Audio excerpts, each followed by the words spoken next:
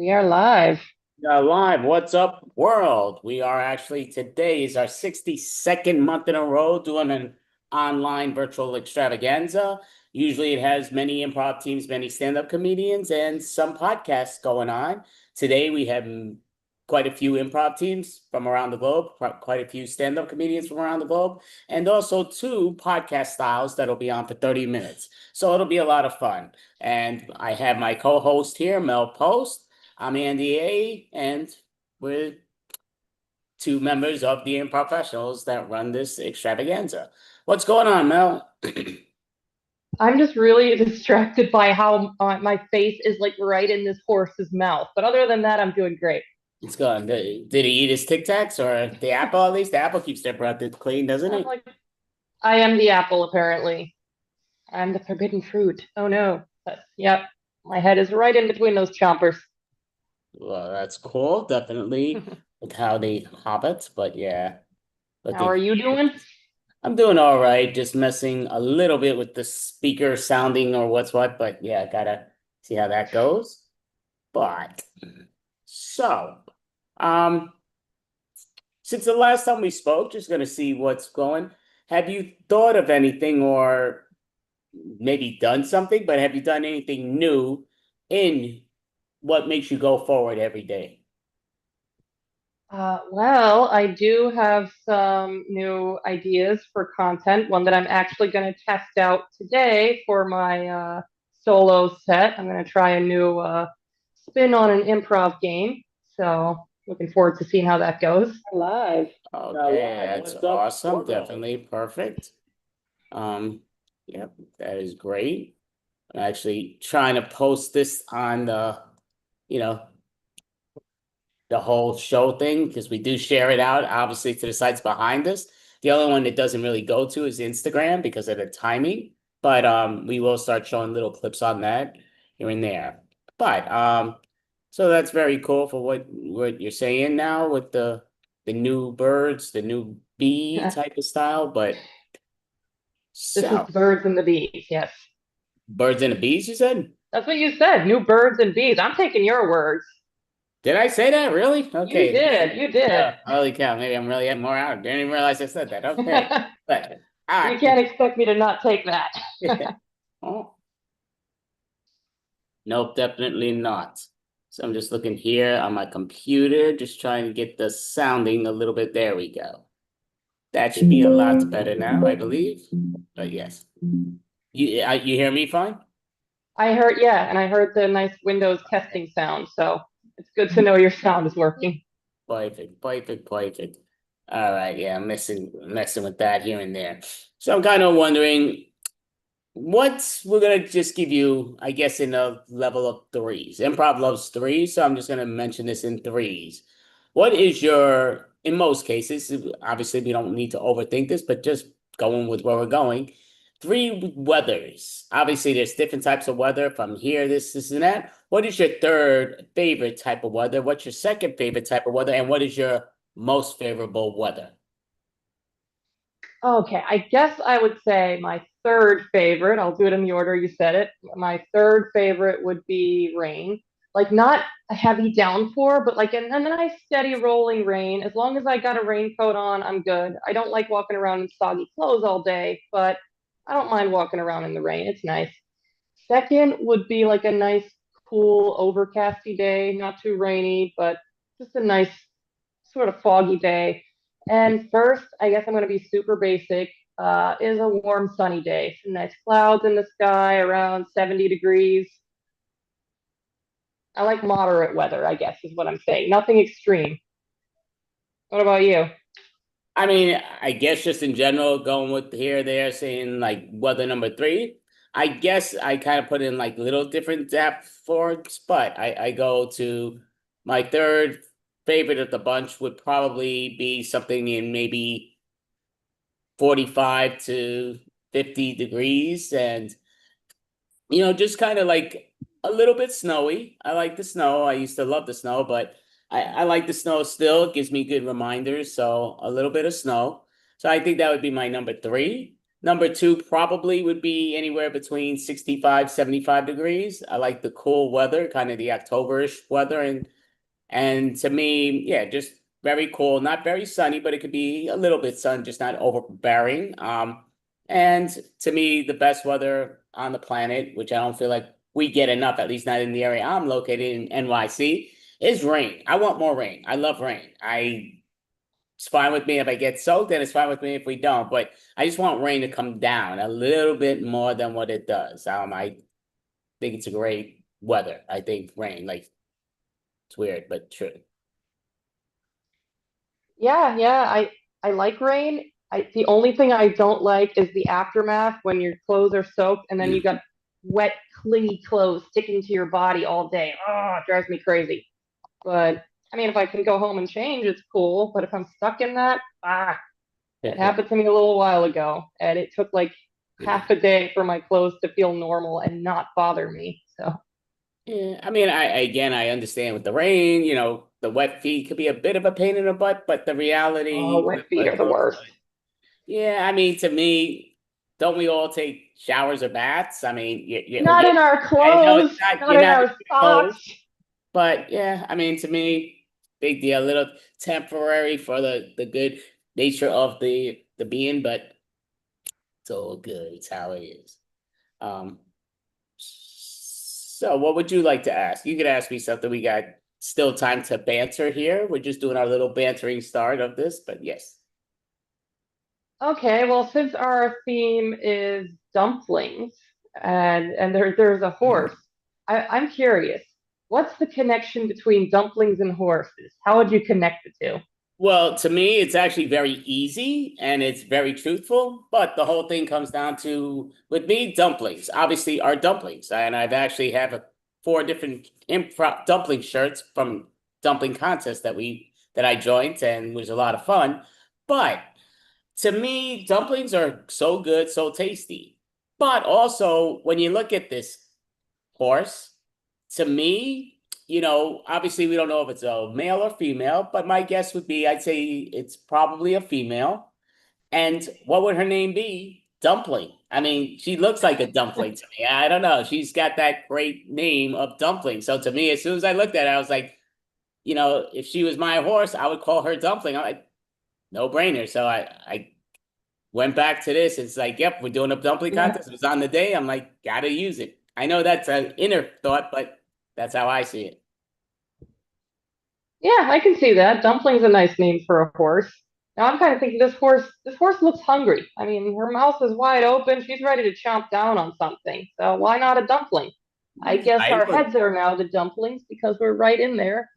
right, but she doesn't look like she's a upset horse or like really biting. She looks like she's a happy horse almost. It's kind of like when you see dogs and they look like they're always just about happy, as long as their tongue are out and happy. The horse looks very happy. Oh yeah, she looks like she's ready to take a big bite out of something. That's what I'm saying. Like that feeling in the restaurant when your food gets there and you're like, yes, wow. That's the vibe I'm getting from this horse. Yeah, but again, you see, like if you have different foods, I think this would be a great food like commercial to if you have some type of great food. So if you had dumplings or whatever, you have apples here, hay over there, blah blah blah, have all things, and you go right to the dumplings to sell your dumplings. I think it's a great commercial. And you give me You should be a copyright, you can give commercial me director. 10 bucks on that pay if you take my idea. But yes, very true. No, you really should be a commercial director because, like, every time we watch TV together, like, you intently watch the commercials and you're like, I have notes. Like, I take the commercials to go get food, to check my phone, go to the bathroom. You're sitting there watching, like, you're invested in that. They paid big bucks to be on TV or the ads or whatever. You should give them their proper thing. Now, I will say the bad thing in certain spots, they some know how to really overkill. And the funny thing is, it's on certain programs. So if you do live streams, in certain live streams, it's like it abuses you with the same commercial. How about having different commercials on the same thing? And again, you can bring it back every so often. You don't have to bring it back every, like, if you're watching a half-hour program, you don't have to bring it on seven different commercials out of the 10 that you see. It's like, why? And they seem to do that in a lot of those live streaming things.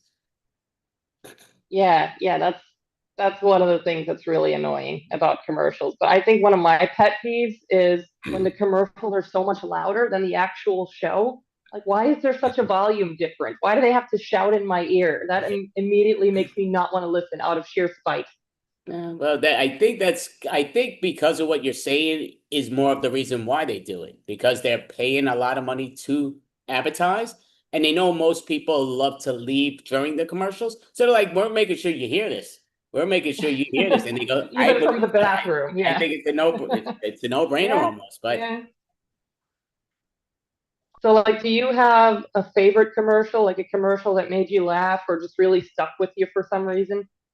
I mean, there's been many, many, many, many, many. I mean, I've been around for many decades, but I mean, to me, back in the day, like I always say, the 80s, 90s really had the best commercials and just about everything in general, music, all this.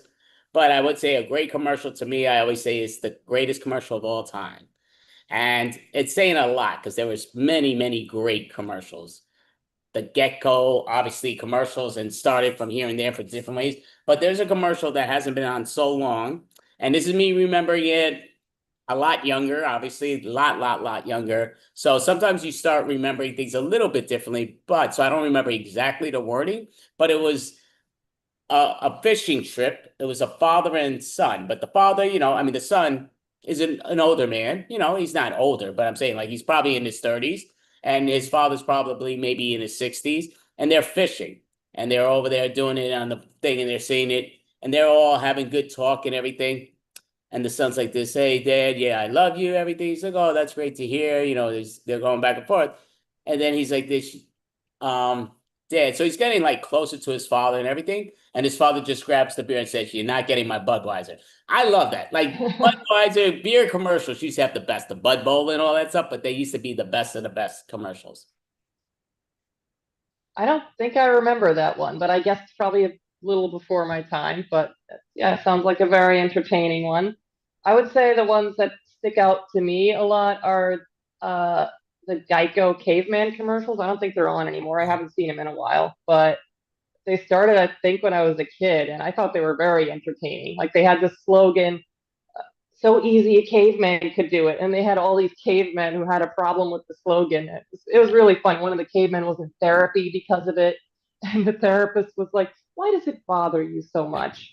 And he's, well, how would you feel if they said so easy a therapist could do it? Well, that wouldn't happen because therapists are what? Smart. I don't know. It was just funny. No, I no, couldn't still remember the dialogue, so no, I definitely remember what you're speaking about because they had it, but like even with the Geico commercial, wasn't that Geico? It was yeah, one that of was those, Geico. and it was with the caveman, and that's before the Gecko actually started doing his commercials with them, which is great. But the caveman in the beginning, it was so insanely hysterical how they started it. But then they also overshot it. And that's what I give them a little bit of credit on with the thing is they know when to let go almost. They do it for 3 years in different styles of commercial with the same individuals, then they let it go. It's kind of like what's this in another insurance card company, Flow.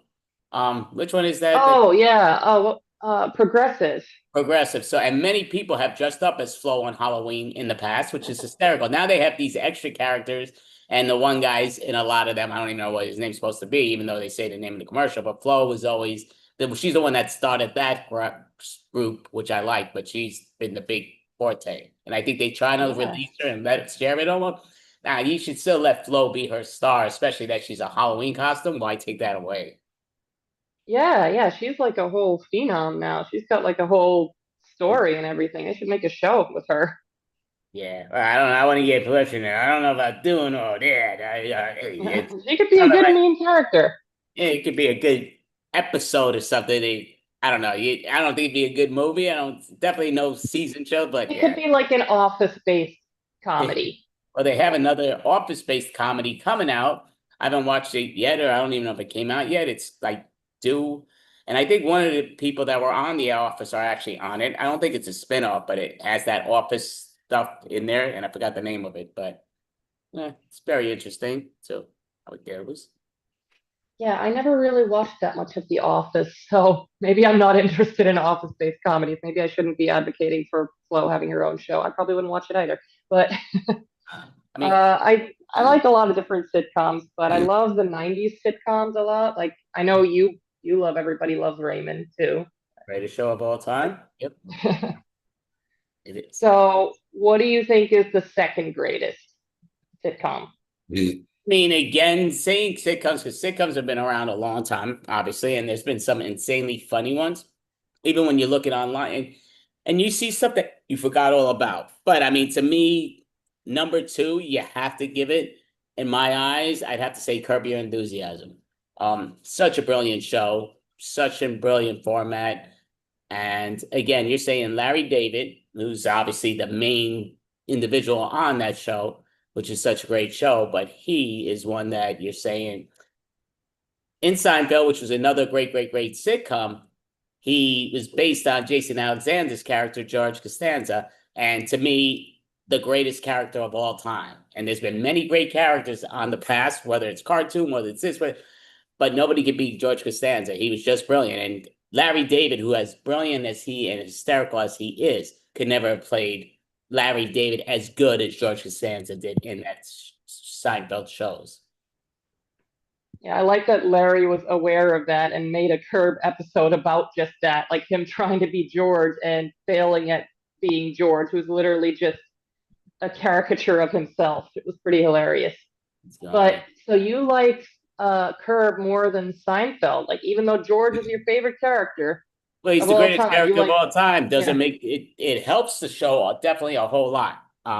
Again, a lot of episodes or seasons that you love, they have great characters, and there's shows that you may not even love, but they still had great characters. Like again, if I had my top 100 characters, it would take at least a week to put together in reality. And the ones that you know, obviously, you can't base it on characters you've never seen in shows or movies or what's what, but I mean, great characters you have.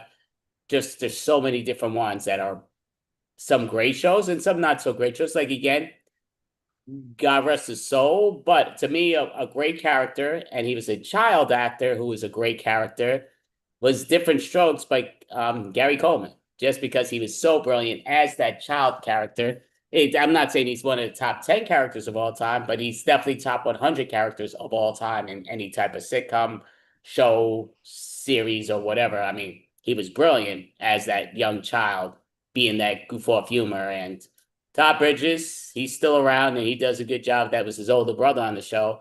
But yeah, Gary Coleman was just so brilliant as that young kid coming out. Yes. Yeah, I don't think I ever watched Different Strokes. I know of it, but I guess that's one. Was that an '80s one? That Did you was say? it was either early 80s or late 70s, but it's one where you've heard of The Facts of Life. Yeah. Yeah, well, The Facts of Life came from the show Different Strokes, which he was on. Okay. The one that was what was the teacher's name, the main girl on Facts of Life with the young girls? What was her name again? Oh, I have no idea. I forgot, but she was the maid on Different Strokes for the first few seasons, and then changed her job occupation and went there and it was helping the school, which was very cool. So she did a great job, and yeah, she but yeah, it was. I need to watch more of these old school sitcoms, and I would get a lot more of the references in the movie Cable Guy. Like I loved how that was his entire personality, is all these old TV shows he grew up with. Like I learned the facts of life from the facts of life. No, well, again, that to me, Cable Guy was an excellent movie, very underrated movie. And again, it's a time, people want all world. I mean, it had its foolishness, but again, to me, that's what makes comedy so great. You want that partial foolishness. Sometimes pure foolishness could be too dumb of humor, but I don't think they did that with the Cable Guy. Like, I think they did it right amounts. It's kind of like Dumb and Dumber. The original movie of that, I think it's a great movie. And again, it's very stupid, but in such creative great ways. So it worked. It wasn't like, you overdid, which many movies have overkill. But definitely Dumb and Dumber didn't do that. Cable Guy didn't do that. And Jim Carrey's, again, a brilliant actor and comedian in his comedic performances. I always put him in my top three go-to. I always say this in a lot of extravaganzas, but he was always one of my top three male slapstick humor comedians where I have my three females that I always said. But yeah, Let me see if I can remember them in the right order. So I know Lucille Ball was in there, she's Carol Burnett. right. That's one and two for the women. Again, they're all going to be in age bracket. So I'm saying who was the first, second. Not my. I'm just saying the three brilliant comedian slapstick women Okay. and the three slapstick males. But that's the first Lucille Ball, second Carol Burnett, and the third, Tracy Ullman. yes, Tracy Ullman. Yeah, she's Nailed it. brilliant. Yes. And to me, she's so great and she could do so much more.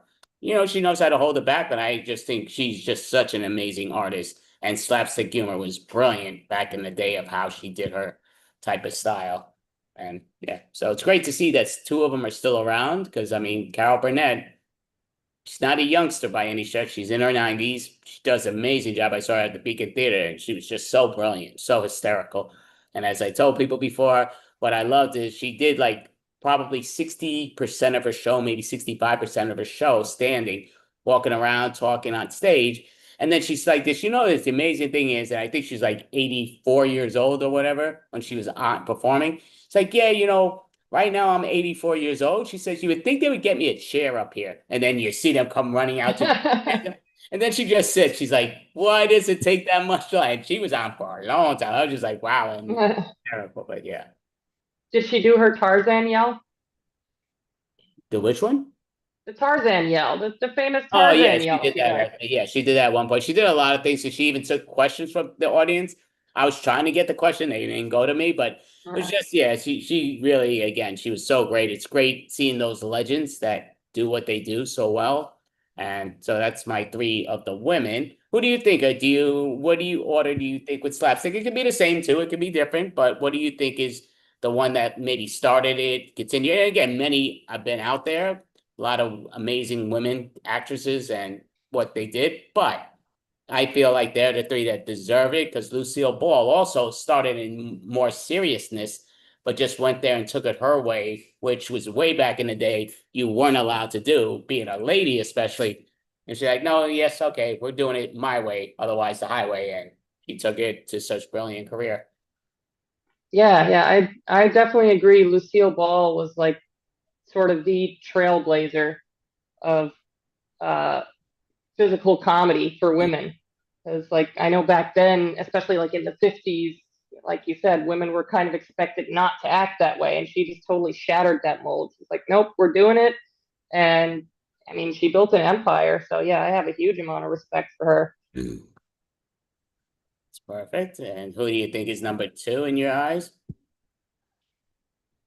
I mean, oh, I mean, I hate to copy you, but I can't disagree. Carol Burnett, she's great. Like I love watching her show and all the skits she would do and all the different like characters she would come out with, the different voices she would do.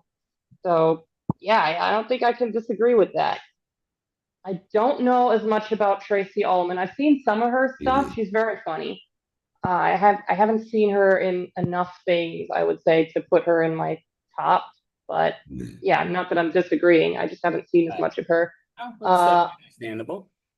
I really like Tina Fey. She's hilarious. I mean, I don't know as much of a slapstick. I don't know if she's really considered slapstick. She can do it. She can do pretty much any kind of comedy. But yeah, she's definitely up there for female comedians. No, well, she's brilliant. Again, I love Tracy Ullman. Again, like I say, there's many out there and many amazing artists and what's what, but Tracy Ullman, I've always said, is the best in the improv world, which I love, and yeah, she's so brilliant. But I can't name them all. I got to get the three that Yeah, know yeah, that door, and yeah, they were my three. So you're saying Tina Fey, you could sort of see being there, and yeah, she did yeah, some slapstick, but yeah, she was more of a straight, just very funny. But yeah, she did. yeah. She's more of a witty type of humor, but yeah, I think she can do pretty much any kind of humor. Yeah, I have to think about that. The more I think about it, the more come to mind. Amy Poehler's great too, obviously, another improviser. Yeah, but they're a I, great team together, which I never got to see in person, but would love to at one point. And a lot of the ladies on the SNL are really great too. Like, oh, what's the name of the one who plays Weird Barbie? She's really funny. I Ah, forgot it. Yeah, I mean, I know. Yeah, I know it. Flew right out of my head, but she's really funny. And Kristen Wiig, she does great impressions. definite, definite, and yeah. So, but Do you then, have a favorite SNL cast member?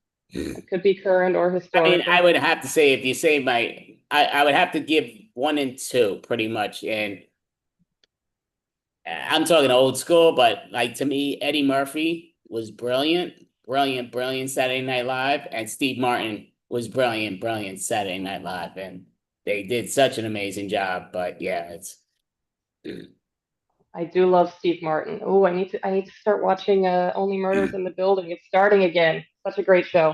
yeah, it's I think on the third episode so far. Yeah. I haven't watched the new season yet either, but so gonna go right to the men now, and your ideas. Do you remember my top three slapstick men humor? We're almost out of time before we go to the first group, but yeah.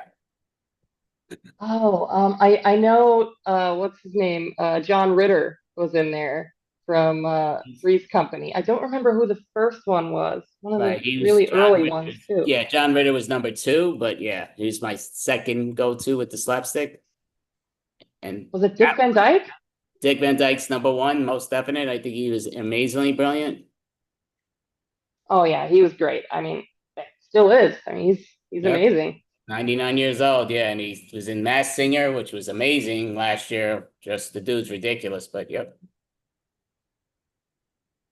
Yeah, I definitely would agree with those three. I would also probably add Robin Williams somewhere.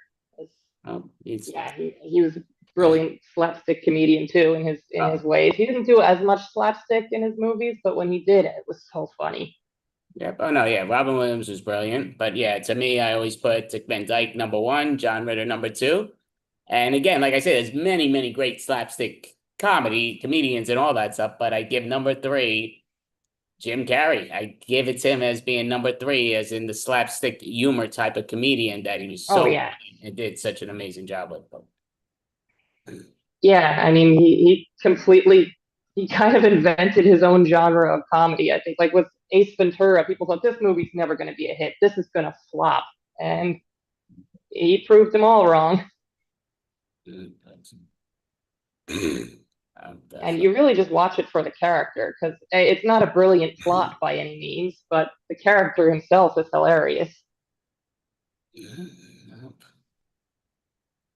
Going. Yeah. So we got 2 more minutes before we introduce the first team out there. So they got to get moving their butts because it's going to be here and there. But they should all know this is none of this. This is always the peeps themselves. I can't do it, but we got to cut the time when the times need to be cut. So that's to me. I used to think it was a New York thing, but it's an all world thing. People are just damn rude. That's right. I'm not saying the ones that are kind of come on are rude.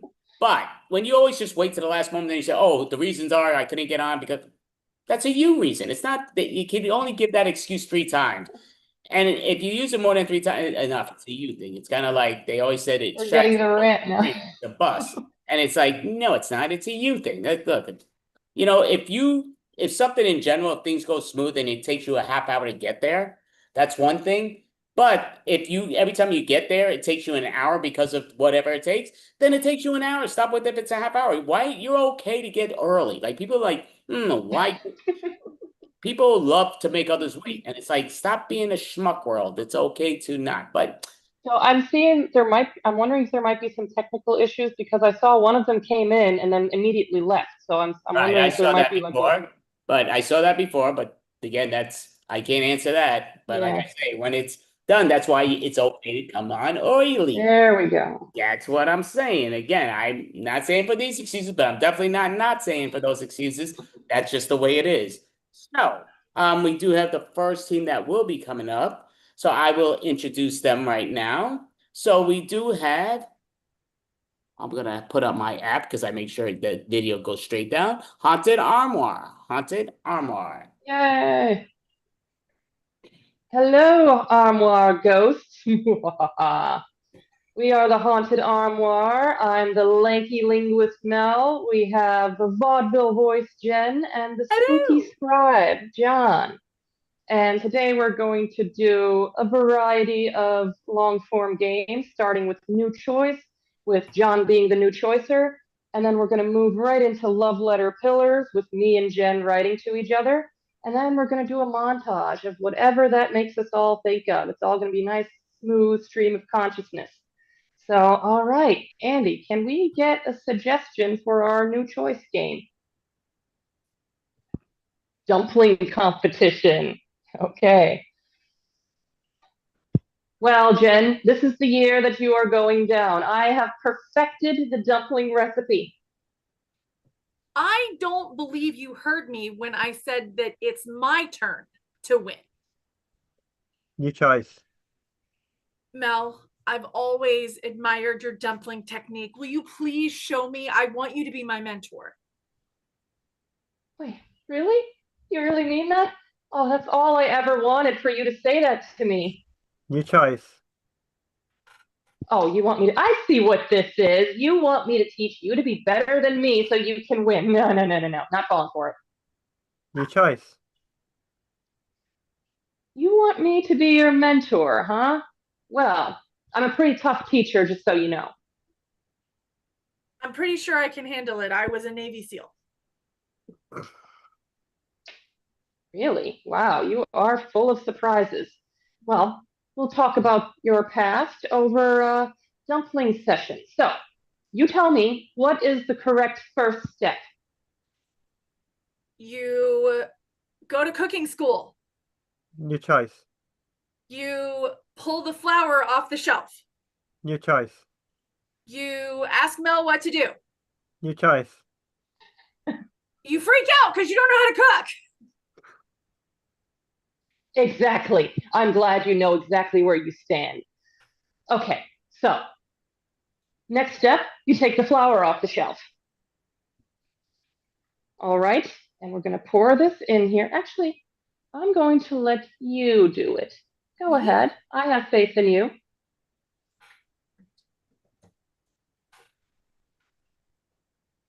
Is that enough? That's enough. You That looks tell like enough. me. New choice. Wrong. You've done it all wrong. You've ruined it. Do I jump it out and start over?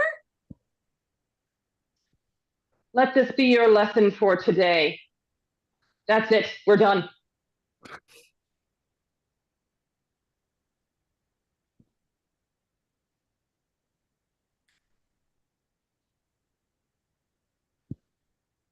I guess I'll have to go back to dumpling school. New choice. Mel, come on, please give me another chance. New choice. You know, I don't really want to learn from you anyway. You're a terrible teacher. How dare you critique my methods? Do you know that the dumpling winner in 2021 was one of my students? New choice. You think I'm a terrible teacher? No one's ever told me that before. New choice. Well, you're a terrible student. I just started. Like, how can I be a terrible student? You're a terrible teacher. New choice. I mean, yeah, you're right. I'm terrible at everything. I don't New know choice. I mean, I could be good at this. Well, maybe you could with time and with following my lead, of course, but I'm glad you're starting to recognize your place in things. Well, having said that, I think we should go to the competition and see what happens. Do you honestly think you can enter the competition at your skill level? You still keep trying to challenge me. I mean, I'm pretty good already. I just need some tips. New choice. I mean, probably not. New choice. Yes. Well, if they create a subcategory for the worst dumpling, maybe you'll win something. New choice. Well, maybe you'll get an honorable mention. Honorable mention, that's worse than a participation trophy. Oh, it is the new participation trophy, trust me. New choice. What do you mean? I got a participation trophy last year. That explains a lot. New choice. Well, I'm sure it's not as bad as I'm thinking. I'm sure, I came from Sweden. There are different rules there. New choice. Well, I mean, it could be that you were so good and they didn't want other people to feel bad. So they gave you a participation trophy so you would be honored, but everyone else still felt like they had a shot. Oh, that's exactly what it is. Of course it is. Oh, I'm so glad. I'm so relieved. All right, so I take the flour out, and then what's the next step? Well, the next step is you mix it in with water, but is it clockwise or counterclockwise? I'm going to say clockwise. Huh, you're right. Maybe you're a quicker learner than I thought. Well, I have this handbook, Dumplings for Dummies. I mean, I'm sure that that's probably helping. New choice. I mean, I'm learning from the best. Maybe I'm just natural. New choice. I mean, it's kind of hard, but I'm trying. New choice. Maybe I am. New choice. Well, if you would teach me instead of bullying me. No. It's not bullying. It's tough love. We've been frenemies for a long time, and I've always really liked you deep down. You did? Of course. I mean, I enjoy our friendly rivalry. That's what it is, isn't it? Sure. I mean, I thought you wanted to kill me. Oh, no, I would never do that to you. But if you ever need to dispose of someone, I do have a special ingredient for dumplings. You do. New choice. No, I would never do that. I mean, don't eat those dumplings over there. I wasn't planning on doing anything with those. Okay. Well, I think we should go to the competition and see what happens. You know Up what? to the competition. You beat me? How? Who was helping you? I would never tell you all my secrets. Beginner's luck? New choice. I don't believe in. I mean, that guy over there looks kind of like Gordon Ramsay. I don't know if he knows anything about cooking. New choice. I mean, I did take this book that was in your kitchen. I'm sure that had nothing to do with it. You swiped my secret recipe book? That's the book that my grandmother passed down to me. It didn't say secret on it, though, so we're fine, right? I thought we could be friends. Oh, the betrayal. How could I have been so naive? My trophy's so beautiful, isn't it? Look. Here, eat this dumpling. I'm And sure that's seeing. All I gotta say is you just fold in the cheese, David. You just fold it in. All right. So, Dear Jen, Yes. I'm writing a letter, and so I don't expect you to actually reply to me in real time. You'll never, I know that we haven't been in touch for a long time, but I had to write to you because you'll never guess who I ran into. Remember that really mean teacher we had? The one who used to throw erasers. throw erasers whenever we pronounced a word differently from the way she did.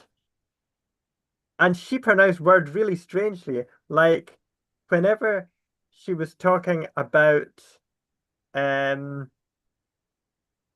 science, she would always say Biology.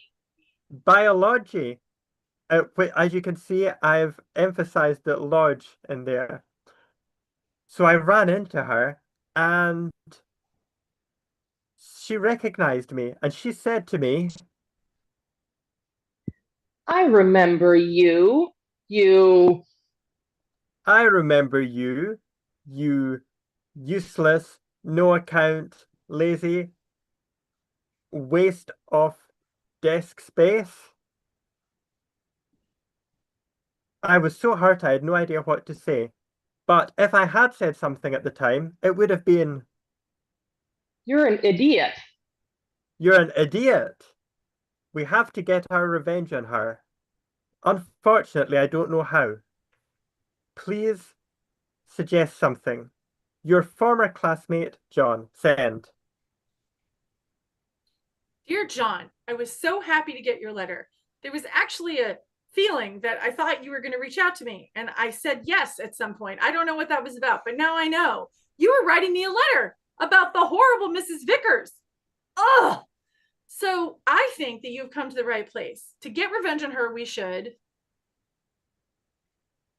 Get the world's biggest eraser. get the world's biggest eraser and then pummel her with it over and over and over again. Now, how can we get her in a space where we'll be able to pummel her? Let me think about that. Oh, I know. What we should do is go to the class reunion and Pronounce everything wrong. pronounce everything wrong. It will make her insane. And then in her confusion, we will Lure her into the basement classroom. Yeah, that'll be good. We'll put her there and then we'll pummel her with the erasers. And we can get Mel and Andy to join because they hated her too. Your friend and devious partner, Jen, sent. Jen, I think we might have some kind of psychic link to each other. I'm sure that I could sense that you were writing to me, just like you could somehow sense that I was writing to you. I looked up to find out when the next class reunion is. Unfortunately, it won't be until 2035. 2035. They happen every 10 years, and we missed this year's one. We really have to come up with another way that we can pummel her with erasers and possibly get revenge on her some other way, including mispronouncing words. The place where I ran into her was At the supermarket. at the supermarket, where she was buying Bananas. bananas. That's what she called them. She asked one of the assistants, "Where are your bananas?" That's how I realized it was her. She has changed a lot and visually since she was our teacher. For example, she now Has a mullet. has a mullet. So it was only her pronunciation of bananas which made me realize it was her. I think we should go down to the supermarket one day and get our revenge on her there, including pummeling her with the world's largest eraser and also pronouncing words in a way she doesn't like. So I guess that would be the right way. I can sense that you're smiling in reaction to that. Where are we going to get the world's biggest eraser, however? There is a stationery museum which we could possibly go to. However, it is Miles away. miles away from me, at least. I don't know if it's anywhere near you. You see, I'm emailing this to you. I only know your email address and not your home address. Are you anywhere near the stationery museum, or can we get a large eraser some other way? Or maybe even make one? Your former classmate and partner in crime, John. Send. Dear John, anything Yes. is possible with the internet. I think we should. Oh, we could do a cooking competition. We would make her cook Dumplings made of dumplings made of grapes. I think that she would hate that and she would call it grops. You see how I put the accent on there so it's clear that I've said grops, because that's not how you say grapes. Grops. And we don't need a class reunion. We can get her to correct our pronunciation and correct our pronunciation in a spelling bee. And then when we get her to the spelling bee, everybody, all of our classmates will already be there and they can get the erasers. And it doesn't have to be one big eraser. Let's change that idea. Let's do smaller erasers. That's a lot more accessible. Let's do that. Okay. So smaller erasers, but everybody has one. Oh, and they all have pencils and markers. pencils and markers sticking out of the eraser so they'll hurt really, really bad. Like she hurt us. Emotional wounds and psychological wounds, and I could go on and on, but I won't. Let's get to planning. By the way, I'm in America, over in one of those states. It's the Midwest. I think y'all call it Kansas. I need to double check. But anyway, your friend, co-conspirator, and evil genius plot partner, Jen, send. Dear Jen, is Kansas anywhere near Arkansas? I know that Mrs. Vickers often mentioned that state and pronounced it that way. I am currently in the middle of the Atlantic at a research station with a supermarket where I ran into her. Why she visited this research station, I have no idea, but it's possible that she was interested in biology. interested in biology. You see, we are studying the cryptids of the mid-Atlantic, such as the mysterious Loch Ness monster, which somehow found its way to the middle of the Atlantic, according to some weird sailing folks. I guess she's interested in cryptobiology as well.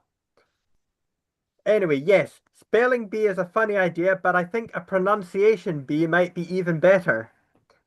We need to organize this in some way that would lure her. Can you remember what she really, really liked that we could lure her to the spelling or pronunciation bee with? What was her favorite candy and or video game and or movie? I'm sure between us we must be able to remember one of these. What do you remember that she liked? Also, I was really married to that giant eraser idea. Maybe we could glue them all together or something if we can only find lots of small ones. Your researching pal, John, sent. And scene. All right, montage time.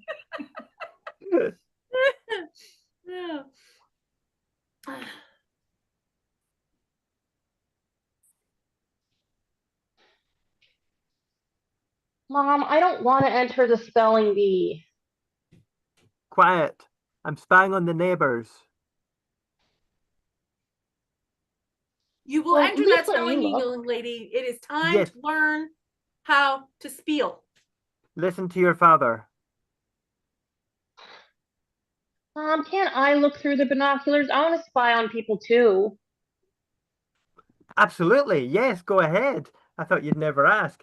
Yeah, go ahead. Take Yay! it. Take it. Yeah. Do you Thanks, want to Mom. spy on the same neighbors or the neighbors on the other side? Yeah, these guys are boring. Let's see what these guys are Yeah, on the doing. other side. Well, come on. If you get a spy, you need to click on the button to get sharper focus. Here, give her the camera, Oh, John. Uh, camera. Oh yeah, here you go. Here you go. Here's the camera. Get some good telephoto pictures. There you go. okay, cool. What are they doing? Oh, looks like these guys are having a bit of a party, but there's only like four of them. They have balloons, but there's only like four people. That's sad. Oh, that's pathetic. That's the Joneses, isn't it, over on that side? Yeah, that's so funny. They say keeping up with the Joneses. Anybody could keep up with these guys.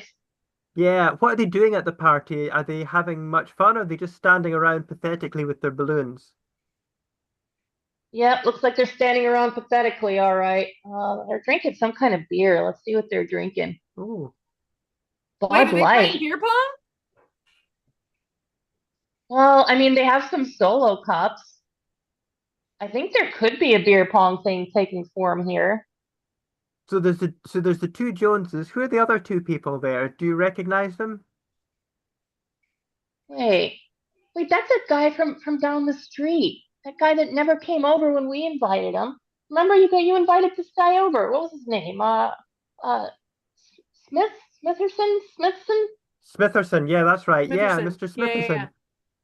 Smitherson. So he would rather hang out with the Joneses than with us. Well, maybe because the Joneses aren't the kind of people who make their kids do lame stuff like go to spelling bees. I don't know. To That's your room, ma'am. To your room. hold on. Let the girl cook. Um, dear. The Joneses don't have any kids. That's true. Maybe maybe the reason why he doesn't like us is because we have a kid and he doesn't like kids. Wise. So, so you think he didn't come over because of me? Because I'm here? I'm the most entertaining person in this family. No doubt. Yes, but you need to know your audience, you see. Mr. Smitherson, he prefers more sophisticated adult entertainment. In other Like words, boring. well, boring to some people. I mean, we enjoy all your wacky antics, young Melanie. Well, I mean, I've always thought of myself as an old soul. So, I mean, I can relate to anybody. I don't know about you guys, though. Well, maybe we need to show Mr. Smitherson that that we are just as good as the Joneses. Capital idea. What should we do? Well, for one thing, I think young Melanie spends too much time learning how to spell. I think she needs to take classes in being great at entertaining visitors instead. So a stand-up class. A stand-up class would be perfect. Well, it's learning. Now, wait a minute. I mean, if you want me to be, the entertainment, I would expect some kind of compensation. I mean, how much is my allowance going to go up? How about this? We charge Mr. Smitherson we tell Mr. Smitherson that you're performing for free, but at the end we take around a collection bucket and say if you enjoyed this performance, please consider paying for Melanie's allowance. Haha. I like that. And I get to spend it however I want. Well, I would hope you would spend it Within wisely. reason. Well, I mean, if I'm going to do this, and I'm not saying I don't want to, but if I'm going to do this, then I got to be able to spend my money how I want. I'm not just going to be your cash cow. Well, that's a good point. That's a good point. We don't want to exploit the young lady. No, no. Exactly. Mom gets it. How about you get to spend half of it how you want, and the other half you invest wisely. How about that? Oh, capital idea. Exit capitalist idea. Well, you know what? I guess that's a doable deal. So let's look into getting you some stand-up classes. Cut to the But stand-up. first we should Oh. let her spy on Smitherson a little bit more so we know what will be funny to him. Yes, I entirely agree. So I don't know, you can see what's going on in there, but you can't hear the conversation. Oh, here. Oh. Put this on your ear. You'll be able to hear everything. What's this? Oh, An It's our ocular spy tool. binocular, Spy An- tools. an oral binocular. Yes. Oh, okay, right. Yeah, put that in your ear and maybe you'll be And able then to keep hear. looking too so you can get the picture with the sound. Well, I mean, there's something to be said about the radio experience. True. Okay, so put that in your ear and let's hear what conversation the Joneses and Mr. Smitherson and whoever their other guest is are saying.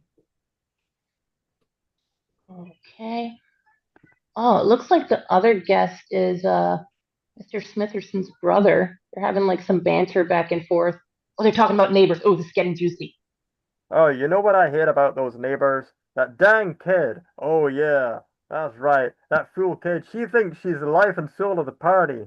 She's the life and asshole of the party, if you ask me. Ha! Good one, bro. Yeah. Have another beer.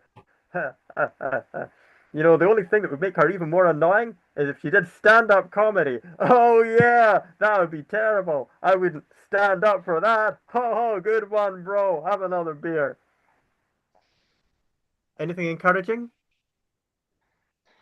Well, hey, they said terrible things, terrible, terrible things about you guys. It just made me so mad. About us, guys. What did they say What'd they about us? say? Come on. Well, they said you guys are lame and that you should let that bright kid of yours do more things that she wants to do. But she said that you guys are really lame, and that made me mad because I don't think you guys are lame. Oh, thank you, sweetie. Well, it's time that we proved him wrong. All right. Yes. Cancel the stand-up classes. You're going back to the spelling bee. We are going to be the cool ones in this household. Yes. Perfect. Well, wait. What about the stand-up classes? I can do stand-up. I'm not annoying. I'm funny, darn it. Not that That's okay, I'm annoying. But if it's us who they're complaining about, we need to be the ones to prove ourselves. Yes, it's true. So Adults are always trying to prove themselves to each other. that's true. Yes, Constant we're always pursuit. trying. Kids don't have to worry about that stuff, kiddo. Yeah, you're still young. You don't need to care about what other people think about you. I didn't care about what other people thought about me. Nor me. That's how we met. Indeed. Oh man, that backfired. And see. All right, awesome show, you guys. You guys are so much fun as always. Thank you both so much, and thank you, Andy, for the suggestion and for having us again. Well, thank you. So before we call it, this is Haunted Armor, but I'd like to go around real quick and what's going on to let people, whether they want to share their world, to know how to find them online or in person legally, but when they're doing their comedy or podcast, whatever they do. So John, since you're the first one I see on screen, how do you have anything so people know when to find you when you perform doing other things or this? That was a lot of questions. I have an Instagram page. JV Green Darmok. JV are my initials. Green is the color. Darmok is the Star Trek episode. I will probably take part in some kind of October drawing challenge next month. Maybe I won't, but I do hope to do more drawing that I will post there again. So you get to look at the things I've drawn, which should be a barrel of laughs. Perfect. Awesome. All right. John Beach, definitely follow his thing. How about yourself, Jen? How do you have? You can find me on Instagram at The Boss of Balance, just like it sounds, The Boss of Balance. I wrote about a body positivity book for children. It's going to be coming out in December, so you can stay tuned there. And I'll make sure that everyone knows where to get it. Going to be publishing it very, very soon. You can also follow my antics there. I do a weekly bit on the satire news show, The Friday Phoenix. So you can follow me all on Instagram. Everything that I do is on Instagram. So thanks for tuning in. Thank you. Great job. ML, do you have a site so people know when to follow you or your Haunted Armor or even your own personal stuff? Yeah, you can find me on YouTube at mel.licious. I also recently started getting more active on Instagram. It's mel.liciousness because somebody took Mel.licious on Instagram. How dare they? Right. And I also do some collaborations with Kappa Fave on his channel, SWAT Deeds. And of course, I perform with the improv professionals on Socially Distant Improv. Perfect. We will be performing later tonight, but here, yes. But thank you all. Haunted Armor, great job. So next month is our extravaganza, which will be a 63rd monthly extravaganza, where we have all the performers or whatever, whether they're doing stand-up, improv, or doing the podcast, they're going to be in costume. So everybody's getting in costume. We do this every year, which is awesome online. So that'll be on Friday, October 24th. 2025. So if you want to reach out to me and we'll have you in. But thank you, Haunted Armor. Great job. Bye, everybody. Take Thank care. you. Have a great one. Thank you, everyone. Thank you. So let me remove this because I got to do what I got to do. But yeah, I forgot that's what I was going to do. So yeah, would you like to introduce the next improv team, Mel? It's I'm not sure I'm so seeing. it's right now, so I'll announce it. I thought you had it. So it's Extreme Improv. Extreme Improv, hop on up, people. So yeah, get yourselves up. We're gonna be staying on. So I'm just hitting this thing, and why do I keep doing that? Oh yeah. I'm wondering why I'm going on this, which is perfect. Okay, so just letting it be known. Perfect. And so we are doing the extreme. We might have more people jumping in. We may not. We never know. Usually David Riley Pazanski runs this. He's a bit busy and hopefully things are going well for him. So wishing everything but the best to David Riley Pazanski and his family and himself. But we are doing the extreme today. So we're going to be doing it, and I'll do the announcing and doing the different battle games. So it's basically at the end, we're doing a bunch of different short form style games. And then at the end, we're going to get who wins. So I do my little point system here, but we're going to have fun doing this. So we'll introduce the individuals we have. So in the order how I see it, I see John Sensor. Do you want to let people know who you are and where you're located, if you like?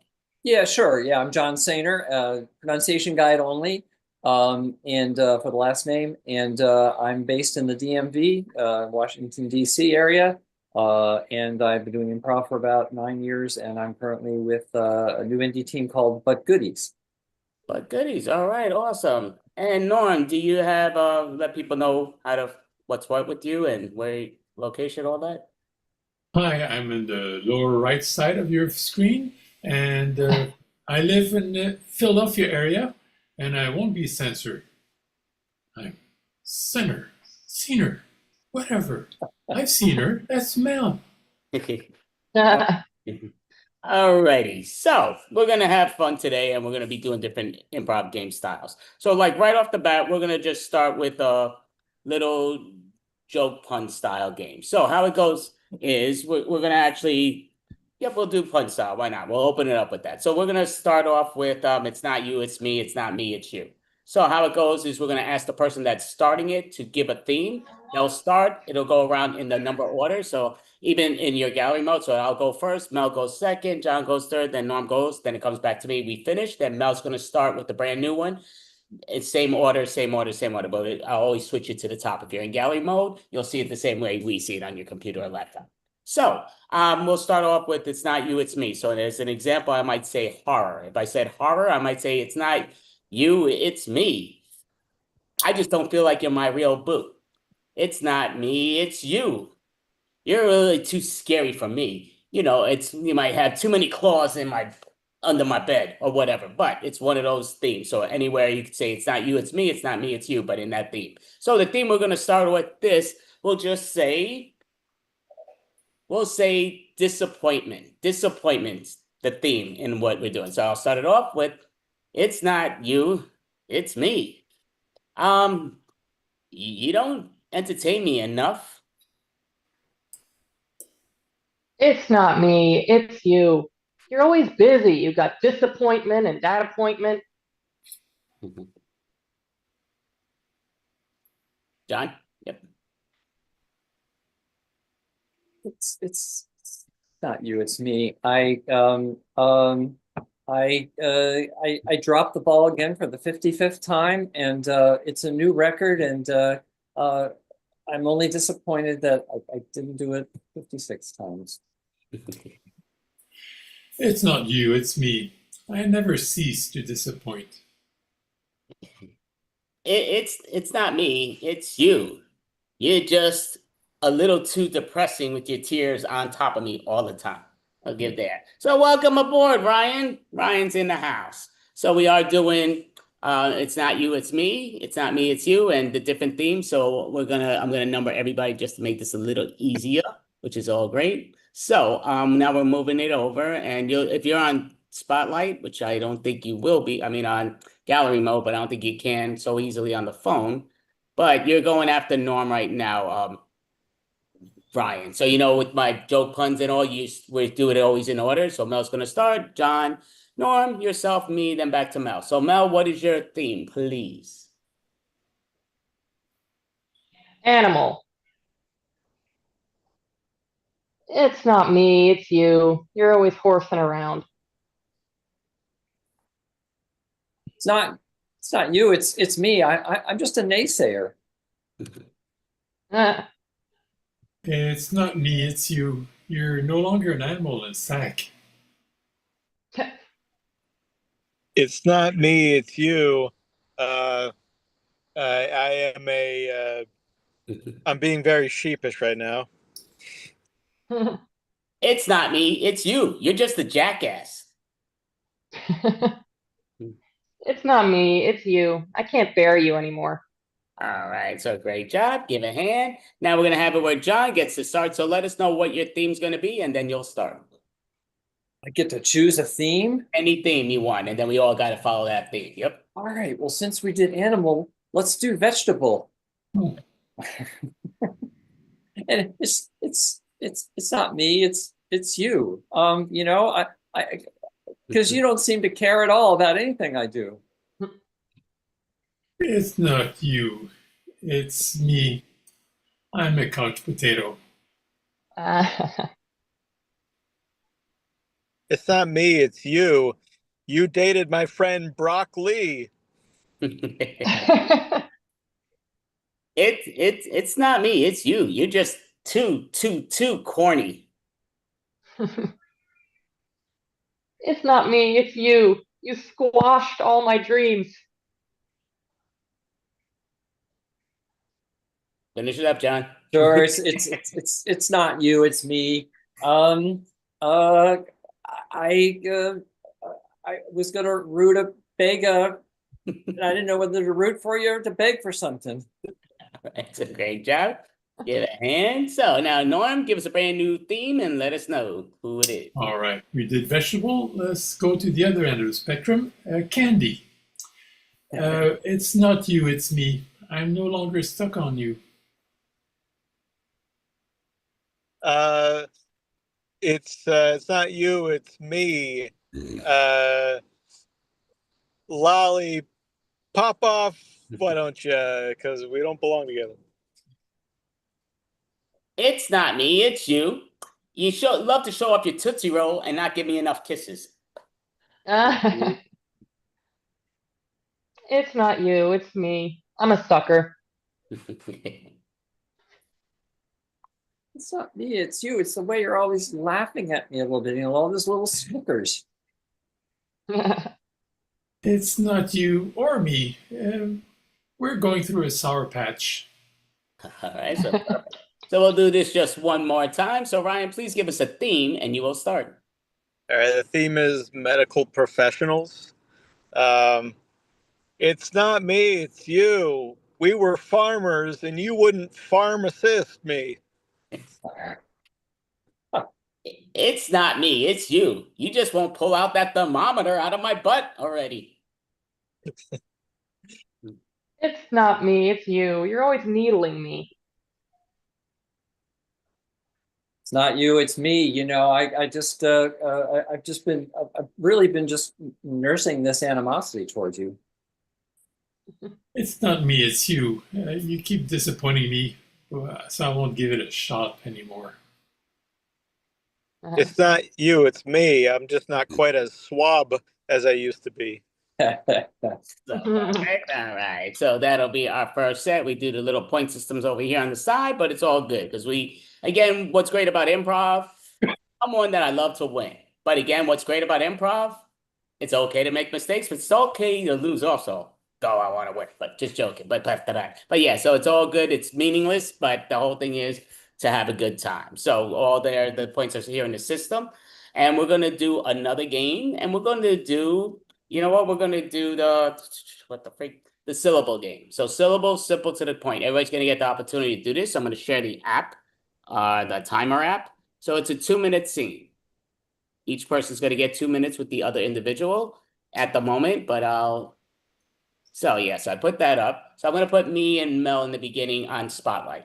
So with me and Mel, we're gonna be on Spotlight and we're gonna do 2-minute scenes. So with me and her, she has to start the scene and end the scene. So even if it reaches 1:59 and I just finished talking, she still has to finish her sentence with the 1-syllable words.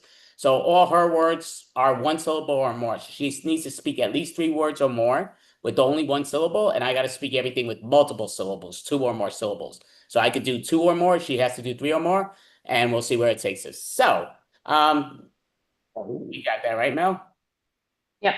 Okay, perfect. So I'm just putting out the little theme, the routine questionnaire here. So attempt, whatever that makes us think of is our thing. Attempt when you are ready. Oh, let me put us in Spotlight. Sorry. When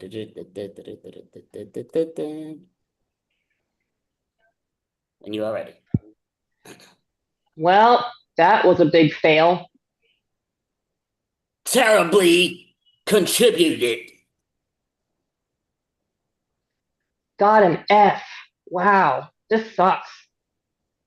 Disgusting, horrible, insane.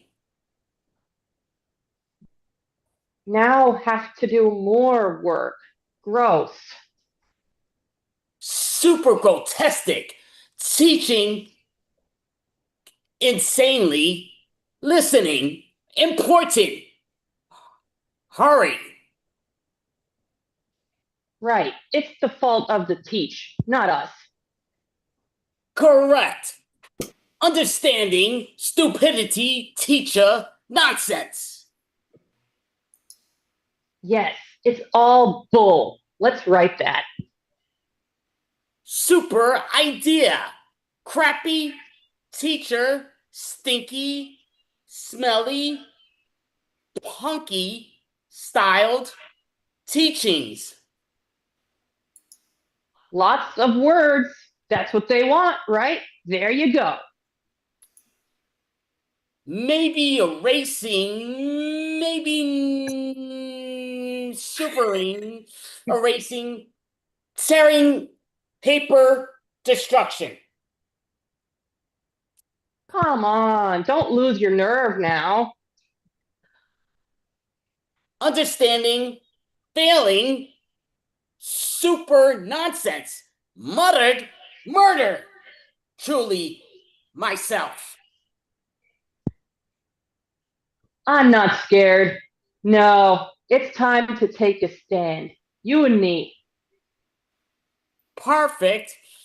Mother, super angry, super zero. You don't have my back. Fancy. All right, great job. So, going to put us both down for the moment. So, I will always ask the person that's next if they have any questions. So, right now, I'm just moving that over. So, now, John, you're going to start, and you're only saying 1 syllable at a time. Mel's going to respond to you with 2 or more syllables every time. So, you always want to speak at least 3 words so you share the wealth because it's always easier with the 1 syllable. And do you have any questions with that, John? I think I got it. Perfect. Okay, so you're doing the 1 syllables, you're starting and you're also finishing. And your 2 suggestions is Papa.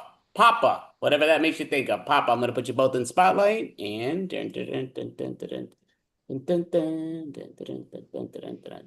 when you're ready. Pop, I think I got it.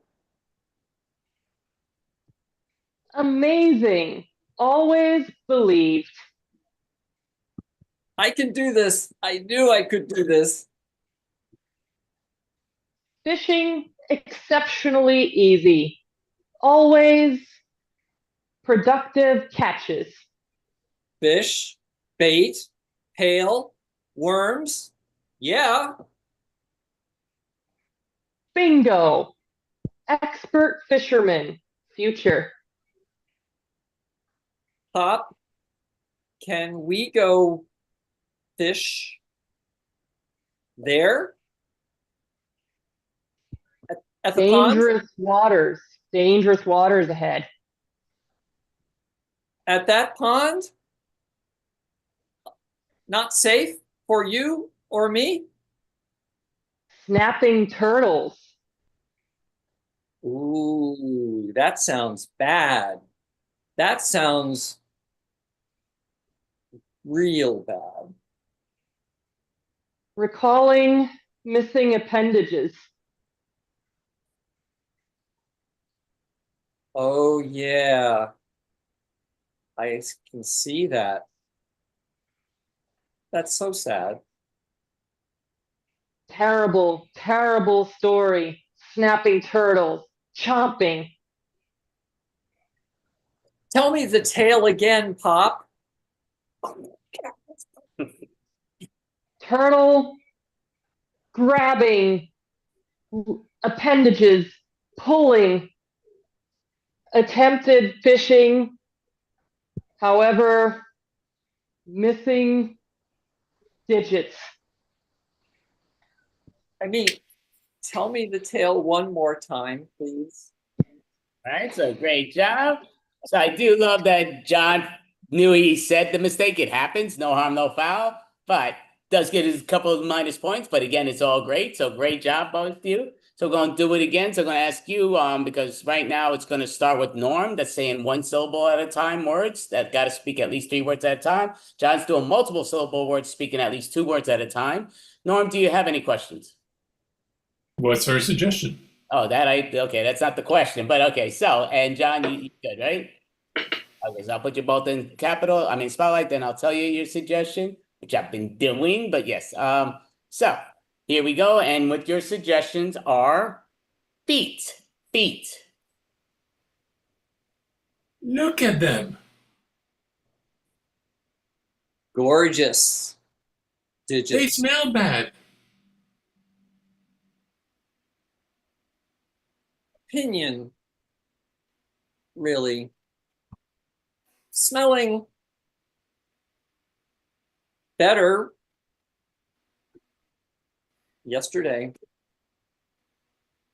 Yuck. Smell bad and look bad. Actually, beautiful. I hate that trick. Every other monthly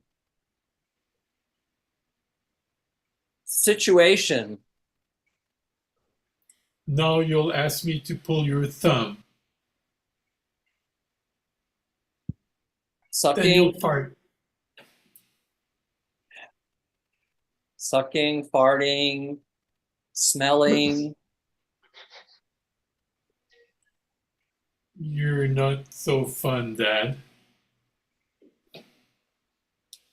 Father. Preferable. They call them dad jokes. Father jokesters.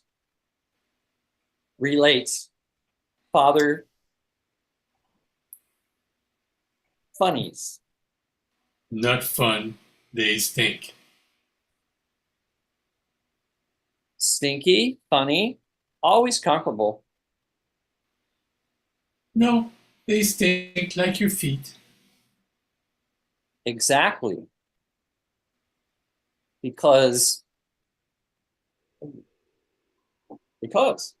Will I grow like that? And scene. All right, so great. And Smart.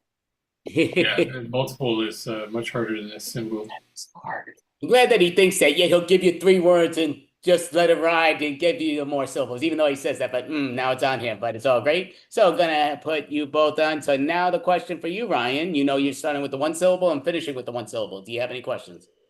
Not at this present time. Perfect. All right. So we're gonna put him in the spotlight and then put you in the spotlight. You just got back from the dentist, Ryan. What was that? Did you just come back from the dentist? I am due for checkup. Are we playing Okay. or not? But yeah, this is normal. We like stopping the game for some dumb reason, but it's all good. So your suggestion, we're gonna say your suggestion is dumb reasons. Dumb reasons. You're saying I just pulled that out. I was gonna use one of these things, but we're gonna say dumb reasons. Starting with you, Ryan, when you're ready. 1 syllable and Norm multiples. Stop. Tell me about your teeth. Dentistry exemplifies knowledge between brothers. Is the small tooth called the dog tooth? Wisdom named. Are you smart and I'm not? Is that what you said? Putting extra verbiage isn't necessary. Mouth and wash, check. Brush, check too. Paste, as well, check. What else do I need? Eliminate extremely ghoulish odors. Like stink and piss and poop and fart and suck, like that guy said. Terrible examples foundly inappropriate. Are you a tooth man or a booth man? Dentist doggy isn't. They have teeth too, you know. Indeed, many canines. K9. K9. Okay, so all righty, so we're gonna, I believe, do this just the one more time. No, yep. So we're doing this just the one more time. So I have no questions. I know the game. So I'm gonna start with the 1 syllable words. John's gonna do multiple syllable words, and the suggestion on this thing, let me put myself in spotlight, is it's oven. Oven is the suggestion. Oui, it is so great. Location. Different around elsewhere? Mister? True. Oh, true. So true. But that's fine. Here is great. Here is fine. 70 multiple reviews on Zagat's preferred. Some men, some girls are dumb. Real dumb. Trying indicate woman belong kitchen? Tears Restaurant. Tears can be true. Love for food is nice. Love your food. Resembling artificial intelligence. Conversation. Not quite. I am clear How about you? Human. Human. Human? Knock, knock. Are you home? David Lynch enjoys moments experienced. You two should get a room.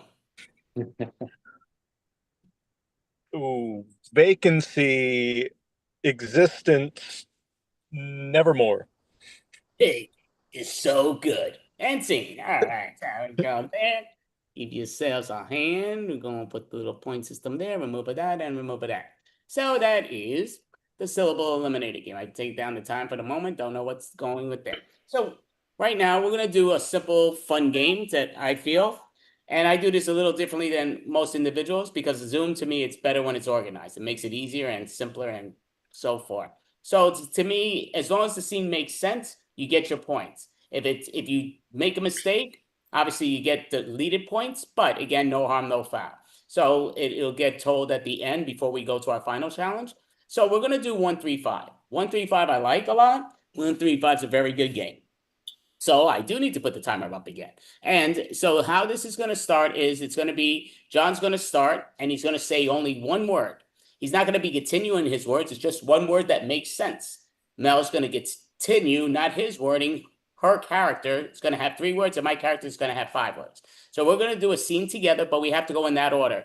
John, Mel, me, John, Mel, me, John, Mel, me, consistently, where he says only one word that makes sense in the scene. Mel says 3 words that make sense in the scene, and I say 5 words that make sense in the scene. So I'm gonna put us all in spotlight. So, and, oh yeah, let me put the timer up there first.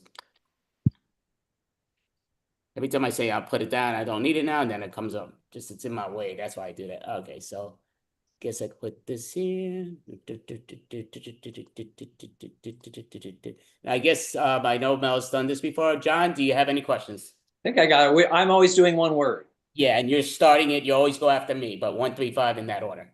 I always go after you? No, well, yeah, well, you're gonna start. Mel goes, then I go, then you go, then. Oh, got it. You're going Yeah, a different that's direction. Wood. Okay. So right, our got it. suggestions, perfect. Our suggestion that we're gonna start off is screwdriver. Screwdriver. When you are ready. Dude. That's a great cocktail. Yes, it is. Bar. Beautiful. Fabulous. Vodka and orange. Drink is great. I'm amazing. Exquisite. You drunk already? Have more. I love when drunk. Slush. I'm a good drunk. You're both funny. Very silly. Amusing. Very funny. Always.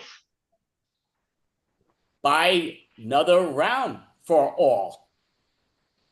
Great. Drinks on me! Yes, drinks are on her. Super. Everyone loves me. Making me tons of money. Love. You love too. I love both your monies. Hammered. So much fun. Have a little more, please. Sure. I got you. That is perfect. Bit tipsy. Excellente. Drinks for everybody. Everyone on her. Making rich. And scene. Perfect. So I always do that where it ends in the 5. You gotta let the 5er finish it off, but we're gonna remove the spotlights and put you all back in the spotlights in that order. So great job. And yeah, you get system as long as it makes sense and what's what. So yeah, I would say, and from my eyes, from what I saw, made perfect sense. John did a great job. So now Norm's replacing John's one syllable word. I mean, now it could be multiple syllables, but one word. John starts. I mean, Norm starts. John goes with 3 words, and then Mel with 5. So it starts with Norm. So it's going to finish when Mel. So even if the timer goes, we still need it to finish with the 5 words by Mel. But it starts with Norm. So I'm going to put Mel up front, spotlight. Put John up front, spotlight. Put Norm on, spotlight. And your 3 lovely suggestions is riddle. Riddle. Question. Riddle me this. You guys and your brain teasers. Oh, You're no fun. Well then, what now? Oh no. think. She's a spoil sport. Word games, brain games, always. Try. Always, always complaining. The answer is snickerdoodle, correct? Wow. That's really amazing. Too easy. You bore me. What? We bore you? Give me a real challenge. Right. Riddle me that. Go ahead. I'm waiting now. Tuffy. You can try. Try to read your minds. Cheating. Yes. Mind reading. You know I have psychic. Unfair. Let's see it. You are thinking of potatoes. Wow. Damn, she's good. I know I'm good. Yep.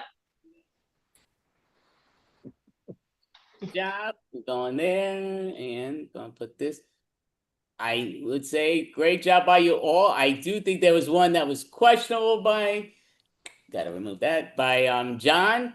And I know sometimes people, I was writing it down and I said, okay, I guess he could have put it together as like one, but it seemed like, I forgot what it said, but you'll see it on the video. But again, we can always recheck it. But I do think you said it 4 words, but again, no harm, no foul. So now we're gonna do it again, but Ryan's doing the 1 word, Norm is doing the 3 words, and John doing the 5. And it's finishing off with John. So it starts off with Ryan. I'm gonna put Ryan on the spotlight, put Norm in the spotlight. And I know Norm has done this with me before, but not for a long while. Do you have any questions? Oh, I did the wrong order. Okay, got to do this. I guess this is fine like that anyway. So you're doing 1 word, Brian, 3 words, Norm, and 5 words, John. So do you have any questions, Brian? You got it, right? No. Okay, so curves. Start.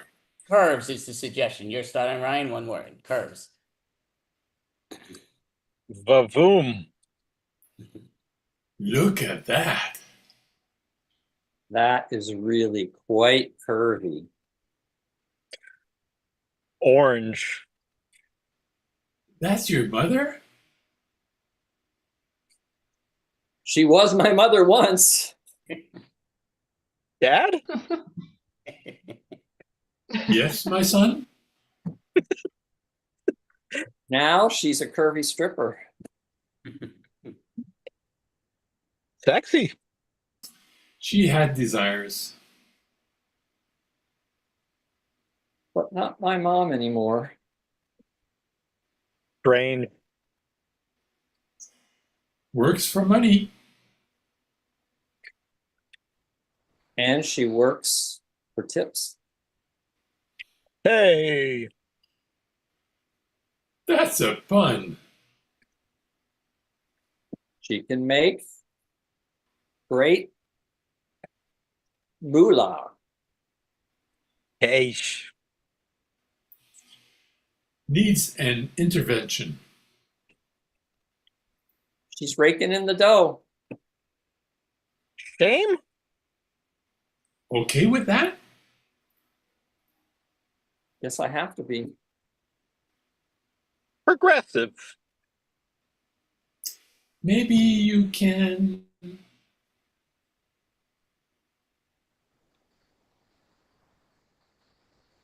Oh, maybe I could do that. Silence. That's the spirit. I'll get right on it. Her? No, that's not. I'll get right on it. Pole. Dancing with a. Wolf? Or maybe a sheep? Kitty. Go ahead. And he doesn't know that the time's over, but yeah, he's like this. I'm a star. I'm on the spotlight. I gotta go, but no, it's all great. So, great job, gents. So we're gonna do it again. So right now I'm the one with one word. Brian is with 3, and Norm is with 5. So I believe I'll do this in the right order. Maybe I need to put me up first. Just get him on the top. So Ryan is 3, and Norm is 5.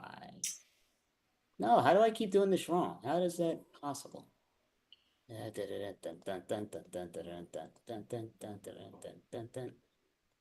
Okay, that's easy enough, I guess. So yeah, so right now, so I'm doing the 1 word, Ryan's doing the 3 words, Norm, you're doing the 5, even though it kind of went out a little whack, but it's all good. So our suggestion here, right to the point, is gold. Gold. Here. I'll take that. That's worth a lot. Moolah. Much. How many carrots? Where did you find that? Beautiful. How's your eye?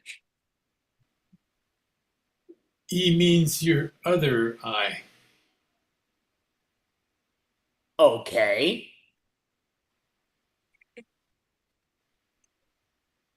Still same eye. It works for assessing value. Exquisite. Exquisite. Man of taste. Man who likes valuable things. Gorgeous. How many dollars? Yeah. How much is it? Tons. Cash for gold. Not very specific of him. Discount. I noticed that. I'd like an actual value. No. I would too. I guess we'll go elsewhere. Wait. Wait for what? Now he's gonna pay us. Yes. I want cash. I want it as well. And we're all singing. All right, so give it a hand. Oh yeah, that knocked it out of their way. That's all good. Take that down. We're gonna do this just 1 more a time. So everybody completes the 1, 3, 5. So going to do it right here and there. So right now, Mel's coming up. Wait, is this 1 more time or 2 more times? Mel, I haven't done the 1 word yet. Oh, so this is the only thing you haven't done yet. This is Oh my yeah, Yeah. favorite. the 5, right? Okay, so Mel's starting with the 1. I think she goes first. Do I keep doing this wrong? Something like I'm gonna put Yeah. in. think he goes first, right? So I'm putting myself at second and Mel third, I think. That's because every time I think one thing, it goes the opposite. So I'm going to do it this way. Yeah, so that worked. Okay, so 1, 3, 5. So Mel's starting. I'm doing the 3. Ryan's doing the 5. And the suggestion is hunchback. Hunchback.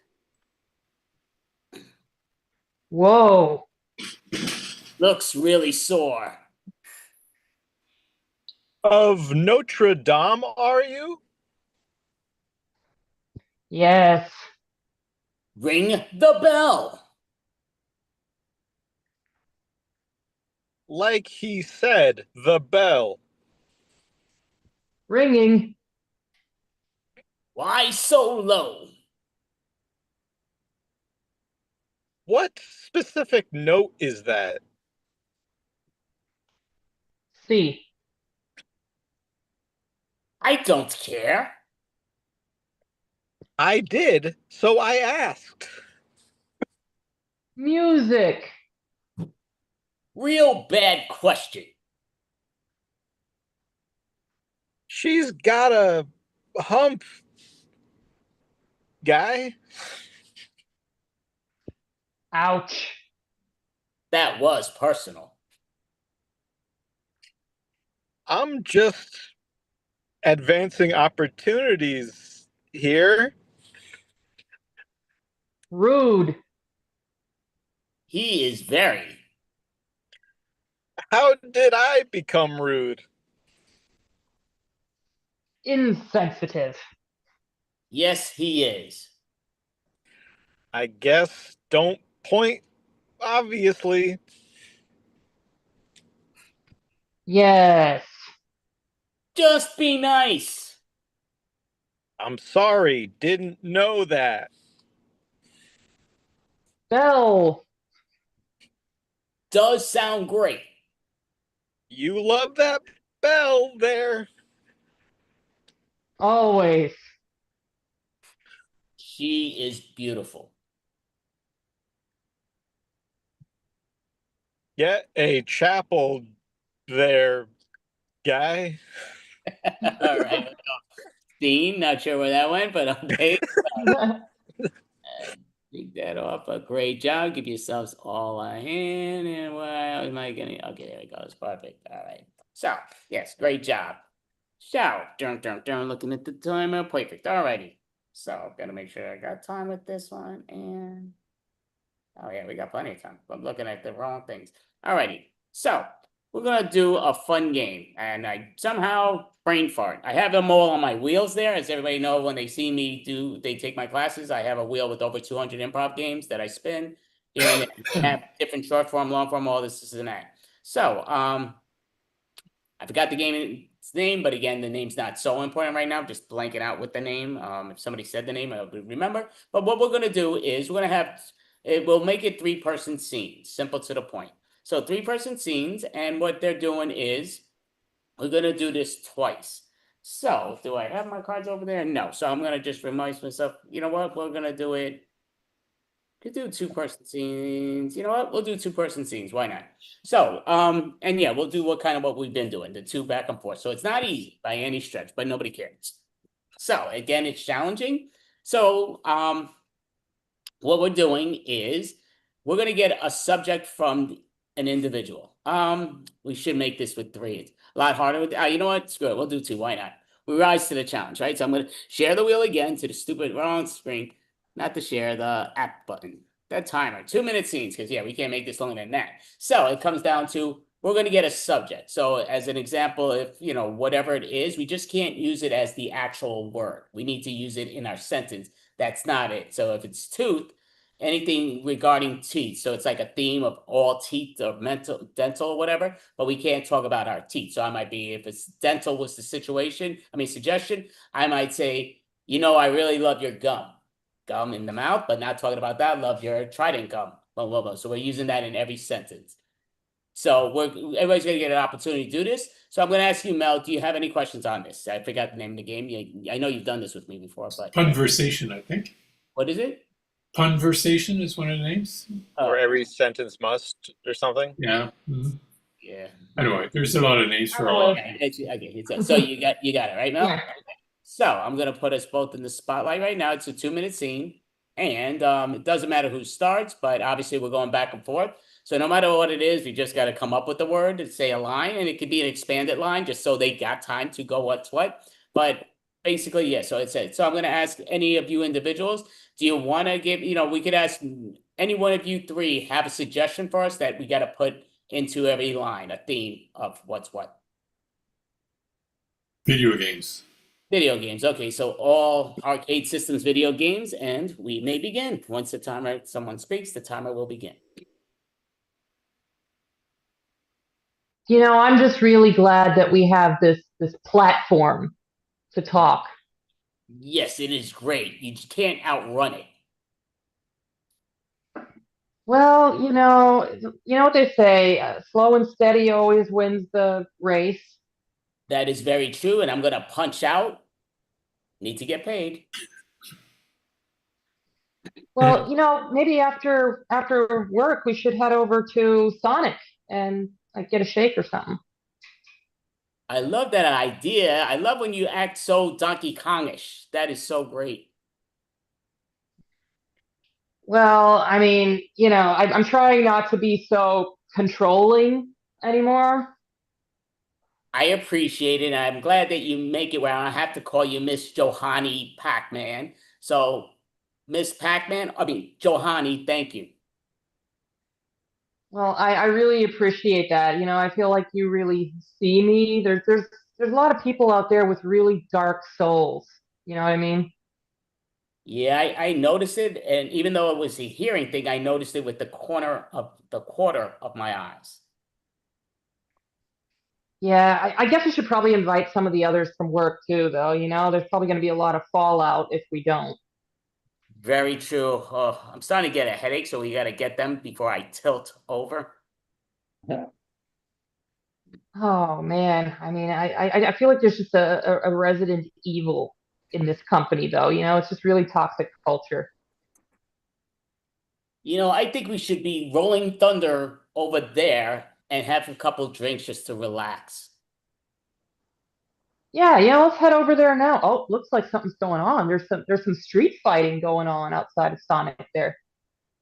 Interesting. Should Nobi there or should Nobi not? I don't know if I want to cross the street. It feels like playing Frogger. All right,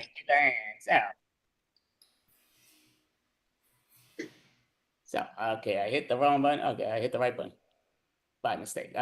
Purposely, but somehow I thought I hit the wrong button, yet I still hit the right button. So we're going to do it again, but now it's going to be Mel and John. So you know what? We'll just have it. Yep, we know the deal. So I'm going to put you both in spotlight. Then we're going to ask one of us for a topic that you're going to use, kind of what we did there. Obviously, we're saying got to use them in a different way than what they're meant to be. So in that. So does anyone have a word for any of these lovely individuals that they're going to have to stick with in that theme style? Different flavors are like treat flavors. Okay, type of flavors in your mouth. Type of flavors that are not related to your mouth. But yep, when you're ready. There you go again, cherry picking everything that I, say. Well, you don't need to be so sour about it. Oh yeah, that's just great. You just respond, as if you didn't do anything. Look, your car was a lemon before you brought it to me, all right? But aren't you glad I had it as long as I did? Well, I mean, I'm glad you're getting out a bit. I'm glad you stopped being such a couch potato. All right, that's the last straw. Very, very upset. I can't tell you how upset I am. Yeah, I don't know what got into you. You used to be so sweet. Back in my saccharine days, yeah. Those are gone now. Yeah, when did you get so salty, man? It's really not a good look for you. Well, I think it's, my upbringing, my dad always said I was full of piss and vinegar and just, I think that's finally coming out. Yes. But Well, you and your dad were always like oil and water. No, yeah, we didn't mix very well, and it was not a very uh attractive sight. Well, I just wish you hadn't taken it out on your car before you brought it to me. If you hadn't done all these modifications and just left it in its vanilla state, we wouldn't be here right now. I guess we just have to chocolate it up to, his temper. Well, I can't sugarcoat it anymore. And a great job, you did. Don't want to remove the spotlights, but so going obviously move it around again. So I'm going to put John and Norm in the spotlight. And you both know what the deal is. We're going to give you a theme. We're going to get it from one of these lovely individuals in the background here. Give us any type of theme and they'll stick to the words, but changing it around to what they actually mean. Weather. Weather. So all type of weather stuff when you are ready. I haven't the foggiest idea what you're talking about. You're that's because your head's always up in the clouds. Oh, don't rain on my parade.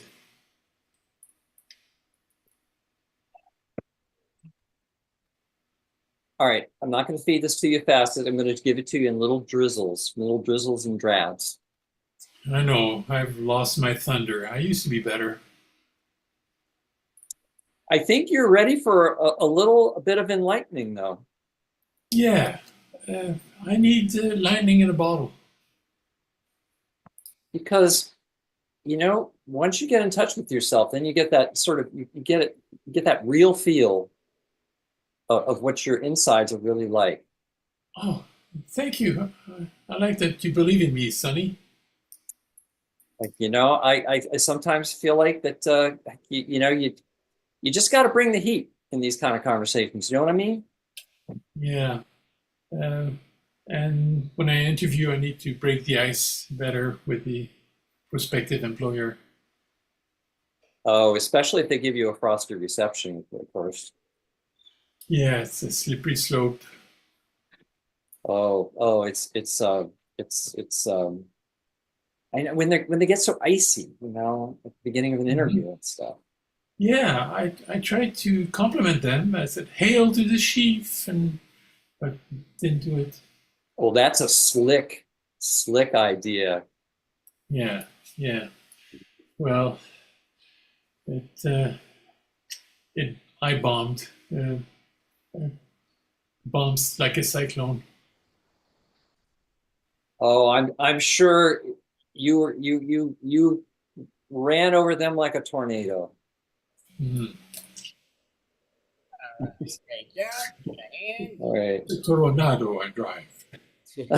Tornado, yes. All right, so we're putting Norm in the spotlight with Brian. Give them a hand, definitely. So we're doing the point system. We're going to put both these gentlemen in the spotlight. And do any of you individuals want to give them a theme? And they got to stick with that in each line, or sentence, but yeah, need to change it up to what it actually means.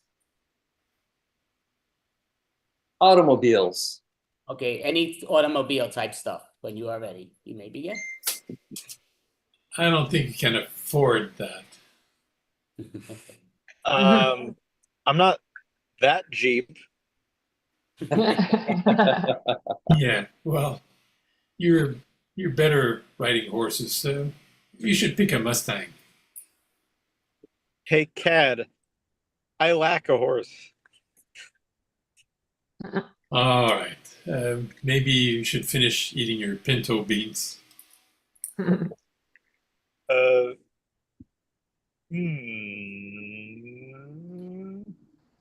Pre us. Did you know anybody who was cheap? Yeah, you know that gal, Mercedes? She's cheap. Cass loves to be cheap. Edsel as well.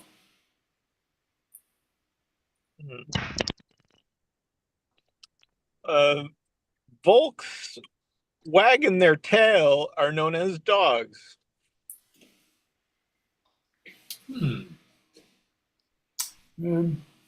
But only good for the scrapyard. Pinto beans, you asked?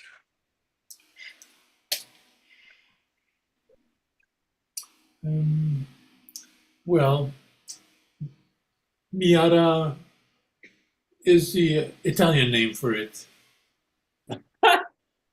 You know, I'm waiting for a loan. Right now, I'm in limo. You're stretching it. School. Could you school busness topics? We'll call Wow. Sam. It's cool. I remember getting a Hummer. So we'll do one more of these. So basically, obviously, we're gonna put him back. And where'd he go?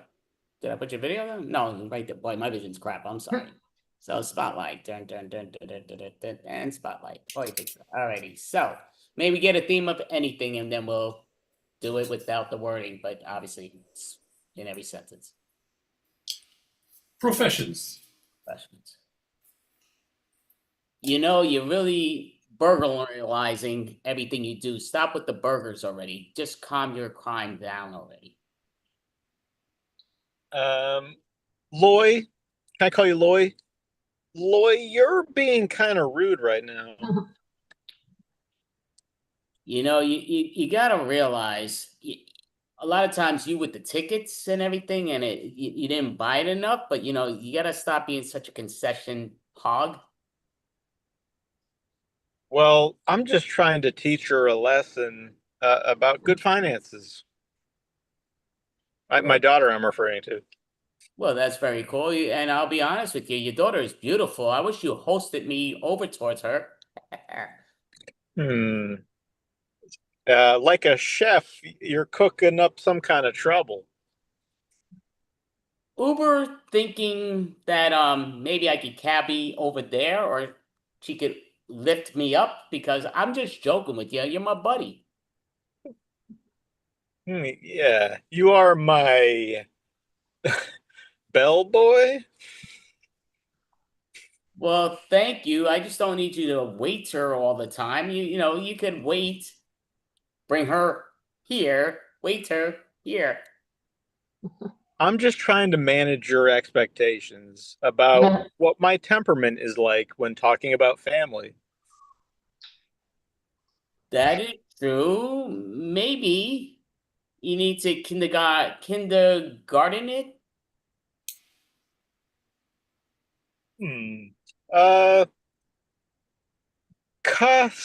My cousin Toady, my cousin Toady and I were walking down the street the other day, and we did run into a guy who was very mean to us. Why are you being so copper? And we'll call scene. All right, so go there. Go. But yeah, so we're going to do one more quick game. This will decide on who the champion is. This is simple, somewhat simple. Say that I haven't done this just about forever, but it's okay. So we're going to try it. So yeah, so I'm going to stick it with the same number of orders. I'm just going to rename her because her number came off, which is all good. So we're doing the name order. So this is how you get eliminated. Your goal is not to get eliminated, obviously. So I want any one of you to call it out if it's needed. Just stop it. We don't want it to continue once it stops. The final person here is the winner. So what we're doing is I'm going to start with one word. And then Mel's going to take my word and add another word to it. So we're not completed sentences, but you just got to play the memory game. So if I say dog, Mel might say cat. Then I'm sure Mel would have to say dog, cat. Then John would have to say dog, cat, mouse, maybe. Then Norm would have to say dog, cat, mouse, frog. Brian would have to say dog, cat, mouse, frog, and keep creating. We got to keep going. Once there's a repeated one and they don't say somebody else's, they get eliminated. But you got to help me with this. Any questions? Okay, perfect. I love the face reactions, but okay, so this is what we're doing. All right, so I'll begin and I'm just sticking right there. And I guess I could always hit that little suggestion thing here, just saying we can stick with it or not, but this is saying transport. Transport. Taxi. Truck. Taxi truck. Taxi truck driver. Taxi truck driver bicycle. Taxi truck driver bicycle nuts. Taxi truck driver bicycle nuts elephant. Taxi truck driver bicycle nuts elephant bolts. Taxi truck driver nuts elephant bolts screw. Taxi driver truck bicycle nuts elephant bolts. You raise your hand. Oh, you got a challenge? Go ahead, Mel. Yeah, he got him in the wrong order. I think he said driver truck instead of truck driver. Oh, okay. So perfect. Okay, so we'll take, so that's one down. Again, no harm, no foul. So I'm just putting you right there. So right now it's gonna start off with, we're gonna put it with Mel. Mel's gonna start, and then Norm, John, Ryan, and myself, and then it goes back to Mel. So we're gonna continue with this. So Norm is eliminated, right? You talking about Norm or no? Yeah, I was. Okay, so sorry. So Norm, yeah. So you'll just be quiet on this one. But Should I put my video down or? Yes, go ahead. Put that in your video. I'm sorry. So yeah, I put the thing where people can't come until it doesn't interfere with the show, but that's all good. So Mel, you're gonna start. John, Ryan, myself, and so on, when you're ready. So just call it out when you do it. But yep. Banana. Banana peel. Banana peel flow. Banana peel flow boogers. Banana peel flow boogers bowl. Banana peel flow boogers.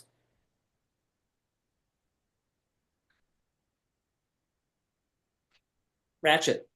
Okay, yeah, that took too long. We have to. Yeah, and then I don't even I know, think that's why I was just waiting to see if anybody else is going, but nobody's saying nothing here, but it's all good. So put that in your video for a moment, John. I'm sorry. So no worries.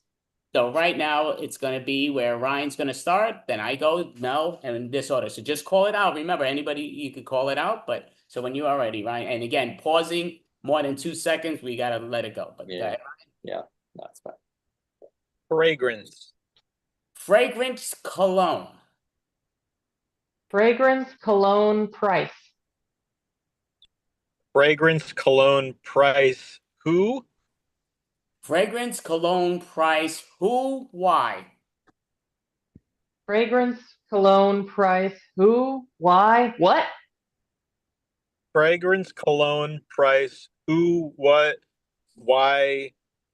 Okay, Ryan, you said it out of order, right? Yeah. All Yeah, I right, so just figured, put that in yeah. order for a second. Sorry about that. So me and Mel are gonna go. So, I mean, me and Mel, final two. So you'll just put that in your video for a moment, Ryan, and then we'll call you right back. So just to get that. So, okay, Mel, you know the deal. I'll start and you go with what's what. So, it doesn't mean if your thing says start video, you don't have to. Just, yeah, that's just so it's opened up. But okay, so I'm gonna start off with amazing. Amazing Mets. Amazing Mets baseball. Amazing Mets baseball bat. Amazing Mets baseball bat ball. Amazing Mets baseball bat ball park. Amazing Mets baseball bat ball park go. Amazing Mets baseball bat ball park go stop. I'll call it right there. I have no clue what I got lost because I thought you would do it for your facial, but okay. So yeah, those that were on the team, pop your videos back. So Mel ended up being the winner of today's extreme improv, and we're gonna give them their credit, most definitely. So I just like to go around seeing what people want to advertise or what's what on their sites, and so be it. So we'll go around real quick. Ryan, do you have a website or something so people know when you perform in person or online with other teams or what's what? Yeah, you can kind of find it at mullet.pro/studio. That's kind of my creative page. Nothing going on at the moment, but maybe in the future. Okay, so heads or tails, we'll find out. Dun, dun. Yes, okay, perfect. Great job, Brian Thomas. Norm, how about yourself? Do you have a website so people know when you're performing in person or online? Well, you can tune in tonight at 7:47 to see the amazing improfessionals perform on this platform. Eastern time, but yes, that's going. But yeah, thank you, Norm. Great job. How about yourself, John Cena? Not a lot of social media stuff at the moment, but our new indie team, But Goodies, is going to be performing October 17th at the Studio Theater in Washington, D.C., and also look for us to be performing on other dates coming up this fall. Well, great job. And Mel Post, because she actually officially won. Do you have any sites or what's what? Yeah, you can find me on mel.licious on YouTube, mel.liciousness on Instagram. I also perform with the Improfessionals here and on Socially Distant. And recently I've been doing some collabs with Kappa Fave over at SWAT Deeds, so check out his channel too. Perfect. It's great. And you can always follow my stuff on the line. Obviously, here we do monthly shows. So next month is the Halloween Extravaganza, which is on Friday, October 24th. All performers, improv, stand-up comedians, or even podcasts are in some type of costume. You do this every year. It's a lot of fun. So just reach out if you want to participate in a future one with stand-up comedy or a podcast, or if you have an improv team. But thank you all. Great job. We're Extreme Improv. Extreme, have a great day. Thank you, gentlemen. Did an outstanding job. And young lady who actually kicked all the men's asses. But yes, thank you all. Great job. We liked it. All right. Yes, all have a great one. Have a good one, everyone. It was fun. Thanks for hosting. It was fun. All right, Mel, would you like to introduce the next individual? Yes, up next, Andy is going to be interviewing Marcus Sams. Marcus. Marcus? What's up, Marcus? Hey, Hey, what's hello. going on? Great How's it seeing going, you. Andy? Great seeing you again. It's been a long while. It has been. How you And been? I'm doing all right. I'm doing Yeah. very well. Again, we're breathing. They say that's a good sign. But how Fact. are you? Because I know you do a lot of stuff online, but you do a lot of stuff in person. How is the Moment Theater Improv that you run and host and stuff? So pre-pandemic, we actually were in this lovely theater in San Francisco.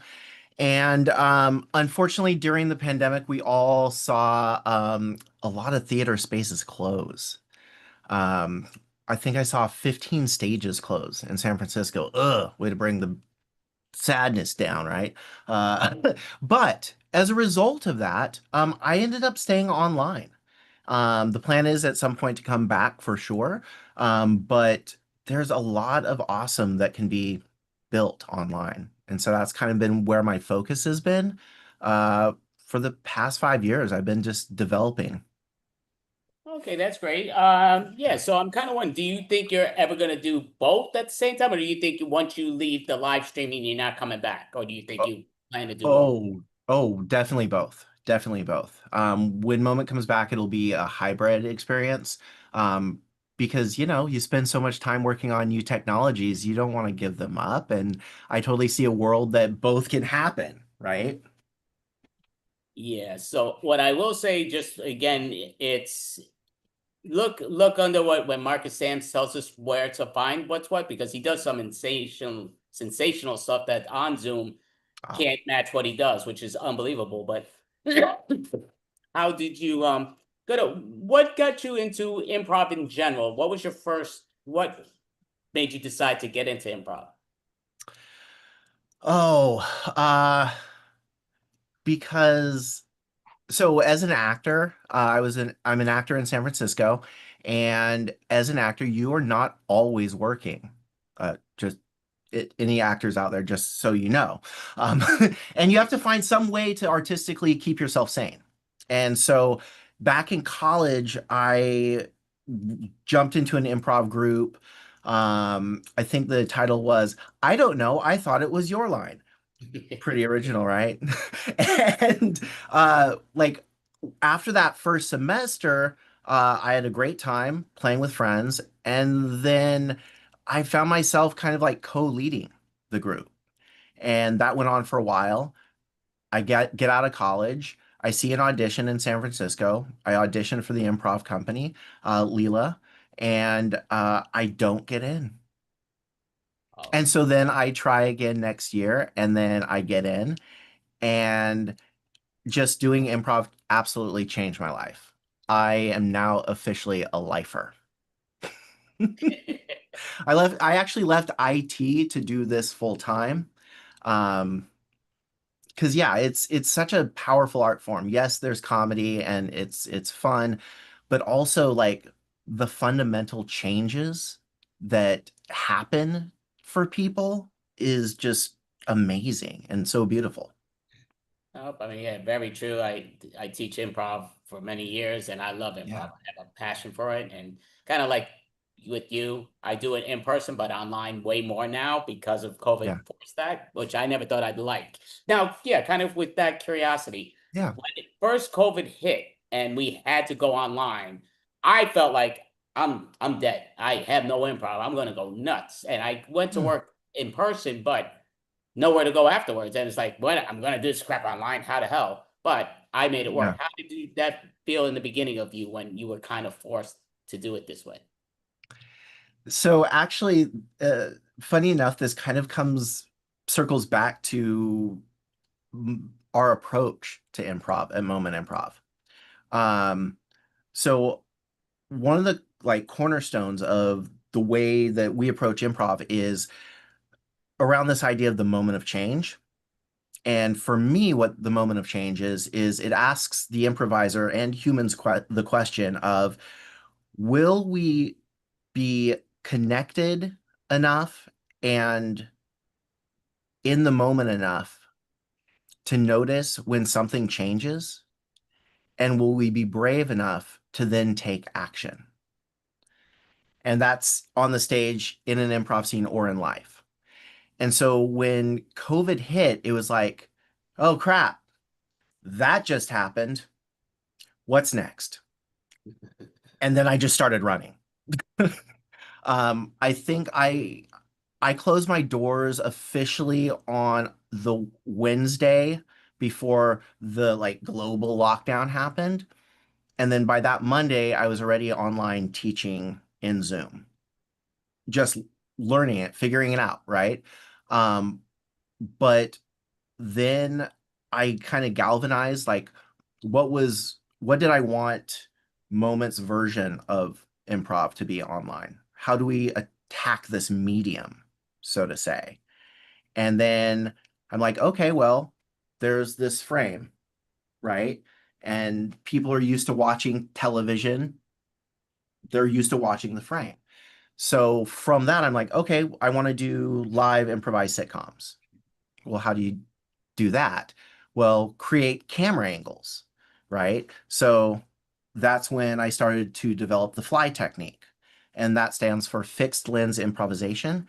And the idea is that in film and television, the camera moves around the actor, where in this medium, we need to teach our improvisers to actually use the camera frame. So this is a faux over the shoulder camera shot. This would be considered camera A, and then this would be camera B. Camera C is here because this is the three-person shot where you'd be talking to one person over here and the other person over there. And as long as the improvisers continue to do what I call the dance, you're actually then serving up not just improv, but you're serving up like a cut and edited piece of content, if that makes sense. Okay, yeah, no, I mean it's sensational for what you taken into that. So, and what I'll say is what amazes me, obviously me and Marcus are thousands and thousands miles away, but it was the online world that's done that. And that's something I really give. Again, you take the good with the bad with the Yeah. good. COVID, which was so horrendous, but Marcus and myself took it in different manners, but in the improv world and advanced it. So now me and him are talking, yet we don't have to be in the same 5 feet away. We could be 5,000 feet away, yet, I mean, or 5,000 miles away, and we're doing the same scene, which is amazing. Yeah, absolutely. Oh man. It's been an adventure for sure. Like like right now I'm currently working on a new background switcher We have one that we have like 600 locations that we can just plop up behind performers. But something I'm working on now is just like, how do we actually slide performers across a longer image, like a panoramic image? So it's kind of starting to create more environments as opposed to just the single background images. Because for the longest, like one of the first things that we were playing around with is, you throw the background in, right? And then you you want complementary backgrounds. So like this angle and then this angle, right? But then how do we expand on that? And so that's kind of like some of the back end work that I'm doing right now. Yeah, I mean, again, it's pretty sensational the stuff that Marcus does, and again, he does a lot of online classes, a lot of online shows, which is fabulous. So I'm kind of curious because he was showing me some of the stuff that he was doing, and I think it's ludicrous of how amazing the job he did in the Zoom world, where it's like he puts us almost like we're together, which is more than what Zoom does. And Zoom does a great job, but like he doesn't really. It's almost like me and him are in the exact same spot, yet we're 5,000 miles away. And we don't want you to reveal your secrets overall with that, but because that's a thing. But I would say always check his stuff on his shows and all, because it's insanely amazing how he does that. But how'd you get so good with that stuff? So I have an IT background. I've always loved the ones and zeros. And one of the big things that I also realized during the pandemic is like, improvisers want to play. They don't want to have to build an infrastructure. So I'm like, okay, I'll do it. And so that's kind of like, I wanted to lower the bar of entry while at the same time raising the bar of quality, and how do you manage that? And actually, like, Andy, there is a way I figured out inside of Zoom that you can put people in the same frame. Oh, really? Yeah. Oh, oh, wow. Yeah, I need to get Marcus to help me with stuff like that. That's great, but I didn't realize that. Yeah, no, that's amazing. No, it's like a weird hacky way, but like it totally works. And one of the funnest things that we're discovering in classes and in our improv jams is that improvisers love to be in the room together, right? And it's the same for the frame. So like we'll be playing I Am a Tree and we play this on camera and off camera, and one person will come up and say, I am a tree. And then any of the other improvisers, they're off camera and then they run in front of their camera. And now we're sharing the same frame, right? So now we get to actually create these stage pictures, something that was definitely lost. And so we're playing like I Am a Tree, we're playing creating art sculptures physically. And then it's also nice like when the improvisers run out on a stage, right? Because there's the stage backdrop, but then all the improvisers run out, they hit their mark. This is where I stand for my shows. And then with just different pieces of technology, like that we all, like many of us already have, like for a lot of the shows, what I'll do is I've got like this laptop and I've got, say, a tablet. And I've set up a URL or a QR code that you scan. And then for the performer, you put one device over there, you put the other device over there. And now you have confidence monitors. And once you have those confidence monitors, now you can come in and totally feel confident that you can perform a scene like this, looking out at a vista that's the backdrop, right? But seeing yourself right there, so you know that you're in frame. So a lot of the techniques are really freeing. Once you just add the video, I tape down. I've got some blue painter's tape that I throw on the floor, so I know exactly that my camera ends right about there, right? So then you can just play. See, I do think it's so entertaining. Like to me, I know 98% of the people who are listening to this Yeah. have no clue. It's like you make it sound so easy. Oh yeah, so I got this is the like to me, it's blowing me out of the water. I'm just like amazed how amazingly talented you are in these ideas and how you take it to that format. Thank you. And you, Look, and you've been doing this 5 years, over 5 years. Yeah. Congrats to you for sure. Definitely appreciate it. Yeah, this is 62nd month in a row, Improv Team, Stand-Up Comedians, and Partial Podcast, which you're doing, which is great, and we're expanding with that. But yeah, it's yeah, definitely great. I need to watch one of Marcus's stuff. Like I say, his shows are amazing. Just the bad thing is usually during our practices, during his show days, usually. But yeah, it's Yeah. Yeah, come on down. Like honestly, where the technology is at is I've spent the past 5 years like siloed, working, building, and now it's super exciting because it's time to get the word out. So I'm hoping to get more people in shows, get more shows running. At this point, I need to find technicians to train up so that they can run shows. But we've got a lot of fun and exciting things on the horizon.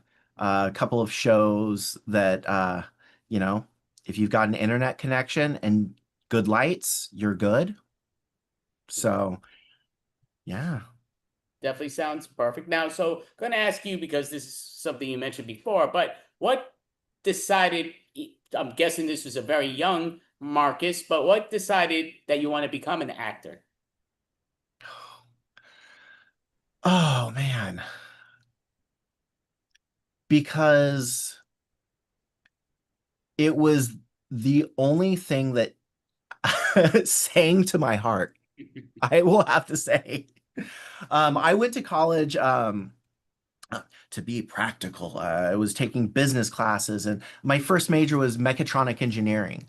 And then over time, I'm like, uh, well, I want to expand. I don't like the maths. Never the maths. So I'm like, okay, I don't want to do the maths. So what else can I do? I was looking at graphic design. Then I got into some programming stuff. But then I went into business administration. And I was taking acting classes at the same time at the college. And after the third time that I found, like, I was taking an acting class for the second time because my teacher said that I could. And it overlapped with a business law class. And he said that I could leave like 30 minutes early to get to my other class. And so I'd leave almost every class. And then after the third class that I found myself walking towards business law and turning around and walking back to the acting class, I'm like, oh, great. Now I get to tell the parents. Well, that's definitely very cool, very interesting.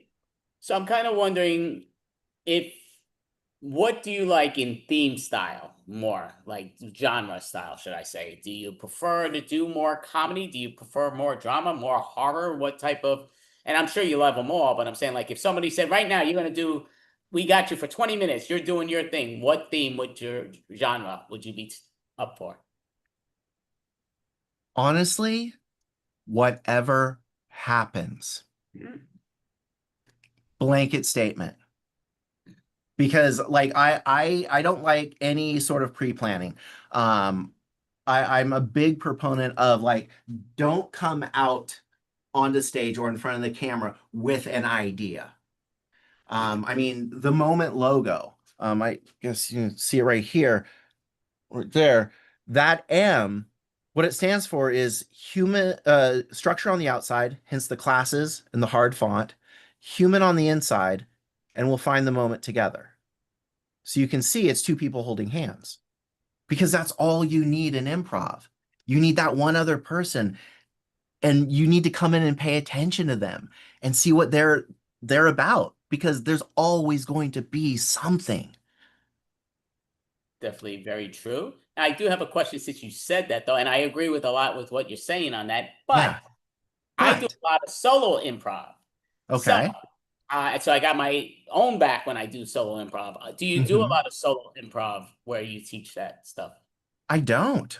Oh no. Oh, okay. Yeah, I've always been uh like art by committee to go back to like the old school Herald ideology, right? Like let's get in a room together, let's get on a stage together and just discover what is there Because if we get out of the way of the improv, the story that wants to be told will always reveal itself. Right. No, very true. So you've never done a Silas before? A what? Silas? A Silas? Yeah, basically Silas is the exact as a Harold, but by a solo person playing all the characters, doing it in a Harold manner style. Oh, gotcha. No, haven't. Yeah. Okay, interesting. No, just seeing what like again, there's so much improv. There's thousands of different improv games, Yes. long form, short form, and what's what. I teach online every Thursday, every other Saturday, every other Sunday, but I spin a wheel that has over 200 improv games, long form Yeah. that I spin and let them see. And to me, it's a lot of fun. I'm still adding to it because I got so much paperwork with those, but um, That's awesome. oh no, yeah, it's definitely a lot of fun. So I'm kind of wondering because again, you do such a great job, and I don't want to give it to the end. I just kind of want to do it. Would you be up for maybe possibly two different type of improv style games if you're up for it? I mean, we could do a game or two, Right. So or it'll if be you, easy. It's or if you wanted to do a long form improv scene. yeah, we could definitely do that. That'll be one of the two. Yeah, no, I know he messaged me before. He likes his long form, which is great. I love long form too. But so what we're gonna do is in the beginning here, this is just because I've done this with a lot of people and I like it, is we're Mhm. gonna do the pun game. So what the pun is, you're gonna really give a pun. So pun is what it stands, I just say for the audience, just in general, something you really hate. So I'm gonna say me and I'm gonna do my pun and it'll be a real pun, not a make-believe pun, it'll be my real pun. And then you're gonna go and make up a real pun that you have, that just something that bothers you at times with what's what. And then I'll say back to me and I'll say my thing and then I'll say back to you. So you'll continue with your pun. I do this a little differently from everywhere else because most people that do pun games stick it to this way. And I love it because Kim Alou, who's a great improv teacher in New York City at the Pit, did it with me here. And she loved the way I did it. She goes, "Oh, I'm going to take this, but I'm going to give you credit." But she said, "I never saw that." And she loved it, which is great. So that was on one of the podcasts. So I'm planning to do it with you in the pun style. So you'll continue your real pun, but not changing. You just continue it once it goes. Any questions before we start? Um, I guess we'll just dive in. Again, yeah. So so you'll just keep talking about it. And I'll say switch, and that means then I'll go and I'll start talking about continuing the pun I was left off, and then you'll go continue the Could pun you left off, going back. could you actually give me an example? Yeah, Cause, so 'cause- just as an example, if I said, you know what? I hate people going into the bathroom and not washing their hands. Really pisses me off. Why can't you wash your freaking hands? Why do I have to you have to open up the door with piss on your hand or holding what's what. And then people will say they never touch any. Of course you touch things. You opened up a door, so wash your damn hands. At least pretend you wash it. That's a pun. And then, when it comes back, I would continue. Like, yeah, what the freak? You might be blowing snot. You're going to be opening up another door that somebody else peed and crept on. Wash your damn hands at the bathroom. So that would be a pun. I've used that pun plenty of times, and it's a true pun. But does that answer sort of the question? uh, kind of. I think that I'm confused on the word pun, Right, specific. just something that irritates you, something, and you'll stick with that same thing that irritates you. Okay, so is this similar to a rant? It's somewhat, yeah. It's pretty much. Okay. So yeah, it's quick. You'll see it. So yeah, so we'll get right Okay, there. go for it. And then I'll pass it to you, and then pass it back to myself, and then I'll pass it back to you. All right. So I'm just looking at the timer, so I got it right this here now. Okay, so something that really pisses me off is when you do a favor for somebody and they just can't thank you. If it's like you open up a door. No, I'm not doing all the world, but people look at you and they just walk by. They sometimes don't even look at you. And it's like you could give a thank you. It's fine. Sometimes, it's just ridiculous. It's like, thank you is free. It doesn't cost you anything. You don't even have to look at me. Just say thank you. Somebody opens up something, the door. If they're holding the door for you, they don't close the door on you. You could say thank them. It's like, why am I holding my door? And then sometimes you hold the door for 7 people and you might get one thank you if lucky. It's like, do none of you see me holding? I don't work here either. And if you did work here, to me, I'm still going to be polite. I'm going to thank a person. It's okay to thank people. You're allowed to thank people. And it just, it's very annoying, but so true. Start your rant or your pun. Let's see. You know, Oh, you know what I don't like is the upsell.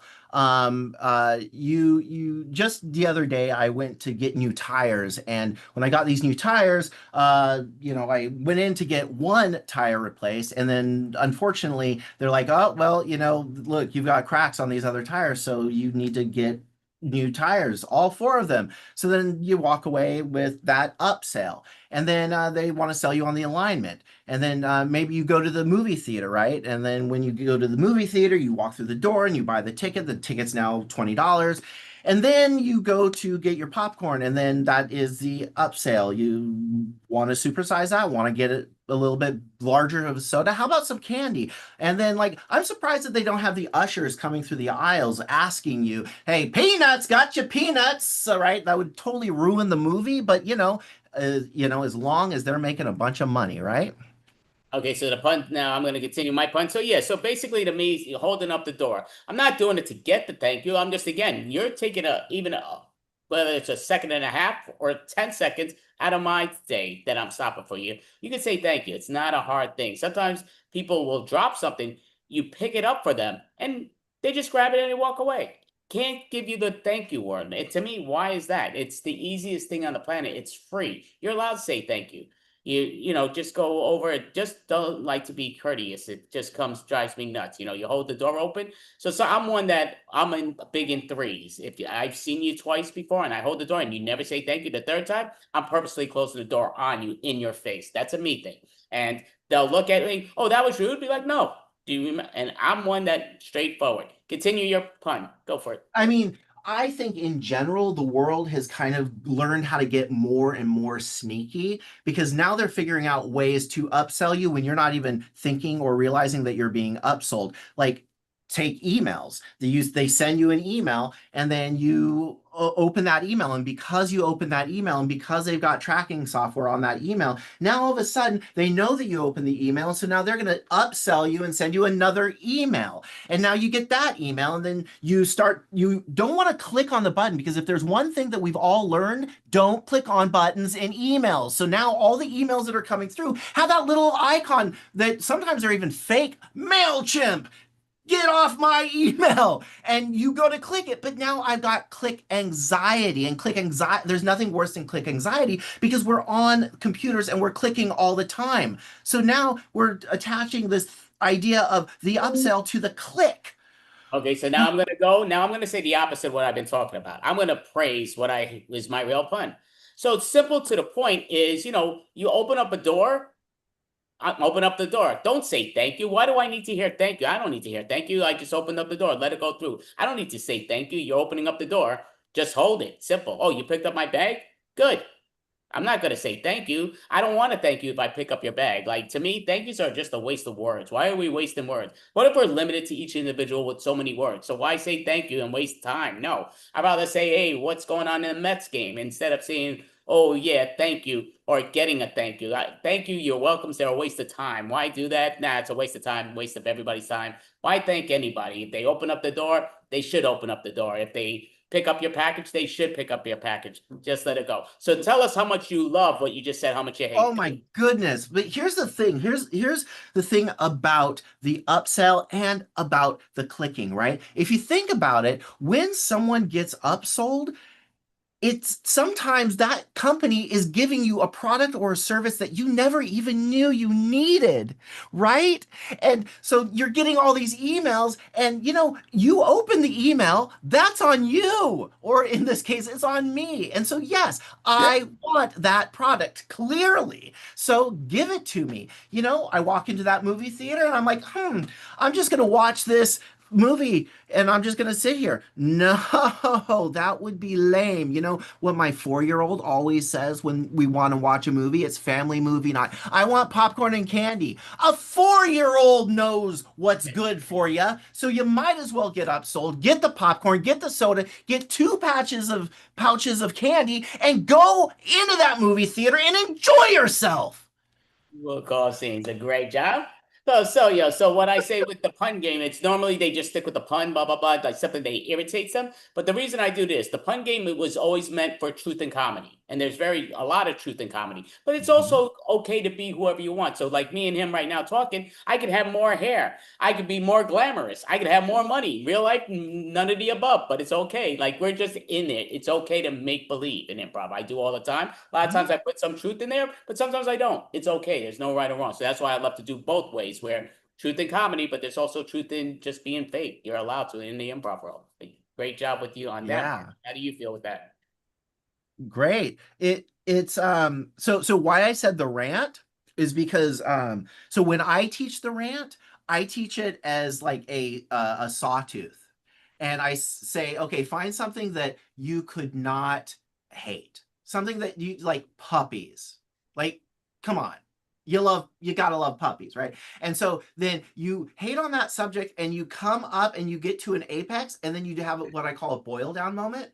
And you're like, well, if I didn't like all of that, what do I really not like? And then that's your new flag.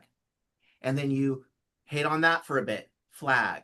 Hate on that, flag. And what those posts become are the core truths of your character, right? So you do this rant to discover what your character is actually about. And then I, as the director, always want to put that character in with the complete opposite character, right? Because then there's tension. So here, I do see the timer thing, but you know what? If you have a little time, we could do one of those long form type of thing you're saying, that we could do a quick scene. I'll time it, but we can do that. We won't do it a long form side. I don't have to worry about that, but we're going to do a long form scene. So there's a great game that I love, and it's called the fortune cookie. So whatever this fortune cookie is saying, we're going to put into our scene in a different style. But so this is how the suggestion wheel. We've done this plenty of times, but Are you going to share the cookie with me? yeah, I'm going to show the fortune cookie that I'm just opened up, that wrapper. No, are you going to share it with me? Yes, I am. That's oh, you can definitely. We're just talking about snacks, and now I'm hungry. Are you good to actually grab this? Are you that good? I don't know. So the suggestion for us, or should I say the warning for us, I got one thing that's telling me to learn Chinese. Obviously, that's the wrong side. But it's saying a heartfelt letter will bring good news. A heartfelt letter will bring us good news. And we're going to do a scene on that in the long form style. Awesome.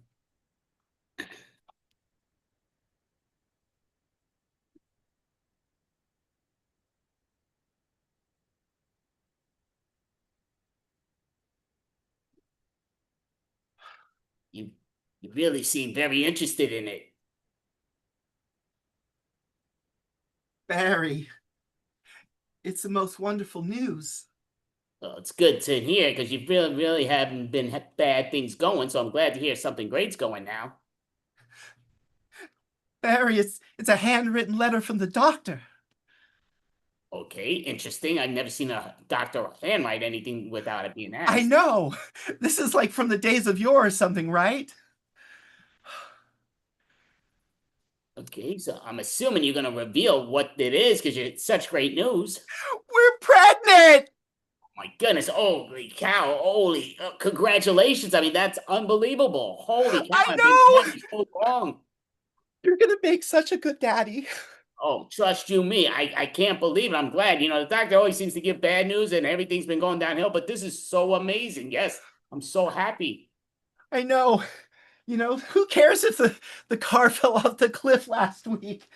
Yeah, no, don't worry. Listen, if I have to work an extra 40 hours a week, I'll do the 80 to 100 hours a week just to make you and our new child happy. Oh, now you do know, Barry, we're going to have to give it a different name, the new child. Yeah, I mean, yeah, we'll do whatever you like. I just want you happy. I want him or her happy once the baby's born. Well, I mean, have you thought of this? Do you have any names that you have considered? Well, I thought of many names, but I mean, thought it was possible if it's a male, maybe me, and if it's a female, maybe your name, and being like a junior, but non-juniors. Oh, okay. So not as in like calling the baby me. No, not baby me or baby you, but yeah, you know. Okay. But we got time. Again, you just found out you're pregnant, and I'm so happy. I'm going to be bragging to everybody. So it's going to be great. Oh, but I think that we're supposed to keep it just between you, me, and the doctor for like the first couple of months, right? Oh, or do you want to tell everyone now? Oh, you're my wife, so I want to do what makes you happy. I don't want no stress to you at all. Okay, well, I'm not feeling stressed. I'm feeling a little tired. I'm gonna drink. Well, okay, right. Make sure you just drink the healthy things, because now I know once you're pregnant, they say don't drink so many things you were allowed to originally. Are energy drinks bad? Oh my God. Again, I'm What not a an doctor. I would ask the doctor, idiot. but We need to be doctors. We need to get informed. We need to learn right now what we need to do. well, we can write. Should we write the doctor, or should we just call the No, doctor or go to the doctor's office? there are so many books out there. There's like you, me, and baby, I think is a book. We have to read them all. Yeah, I mean, again, everybody's with the reading and all that stuff, and then Google searches and all this other stuff. And to me, maybe we should just ask the doctor. We're gonna rely on the doctor. Who cares what the other things say? That's gonna be a lot of phone calls because I'm gonna have a lot of questions because you know how I get. Trust you me, I know a little too well. You're there, but that's fine. Okay, so are you telling me that you're not gonna read any of the books? I'll do whatever you like. I'll read all the books Okay. I don't want to read, but I'll read them just for you. Okay. Well, it just so happens that I actually have ordered a bunch of books. So I'd like you to get started. Okay? Okay. Here's two. And when you're done with these two, I'll go ahead and distro them out. Okay, yeah, I'll see if there's a book on tape on that. Hello, call scene. All right, it's a great job. Perfect, Micus. So I had the privilege and honor to, talk with Marcus Sams. And like I said, I'd love to get together where he could show me certain stuff because, again, he's brilliant in all his tools and everything.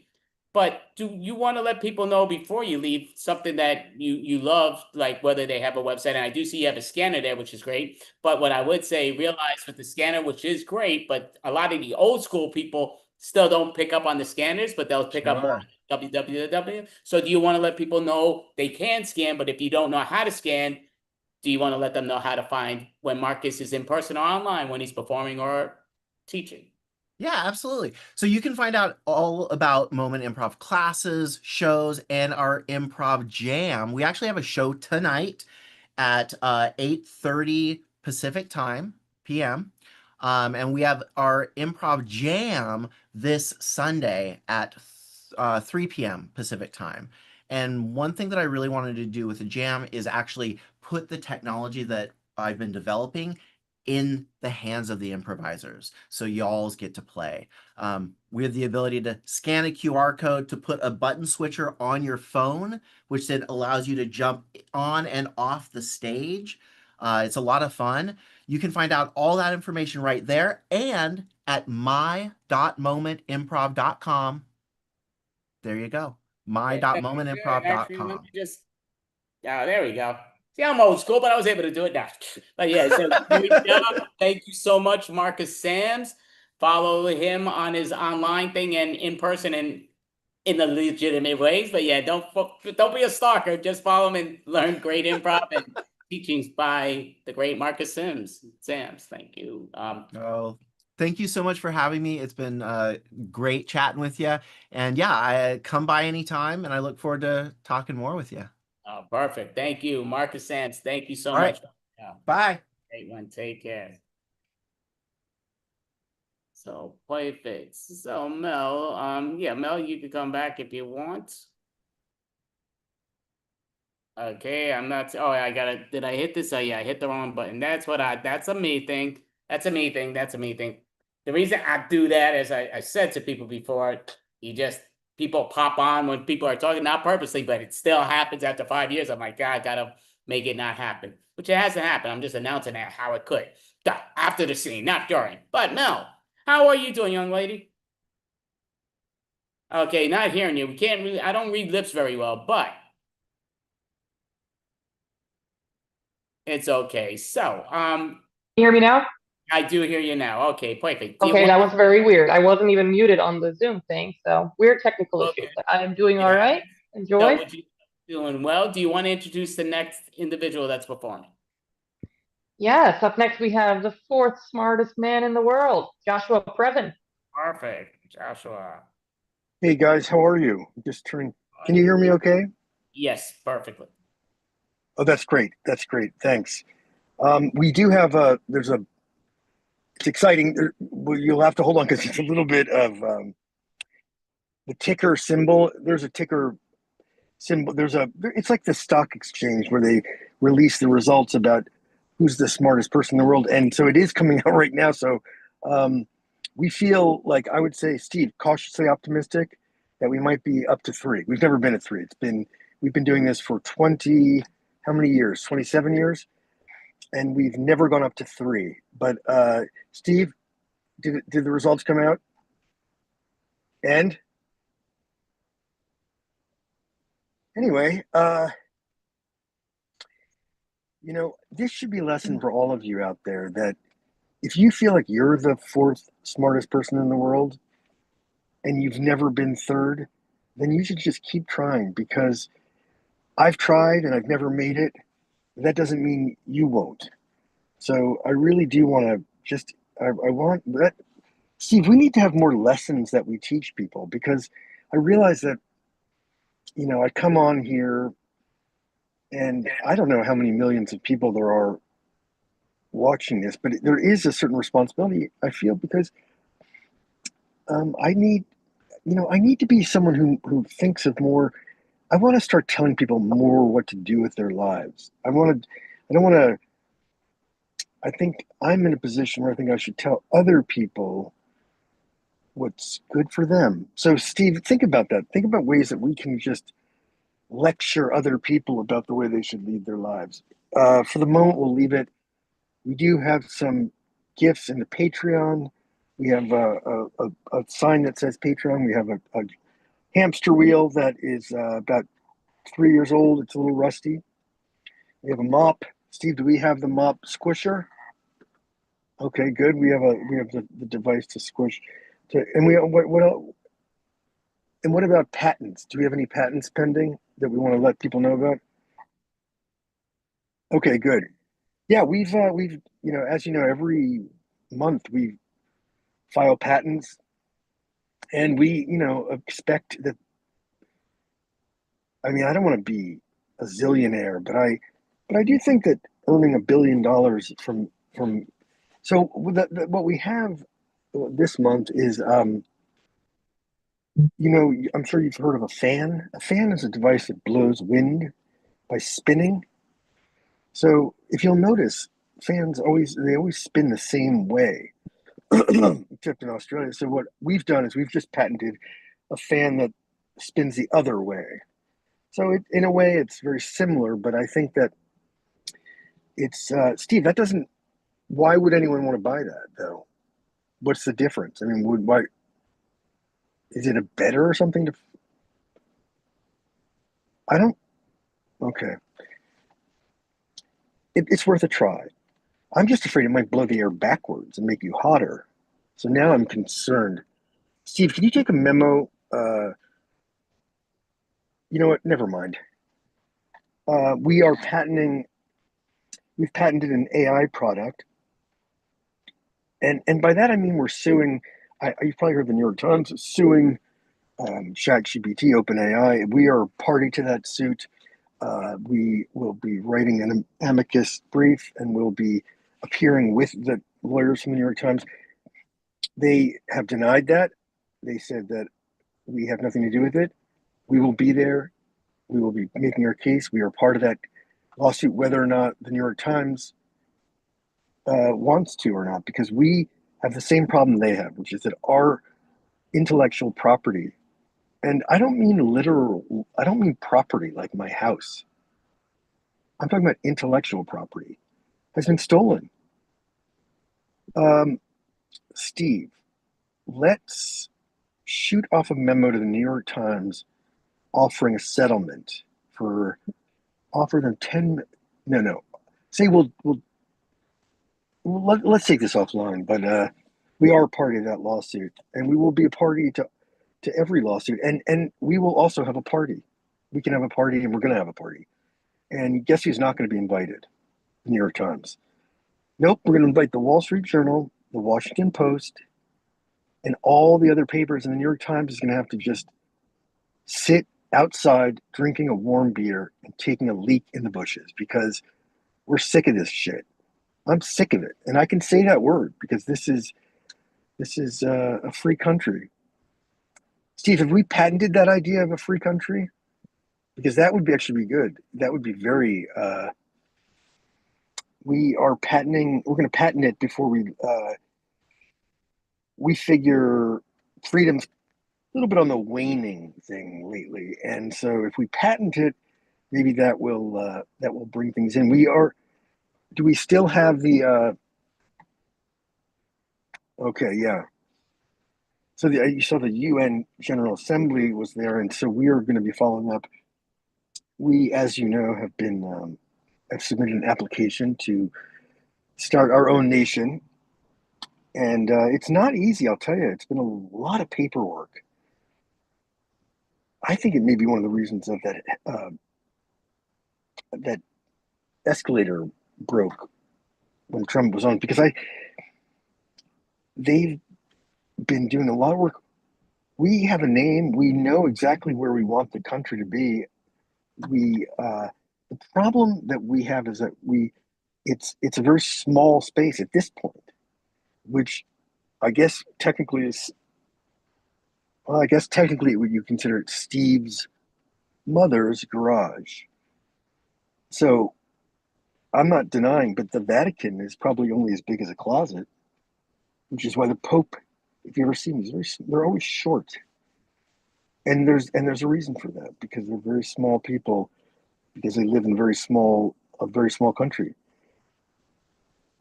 Steve, fact check all of that, because I don't want to come off like an idiot. Okay? Thanks. But yeah, the Pope. The Pope, now that I think about it, I wonder if the Pope has patented the Pope Mobile. Remember that? Where he would drive around, he was like in a big, like a hamster tank, a glass enclosure. And it occurs to me, we could actually sneak in there, and that's called scooping. So maybe we can do that. That might be good. The only thing is, there's only you always have to see, is there a market? Albert Einstein and Thomas Edison and Benjamin Franklin, they were all tall. I think they were all taller, for example, than the Pope. They were not gnomes. They were not elves. I don't care what anyone tells you. Santa Claus is definitely an elf. People don't understand it. Sometimes they think, oh, Santa Claus is a person with elves working for him. I disagree, and this is another one of our patents, which it's more of an intellectual property thing. Our theory is that Santa Claus is an elf himself, and I'll tell you why. Because what does he do? He goes up and down chimneys. So there you go. An elf, you can kind of imagine that. So I see Santa Claus more as the first among equals, not as this giant guy with a big. So I think that really helps explain a lot of what's going on with Santa Claus. And he does. There are a few holes in what I'm saying. I'm not denying that. But look, if you have a problem with Santa Claus, then you have a problem with the Pope. You have a problem with religion. I'm not your guy. I'm not responsible for all religions. I'm just the fourth smartest man in the world, and that is not very high in terms of smartest person in the world, as we've discussed. Because interestingly enough, women have ended up being a little bit smarter than the men people, and that kind of crept up on us. I don't know. So, I've given some thought to. Me and Steve. It's a hotbed of activity.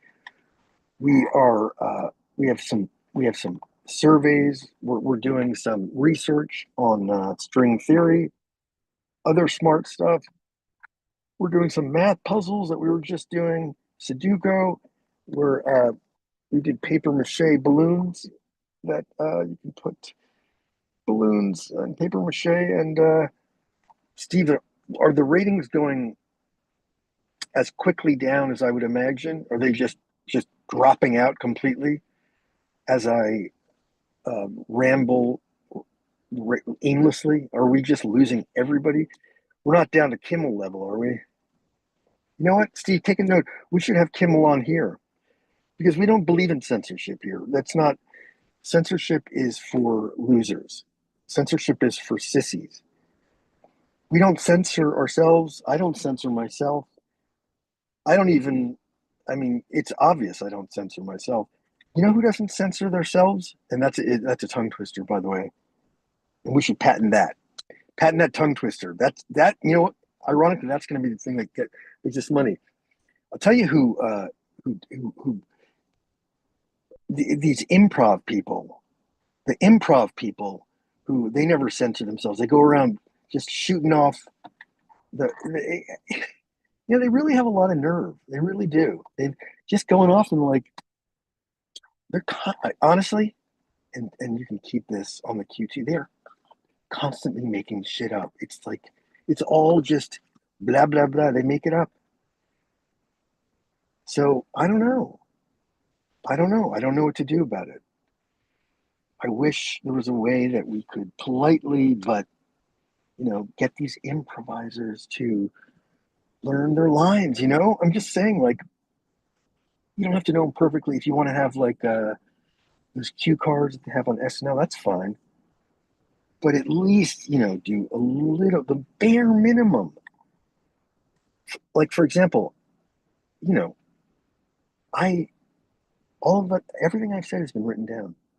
Every little inflection. I don't just, I'm so I just don't want to have a double standard.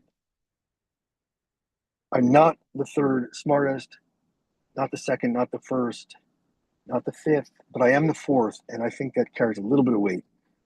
But it's almost October, and that's the month where you can have pumpkin pie. Months are the ones you can have pumpkin pie. So please let everyone know that. All right, great job. All right. Perfect, Anthony. Thank you. For smartest individuals. So Mel, do you have a question for Anthony Previn? I don't know if I ever asked you this before, but I want your take on this. What is the smartest AI out there right now? Oh my God. Smartest AI is probably, that's a really good question. I have to ask the AI. So I'm going to ask ChatGPT and then I'll get back to you in about a month. Is that good? Yeah, run some experiments for me. Yeah.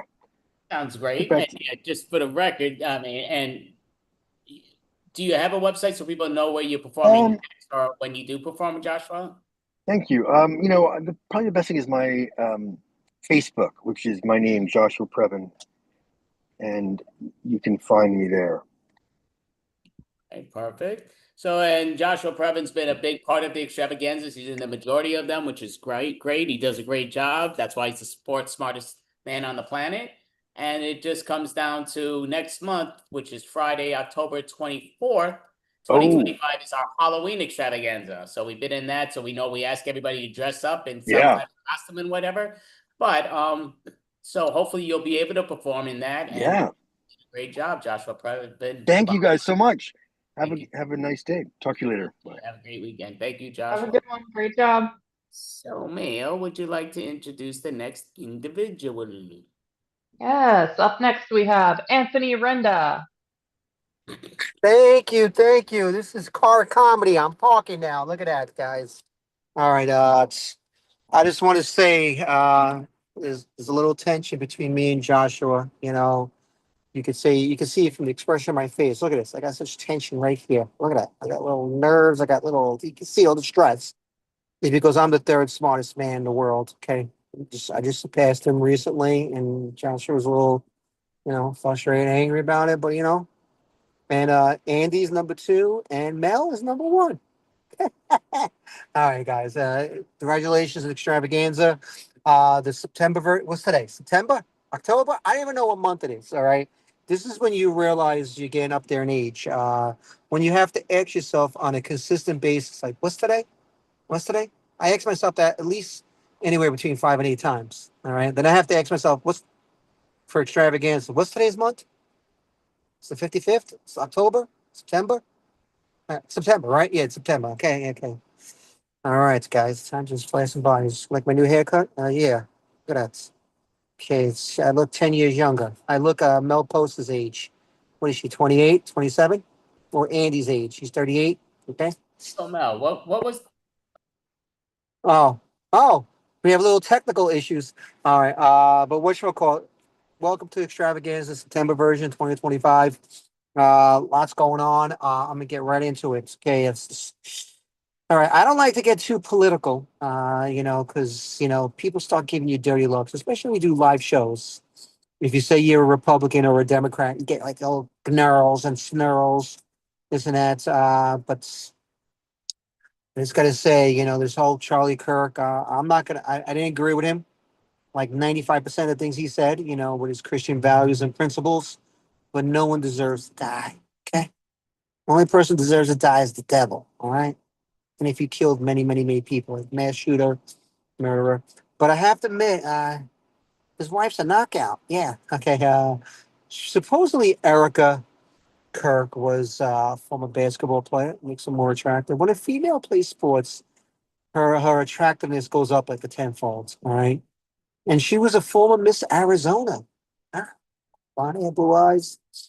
All right. Now all of a sudden she's getting ridiculed in social media and the news because after her husband's funeral, she's now on a Christian dating site. Hmm. Erica, I'm available. All right. I'm going to sign up for that site. Okay. All right. Because I heard Charlie left you 12 months. All right. Enough of that. I'm okay. I think I crossed the boundary there. I'm just joking. This craziness was going on in the world. And they say if you're like, I've been addicted. I have a baseball game tonight, so I'm in a baseball uniform. Here's my Long Island baseball team. It's a 35 and over league. Okay, I got to pitch tonight. All right, after bombing today, probably gonna bomb and pitching. Hopefully not the Mets. We'll talk about that later. They say if you're addicted to social media, you're constantly on it. Whether it's Instagram, Facebook, or a TikTok, like my mother says, TikTok or tic tac toe. All right, no, it's TikTok, ma. It says you have low dopamine. I'm like, dopamine? What is that? All right, is that the art of being a dope? No, it's like your serotonin and your chemical levels in your head.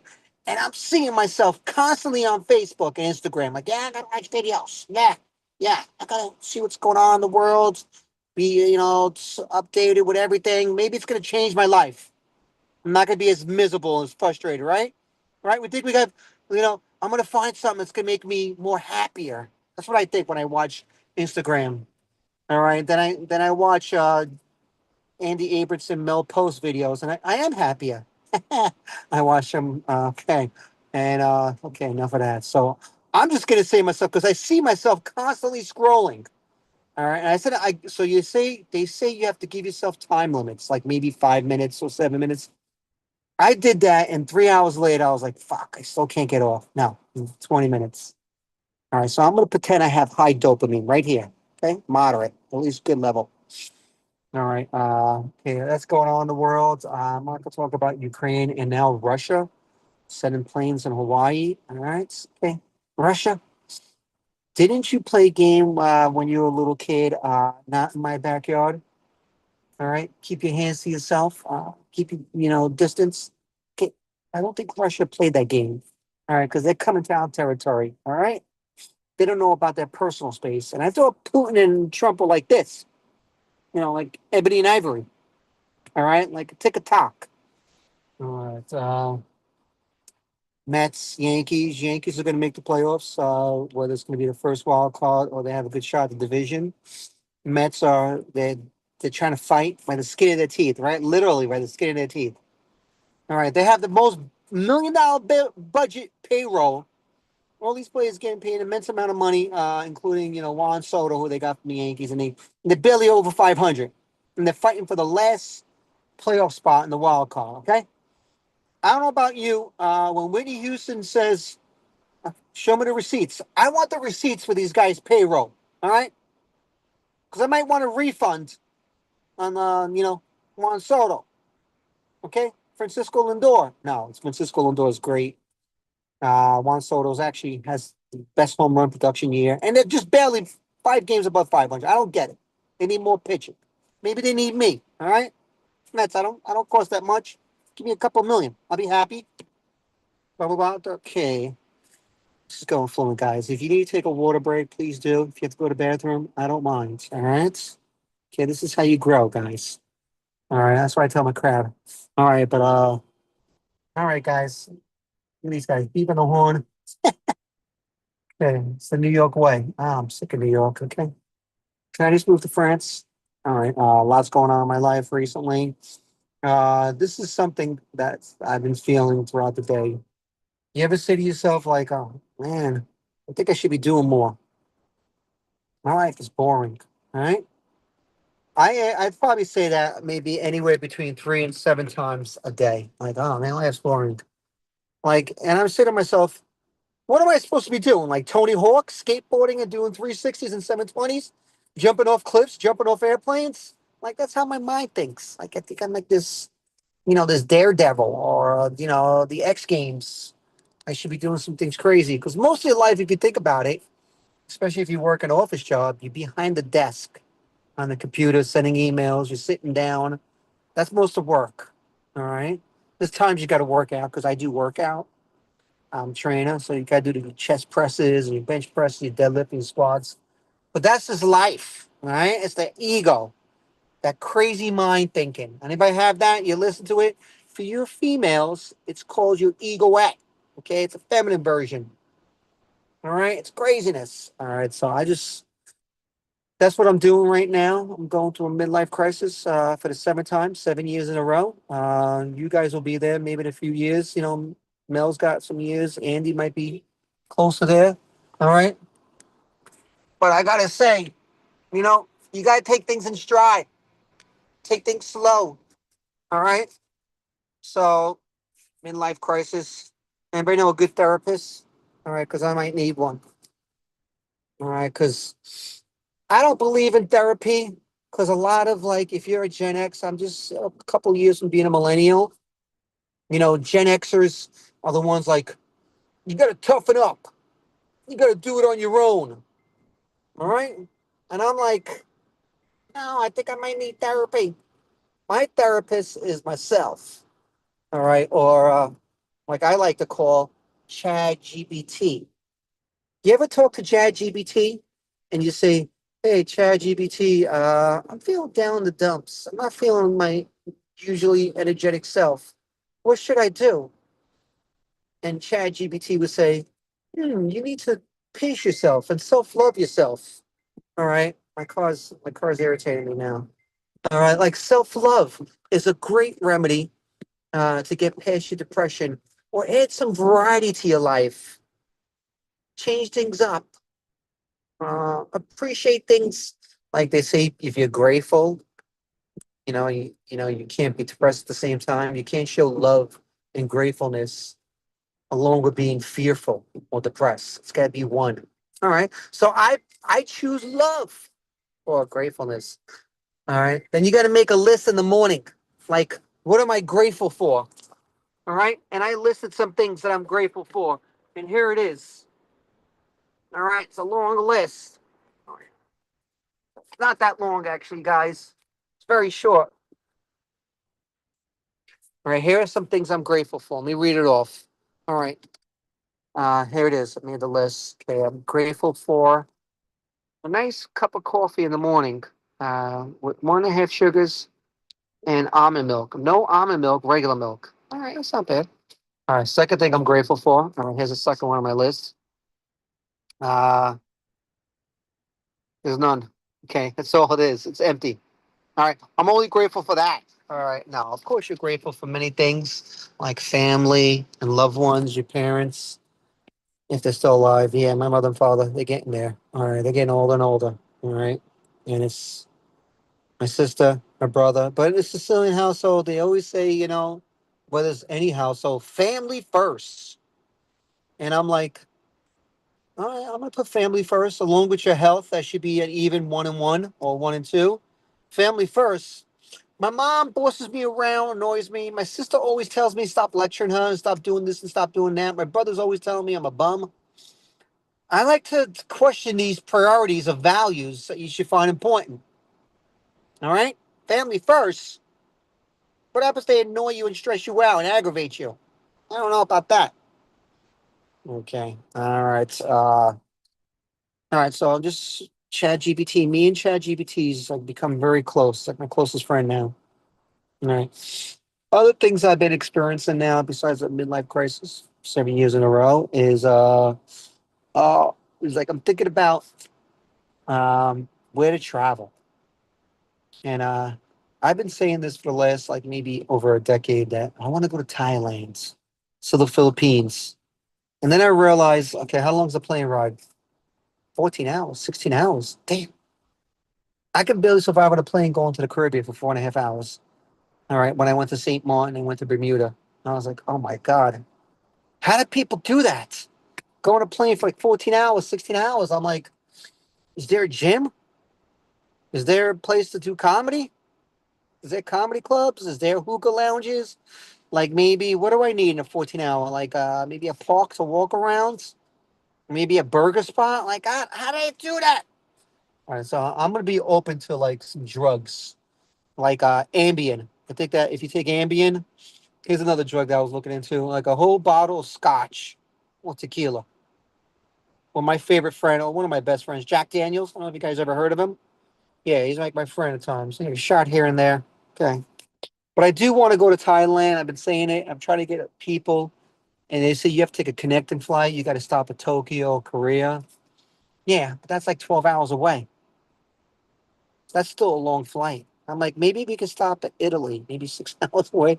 Then I go from Italy to maybe I'll go from New York. What's close? England. Then I'll go to Italy. Then I'll go to Japan. Then I'll go to Thailand. So I'll be like 5 hour flights. But then I realized I don't like flying. That's more airplanes I got to take. So it's like 4 planes there and 4 planes back. That's 8. Damn. All right, it's like a no-win situation. I think it's just life, man. No-win situation. I don't know what to think about it. All right, no more politics. No more things going in the news because there's so much travesty going on there. Everyone's being called a racist, misogynistic. Jimmy Kimmel's taking off air because, King Arthur and King George, aka Donald Trump, didn't like what he said. All right, he's like, off with his head. Let me take him off air. All right, I don't like what Jimmy Kimmel says too. All right, but what I say, you gotta do the best of it. One hand forward. We're all trying to like laugh at each other. Like I like when people make fun of my Italians. Yay, Tony! Yeah, what do you got? We're gonna have some pasta. We're gonna listen to some opera and watch a little soccer. As long as it's in good nature. All right, but now everyone's getting offended. It's like offended nation here. Everyone's offended. I said the word Asian the other day, and I was called a racist. It's like, oh man, I just said Asian. Okay, I didn't say any derogatory name of the Asians. Like, hey, if you call me a Guido from Bensonhurst, hey, that's offensive. That's racism. All right, let's just open up. All right, it's a crazy world, especially 2025. 2026 is right around the block. This is how I survive in life. Okay, you can take this, guys. I think it's this great. All right, I just pretend it's 1998 or 2005. The world was less complex then, less complicated, less, me too, this, and that. All right, I'll end you off on this.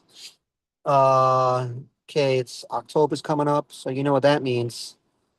Every night of Halloween movies, okay? Nonstop reruns of Halloween 1 through 77. I don't know about you, but I'm not looking forward to October. I'm sick and tired of Michael Myers and Jason, especially Michael Myers. Like, he's a premier when it comes to Halloween movies. You don't see many Freddy Krueger. You do see some Freddy I don't know if I want to look forward. I just gonna shut the TV off and just watch Hulu. Or watch Andy Abramson and Mel Post to improv. That's what I'm gonna do for October. I'm not gonna watch no TV. All right. Have a great rest of September. Looking forward to October. Thank you very much for having me on. Thank you, Thank you. Anthony Renda. Great job. Great job. Mel, do you have a question for Anthony? Yeah, where are you driving to? I have a game at Eisenhower Park in East Hempstead. You ever heard of Eisenhower? I have a game against the Long Island Grizzlies. I'm on the Long Island Royals. So we're playing against the Grizzlies in a 35 and over men's baseball league. Okay. Awesome. All right. Very, very cool. So I'm going to ask you, because you were kind of mentioning it out there. Are you a Met or Yankee fan? I have to say this. I'm both. I know it's illegal to be both. I like the Jets and Giants. I like the Mets and Yankees. I grew up watching the '86 Mets. Gary Carter was my idol growing up, along with Keith Hernandez. I was like 7 years old when the '86 Mets came out. I like the Yankees because I like Mickey Mantle, Lou Gehrig, Babe Ruth. I'm not a big DiMaggio fan because he didn't treat Marilyn Monroe too well. He was very, very, very strict on her. But I love the Yankees, Paul O'Neill, Mattingly, I got to support them. I like them both, but I'm a little bit more of a Met fan because of the '86 Mets, I have to say. I know, Andy, you're a Met fan. Yeah, diehard, born and raised. Yeah, the heck with the Yankees. There you could go. No, the hell with the Yankees. But it's I get it, Anthony. I was raised Yankees too, and now I'm going over to the Mets. I get it. It's a conflict. Just be both. You could be both. There's no rule, law. No, not really. According to some, there are. No, it's definitely all cool. So now what I would say is, I mean, you did a great job, Anthony Renda. We definitely appreciate it. And Anthony, I think he's been in the most extravaganzas that out of the outside people, counting us, obviously, because we're the one that runs it, so we got to be there every day. But thank you so much, Anthony Renda. Next month will be Friday, October 24th. But we ask everybody to dress up in costume, even Anthony Renda, but we would love to have you. I'll put something on it. I'll put a mustache or maybe some lipstick. I'll be a pirate. Something. That would be great. You've told me that before, but yeah, that would be great. I had a football jersey list. Oh, okay. I was a football player. I did something. Thank you so much, Anthony Renda. Great job. Thank you, guys. Have a great show. Appreciate you. So I will introduce the next individual, who is the amazing and beautiful, stunning Mel Post. Thank you so much, Andy. I'm going to be doing another solo improv thing today. I'm going to do something a little different. It's sort of similar to movie remake, but it's not going to be a remake. It's going to be a movie reinterpretation, movie mayhem. I'm still working out the title. But basically what it is I'm going to get a suggestion of a real movie title, and then I'm going to take that title and make a completely new movie based only on what the title makes me think of. Whether I've seen it or not, if I have seen it, I'm going to throw out everything I know about it, and I'm going to just make a brand new thing. So I'm going to get, Andy's right on top of the suggestions. So my first suggestion is Girl Most Likely To. All right, and I'm going to set a timer. They'll each be 1 minute and 30 seconds. I know movies are usually an hour and a half, but we got to boil it down. So 1 minute and 30, and off I go. I want to be popular. I want to be the most popular girl in school. And you know how I'm going to do that? I'm going to go for the most odd title I possibly can. I'm going to try to be the girl most likely to be in a circus and set a Guinness World Record. Yeah, that's what I'm going to do. Girl, you got to stop dreaming. Come on, nobody's going to make up a special title for you. Just get used to having a title like everybody else, like girl most likely to work in a boring office job, like me. No, I will not. I will not settle. I'm going to be the girl most likely to climb Everest. Yes, that's it. That's what I'm going to do. You just changed it. Why do you keep changing it? You can't be the girl most likely to do everything. That's it. The girl most likely to do everything. I'm going to have as many careers as I possibly can. I'm going to you can start by working at McDonald's, kid. Maybe you'll end up a lunch lady like me. Everybody's trying to crush my dreams. I just won't have it. I'm going to show people that you can do everything. I am going to be, you know what? I've always kind of wanted to be a supermodel. Get real, girl. I'm going to be the supermodel. I'm voted the girl most likely to have 1,000 followers on TikTok. 1,000? That's nothing. Oh, did I say 1,000? I meant 1,000,000,000. Okay, that is time. And let's get another movie. Quick changes, quick changes. Okay, and off I go. Well, kid, if you want to be the sharpest shooter in the West, you got to learn from me. Yeah, I sure do. I sure as heck want to be the sharpest rootin' tootin' shooter in the West. That's right. Show me what you got. Well, what you got to do is you got to be able to roll with the changes. See, you got to be able to dodge, dodge a bullet. You got to be able to follow their movements, change your grip, all in a moment's notice. You know, I've survived 1,000 duels, and I plan on surviving 1,000 more.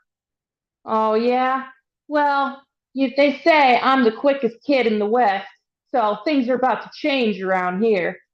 Is that so? You think you can be the toughest outlaw in the West? Well, you're darn right I can. Why don't you and I have a duel right now? Well, I don't duel rookies. It's not fair, you see. Sounds to me like you're scared. Yeah, he is scared. Take him down. Take him down. No one else could do it. Not even the sheriff could do it. You've got to take him down, kid. All right, I'm going to do it. That's right. Things are going to change. This is going to be my town, and you're going down. All right, are you ready? I was born ready. And drop. Boom. I did it. Oh, I did it. Oh, boy, oh, boy. I done killed him. Not so fast. Kapow. And that scene. All right, let's get one more movie. Stranger Than Fiction. Stranger Than Fiction. Okay, let me just set my timer. And off we go.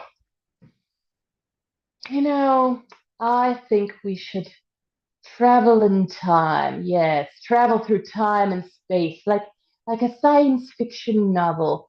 That's what the world is going to be like now.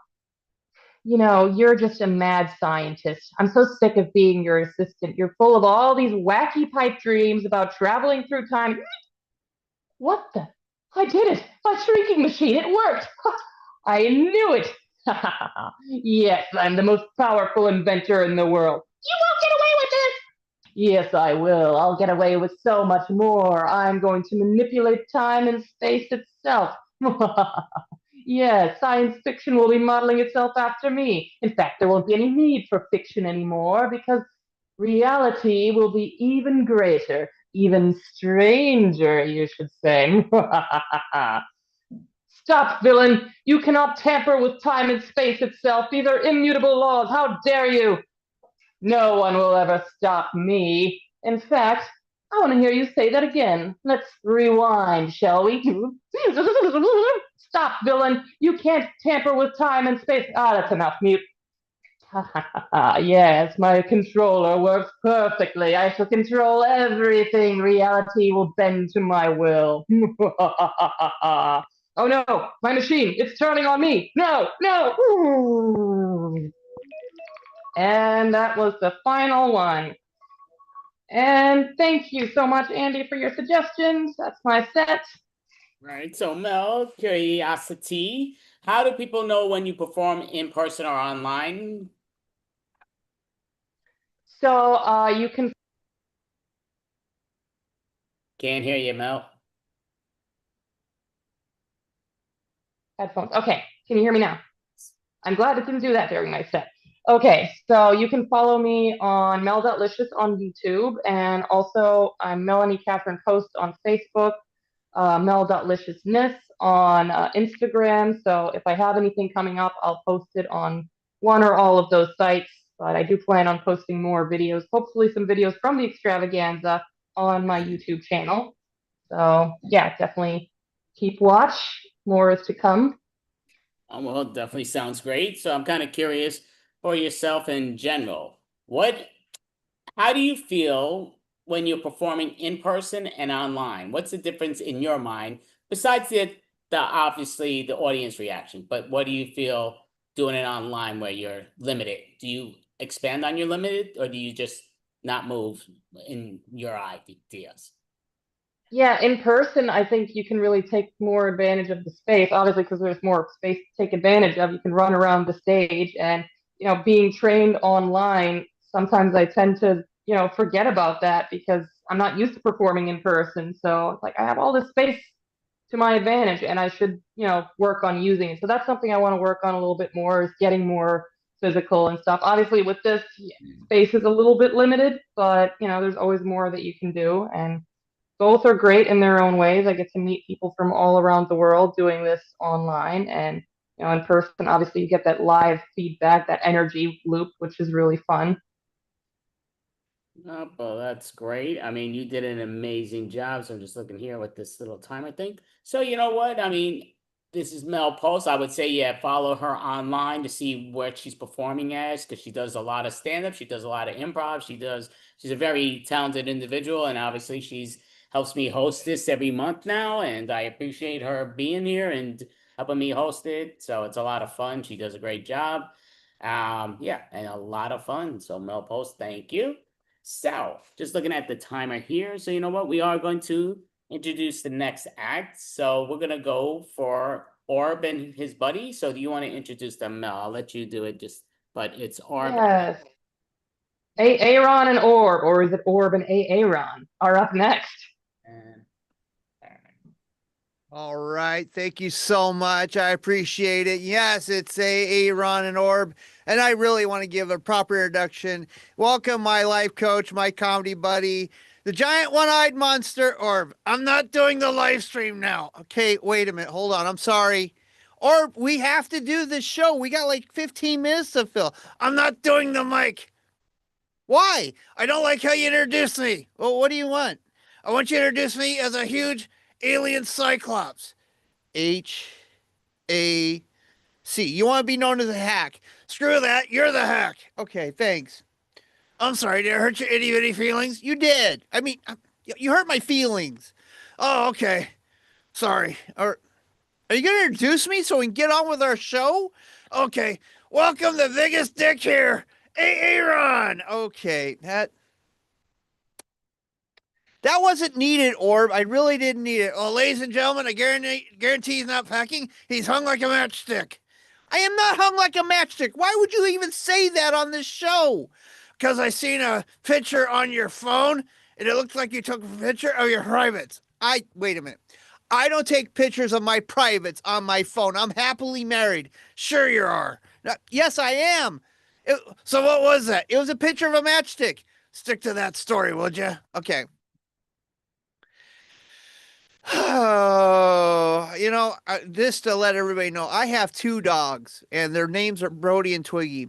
And Brody is an Australian cattle dog, which means he has enough energy to walk down under without ever stopping.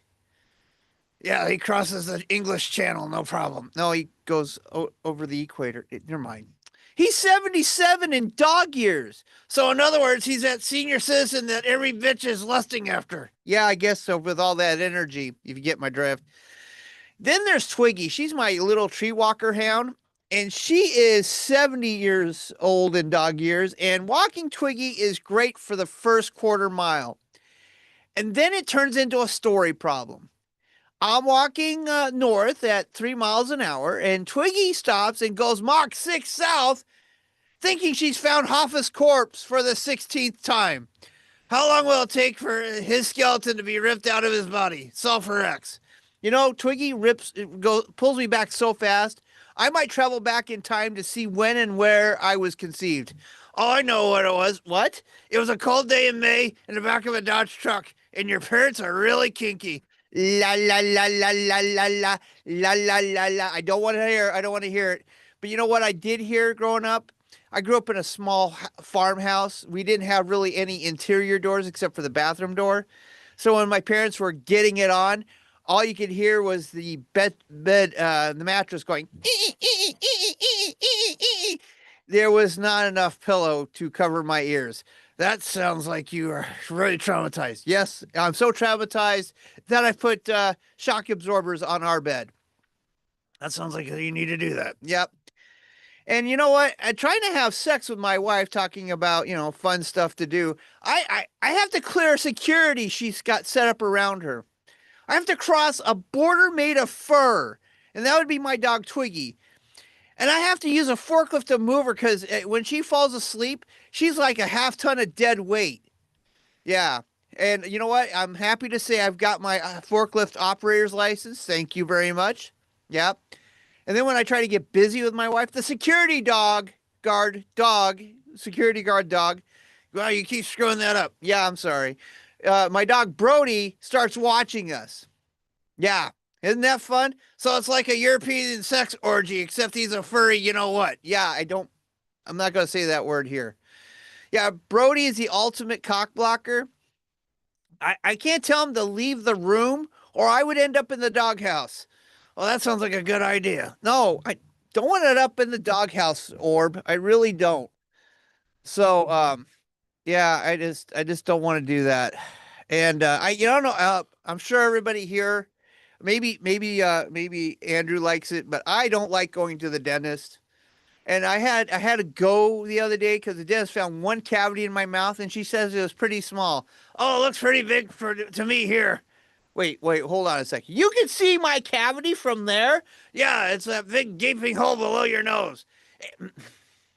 You're talking about my mouth, you jackass. Well, could you ask the dentist to fill it up and put some braces on it so she can wire it shut? If I can't breathe, we can't do comedy. Okay, prove it. Okay.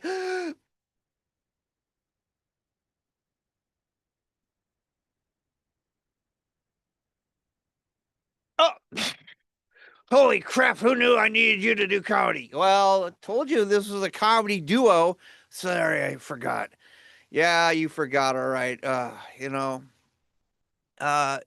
know who else, who does, the weed around here. Anyone? Okay. Well, I do. I don't smoke it. I do the edibles, and I love the ice cream cone ones, because it reminds me of what I'm going to be eating later. Ice cream? No, 100% junk food. And my favorite food to eat when I'm high is I eat out a box of Lucky Charms. I guess that's the only box you're gonna get to eat out. Hey, wait a minute. My wife likes to have sex with me when I'm high. Is that what you call it when she hands you the fleshlight in the bottle of Jergens? Okay, that's not nice, Orb.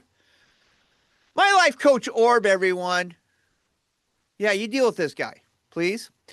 I can't figure out what to do with him. Yeah. I want to address the elephant in the room. Why I do comedy with a puppet. Oh, that's easy. He's the dummy. No, I just want to stand out for Bill Burr, Jeffrey Ross, and David Cross. No one is ever going to mistake you for those comedians. They don't have their hands up a puppet's butt. Oh. Wow. Jeez. He's right, though. And my wife loves to feed the birds around here, and we have bird feeders all over our backyard, and it attracts all kinds of squirrels. Well, maybe you should stand out in the corner of the yard. Why is that? Because you're nuts. And my wife loves seeing cardinals as they represent your past loved ones. That's an old wives' tale.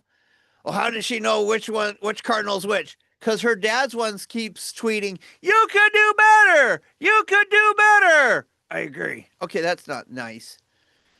Guys, do you have any ice here? Or this is a streamed mic. There's no ice here. I meant ICE agents. I'm illegal. Okay. I thought you had your green card. I have a green and a gray. Cards? No, aliens in your car trunk. Hey, wait. Hold on. In fact, that means I'm transporting aliens. What are you trying to do to me? I'm trying to take this act solo. I just showed you that's not possible. Let's switch roles. You be the dummy. Oh wait, you already are. Okay, that's.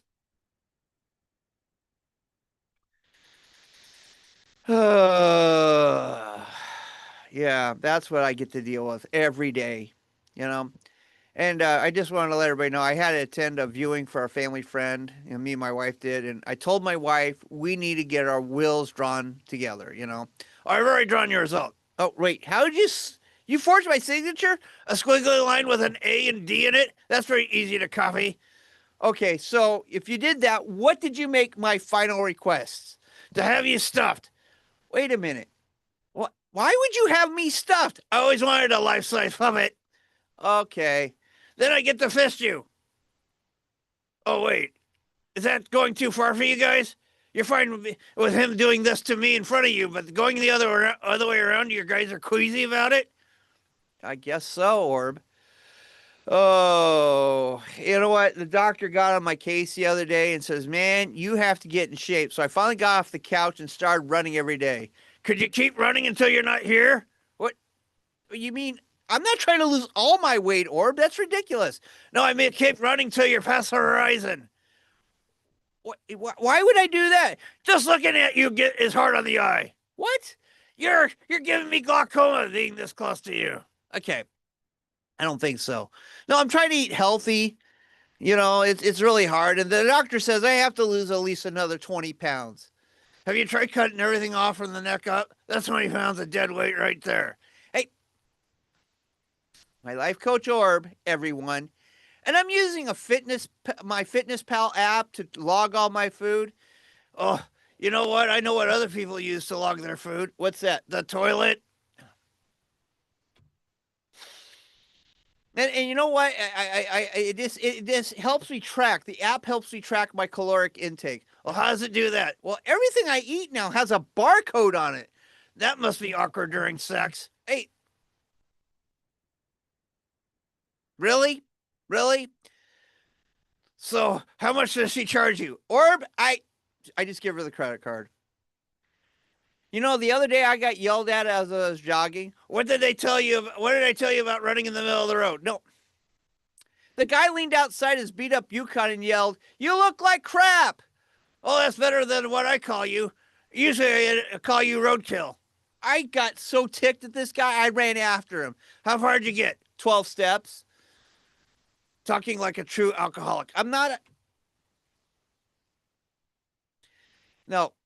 You know, you're like the white trash version of the Flash, only slower. Okay, that's not nice, Orb. That is far from nice. I'm sorry. Sorry about that. Oh, you know, I really do, speaking of, you know, all kinds of stuff, getting in fights with him. I hate getting in fights with my wife. Oh, she has a really nasty right hook, doesn't she? No, wait a minute. Hold on. Before anyone thinks anything, we never get physical. Just like your sex life. You're lucky. She can mop the floor with you if you had hair. Okay. No, we only fight about trivial subject matters too. Is that why she hates playing board games with you? No. No, the last fight we had was how I talked to customer service. You should have the people skills like me. That's what my wife said. Well, maybe you should listen to her, and then you should listen to me. I don't know about you guys. I don't know. I can't see your hands, but how many love to go shopping? Okay, I'm not going to ask anymore. I hate going shopping. I went to a store called Menards. It's like a hardware department. It's like a grocery. It's got everything. And I try to walk in the doors, and the doors didn't even recognize me as a human. I'm not surprised you come off cold and like a robot. No, Orb, I'm made of flesh and blood. You look like a discarded fleshie to me. Oh, so you're saying we're more alike? Screw that, we're not. Okay. So I had to wait for a homeless guy to push a shopping cart in for me to get in the store. That was fun. And you know what? And then I tried to get a shopping cart, and all the shopping carts are stuck together. Well, you know what time of the year it is, don't you? No, what time of the year is it, Orb? It's their mating season. Orb, that's not a thing. That's not a thing. Well, how do you think they multiply and have baby carts? Where do you think they come from? That's not how it works, Orb. That's not how it works. Sure it is. Then those carts grow up, and then they get orphaned, and then they hit hard times. Next thing you know, they find a homeless guy, and they go on the streets, and then they let you into the store. Okay. No. And then I always get the NASCAR carts too. I always have to shop counterclockwise, left-hand turn. Do you finish like you do at home first? Okay. Really? Really? And then the Zamboni floor polisher guy was going full speed at me in the aisle. I had to jump into a side aisle. And his polisher got stuck on my cart. Yeah, I had to separate them with a garden hose from the, garden department. No, you didn't. Are you high? No, this actually happened, Orb. Sure did. Sure did. And then I went out to the checkout line, and the bagger really didn't care. They put the dozen eggs in the bottom of the bag, and then they just threw the can of paint on top of my eggs. Oh, so you got deconstructed Easter eggs. That's not what I wanted. I just wanted to go shopping without it being all chaotic. Well, maybe it's not the door or the cart or the floor polisher guy or the freaking bagger. Maybe it's you, so I have a solution for you. Okay, tell me, oh great wise one, what is your solution to me? Use Instacart. Okay, I don't think so. I don't think so. I don't know about everybody else, but I'm hating my car insurance. Well, what's wrong with it? Every year I have to shop around after they jack up the prices. I have a Dodge Dart, and they have it as a pleasure vehicle, and it's never been a pleasure owning this car. Isn't it a stick shift? I left the doors open the other day, the car running, and I put a sign on it saying, free to a good home. You know what I found? I found $20 on the window under the windshield wiper and a note saying donate to Cars for Kids.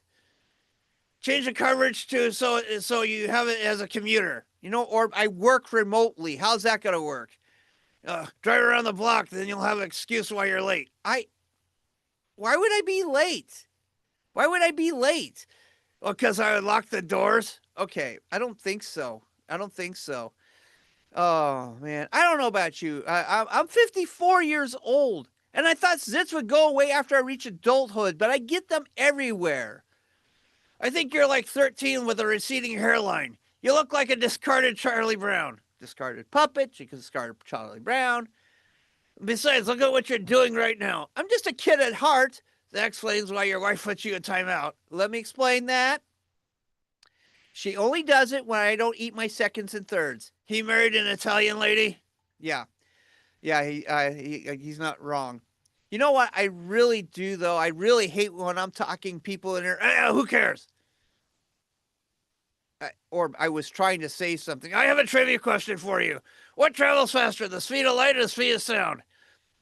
What does that have to do with me in the set right now? If only you were brighter, then maybe the sound of your voice would catch up to this conversation.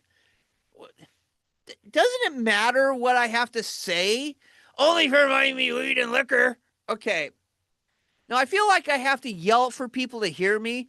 Maybe you should communicate with sign language. Oh, I'm doing it right now, Orb. Can you feel it?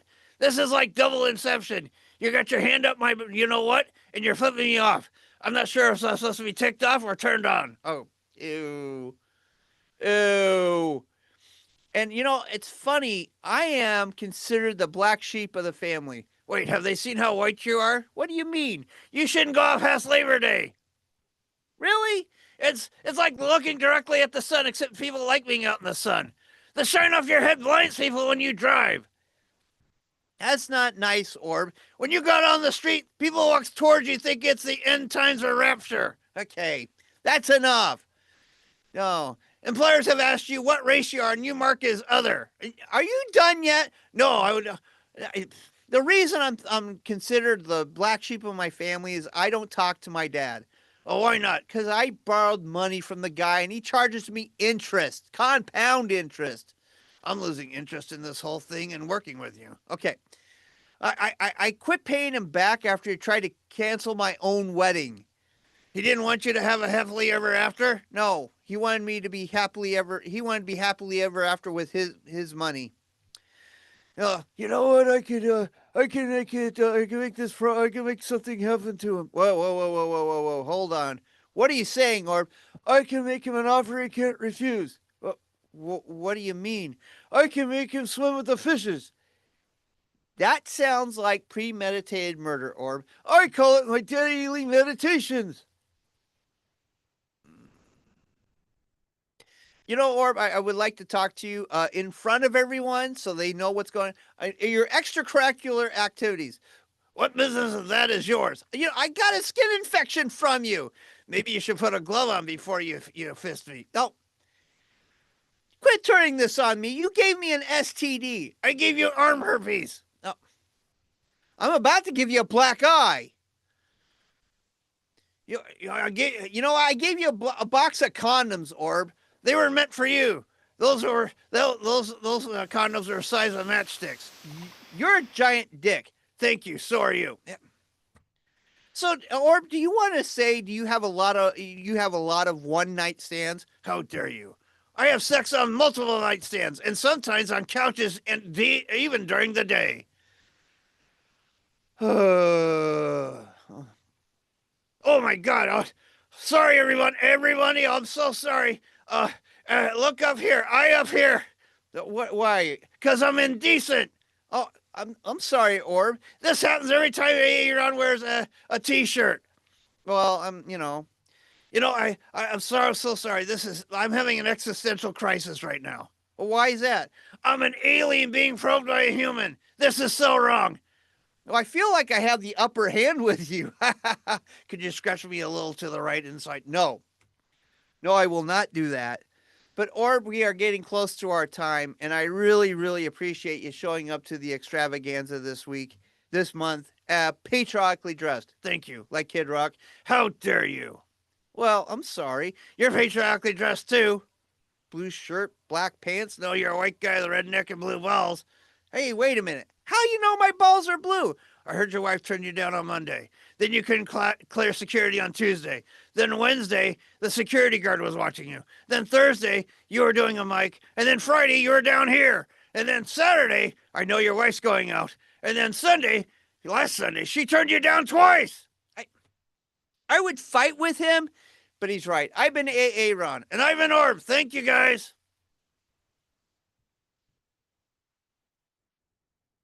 Great job. And in this, Hello. Good job. Awesome. Mel, do you have a question for Ron or Orb? So, Orb, how would you prefer to be introduced? I know you didn't like the introduction. Tell us how you want to be introduced, Orb. As the main talent of this comedy duo. This guy doesn't know what he's talking about. Hey, listen here.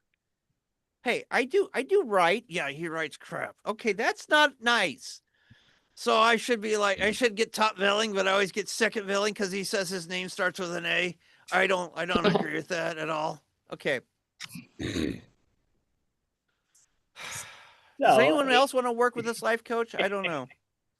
So very curious. You definitely did a great job. We definitely appreciate you performing on tonight's show. This is our 62nd month in a row doing the show. Wow. And next month will be our 63rd month in a row. Obviously, basic math, but 63 months in a row. And it is going to be the Halloween extravaganza, which you were part of last year. And you did a great thing with the costume. And I think you've been on with us a few times with that, which is great.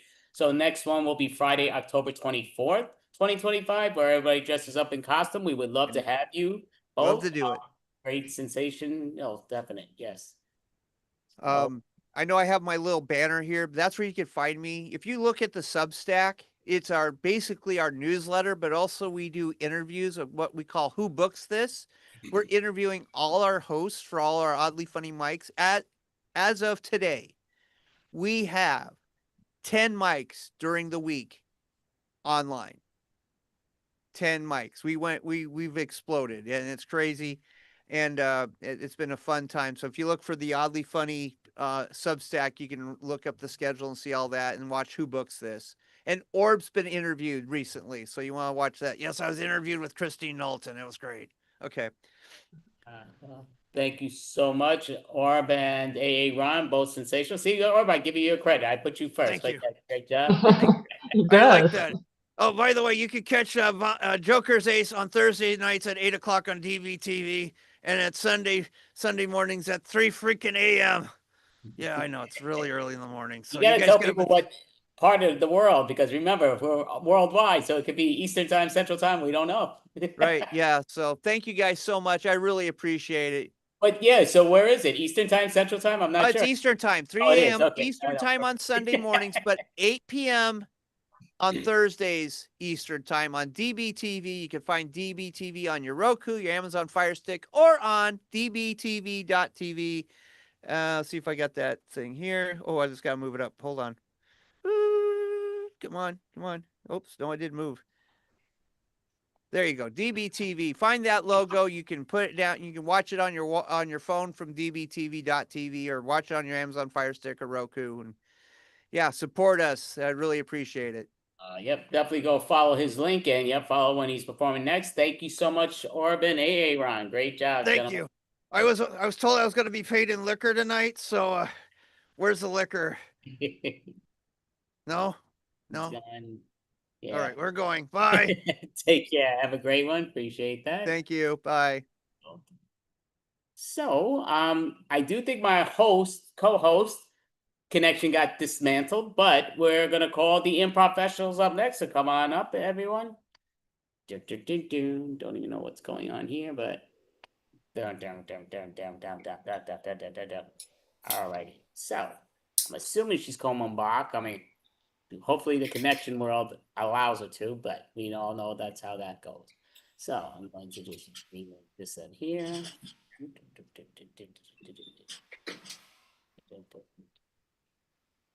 Just doing the renumbering so we know. So I'm not sure if we're gonna have more individuals or not, but we'll find out once we start, and if they come, so be it. It's great. Counting Mel. So we'll see if she comes back. I believe she will. Just never know till you know. But all right. So okay, so yeah, perfect. Alrighty. Here comes Mel. She's coming back right now.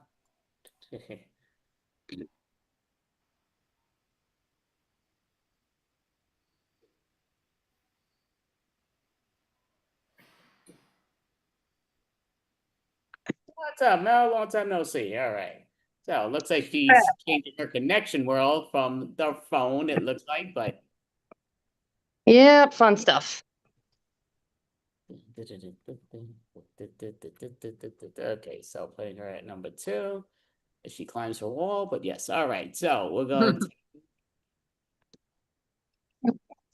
try that, but alrighty. So yep, let me hit this just so it does pop in just out of left field, but we should be good for now with that. Alrighty, so we are the improv professionals. Right now we do have Mel Post, we have Leah Goldfarb, we have Melanie, we have Norm, and I'm Andy A, and we're some of our improv professional team, but that's why I said we might have more coming. We never know till we know.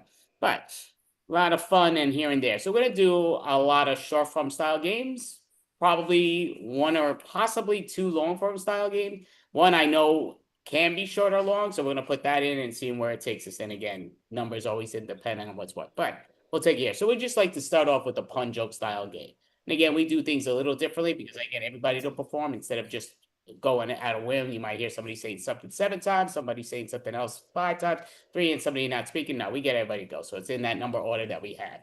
So I would say if you're in gallery mode, I think I still have that. Yes. So if you're in gallery mode on your computer or laptop, you'll see it in the same order I see it. But just to recognize, it's me, Mel, Norm, Leah, and Melody. So in that number order. So we'll start off with a good pun joke style game. So we're going to do, why did a blank cross the road? Why not? So I'm going to scribble that out right now. So why did a blank cross the road? So we'll say what the blank is, and then we'll take it here and there. So I got many occupations here.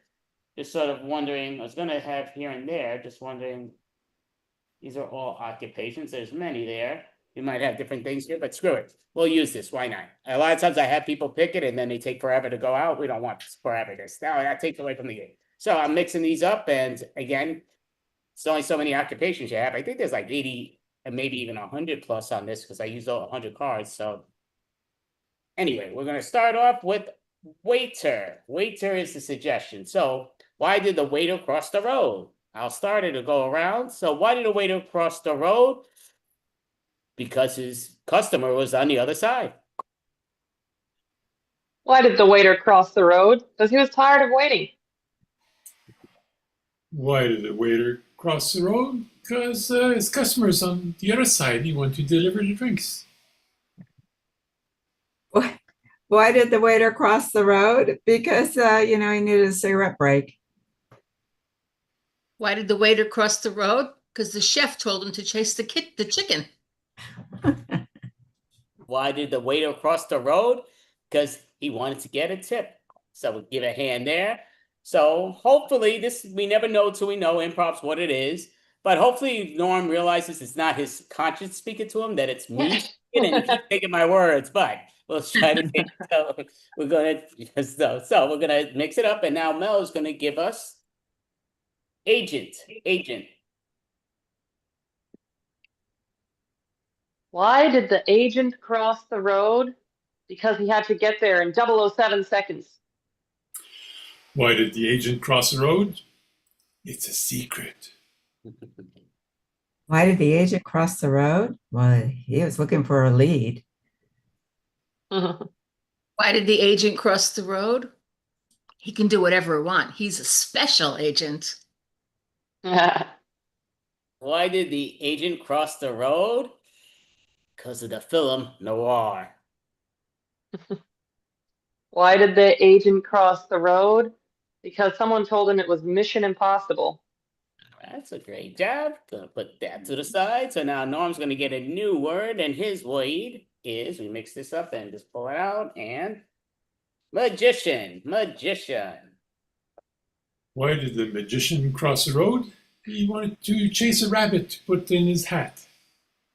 Why did the magician cross the road? Well, he was looking for the other half of his lady. Why did the magician cross the road? It's magic. Oh, wait, that would be how. Don't know why. Why did the magician cross the road? Because he was all smoke and mirrors. Why did the magician cross the road? Because he was chasing a rabbit down the hole. Why did the magician cross the road? Because there was a hooker on the other side, and she was going to turn a trick. All right, so great job. We're gonna put this down to the side. And now, see, sometimes there's truth in comedy. Joking, Norm. But yeah, so now it's gonna be for Leah, and she is interpreter. Why did the interpreter cross the road? He was looking for the UN. Why did the interpreter cross the road? He doesn't understand the question. He won't tell us. Why did the interpreter cross the road? Read between the lines.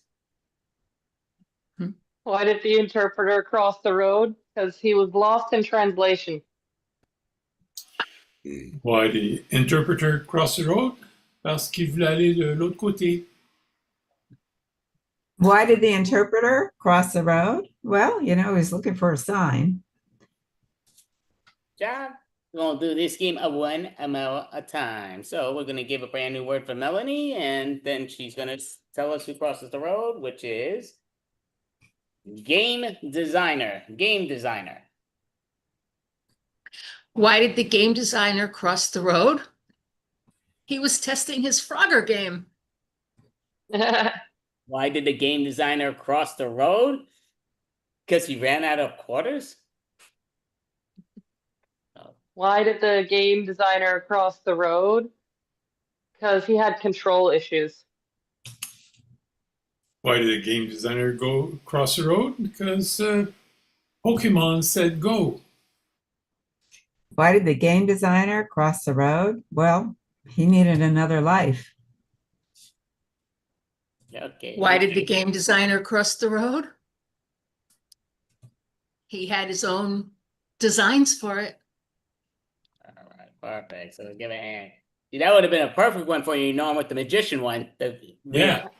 I don't know what happened there. Little short, but yes. Okay, so go put this back to the number order. All righty, so we're going to do another improv game style. And I call all improv games, or the short form, long form, all improv games. I always call that. So we're going to do. So what I'll say is, for everybody, you don't have to do it at the moment, but we're going to probably do it in the next game. We're going to do Actor's Nightmare. So if you have a book or a magazine, just pull it out, and you're going to be changing different pages, saying a sentence in each thing, letting the person respond. So the responder that doesn't have the book or what's going to start. The other person reads one line, a different page, keep changing, and the other one has to make it make sense, but they're gonna go. So they don't have to think it, but the person with the lines is only sticking with those lines. That'll be the game after this, which is actors not there. The game we're gonna do right now is we're going to do, you know what we're gonna do? I keep looking at the same game over and over and over for some reason. We're gonna do complaint letter. So complaint letter is a real fun game. So with complaint letter, it's just a two-person scene. So everybody else keep their video up, but two people are gonna be doing the complaint letter. So with complaint letter is it's one word at a time going back and forth. And we're gonna get why somebody is complaining to somebody else. So we're writing a letter. So it'll be me and Mel in the beginning. So we'll ask Norm, why would somebody be writing a complaint letter for? And me and Mel will get first dibs. And I'll put the timer up so she sees what we're doing also. I mean, time-wise. But we'll make this at 2. Oh, you know what? 2:30 we'll do. I was gonna do 2 minutes, but I think that might be too short. But 2:30 might end up being too long. We'll find out, but I don't think that's gonna be too long. So so I'll be the first word, Mel's the second word, and we're just writing a letter until that 2:28 hits, and then we'll make sure we end it in that 2:30 mode. So putting that, and gonna ask you, Norm, why are we starting a complaint letter? You bought a time machine on Amazon and it's not working. Dear Amazon, this time I had with you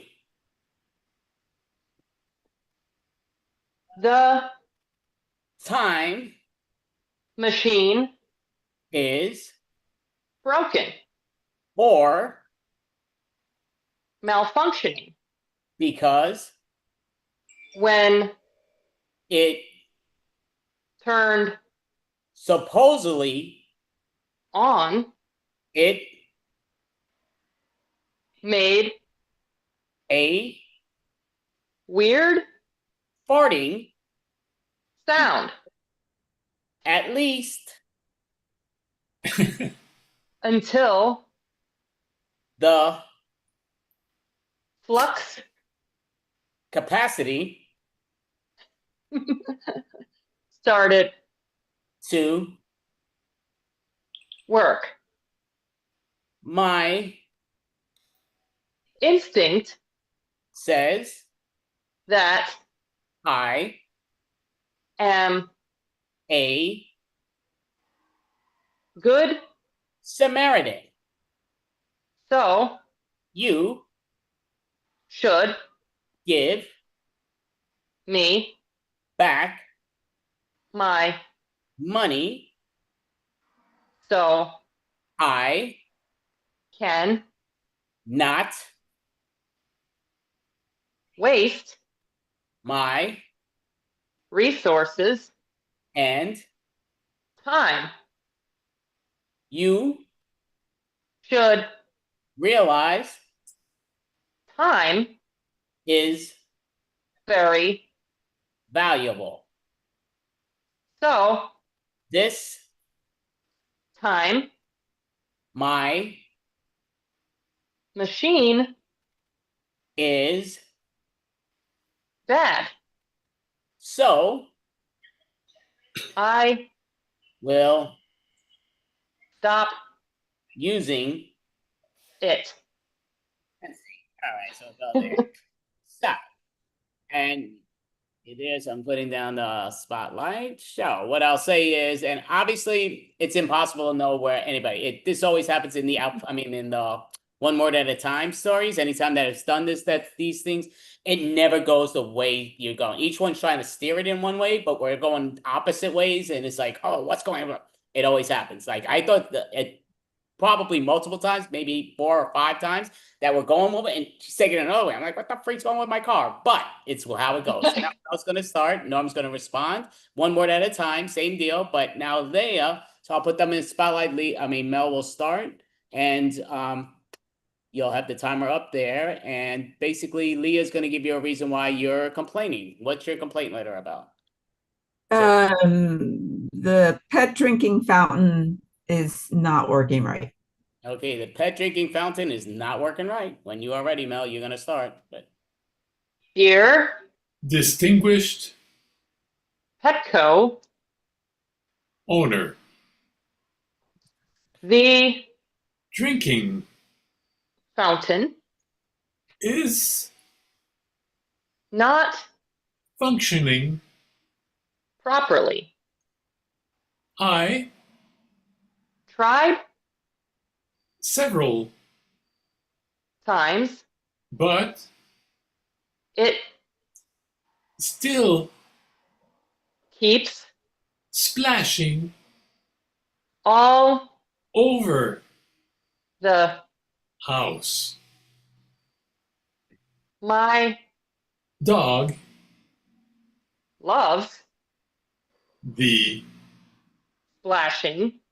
but I do not at. all. Therefore, I demand a replacement, or else I will report you to the Better business. Bureau. I Want you to respond promptly. that Way I can relax. my Dog is dissatisfied. that His fountain isn't what he. expected. So You should give me some compensation. and Also, dog treats. I hit this off the eggs. All right, so great job. So we're gonna do another plain letter. So you know the deal, Leah. You're gonna be the second word of every one, but Norm's gonna be the first. I'm putting you both in a highlight, spotlight. Not highlight, don't get excited. Highlight, spotlight. There we go. So, and maybe get a why would somebody be complaining, Melanie, for these individuals? For them. The book they bought only has odd numbered chapters. Okay, the book you bought has odd numbered chapters only. dear Sirs, the book I bought is odd. literally The chapters are missing even. numbers. So I demand to have the full book in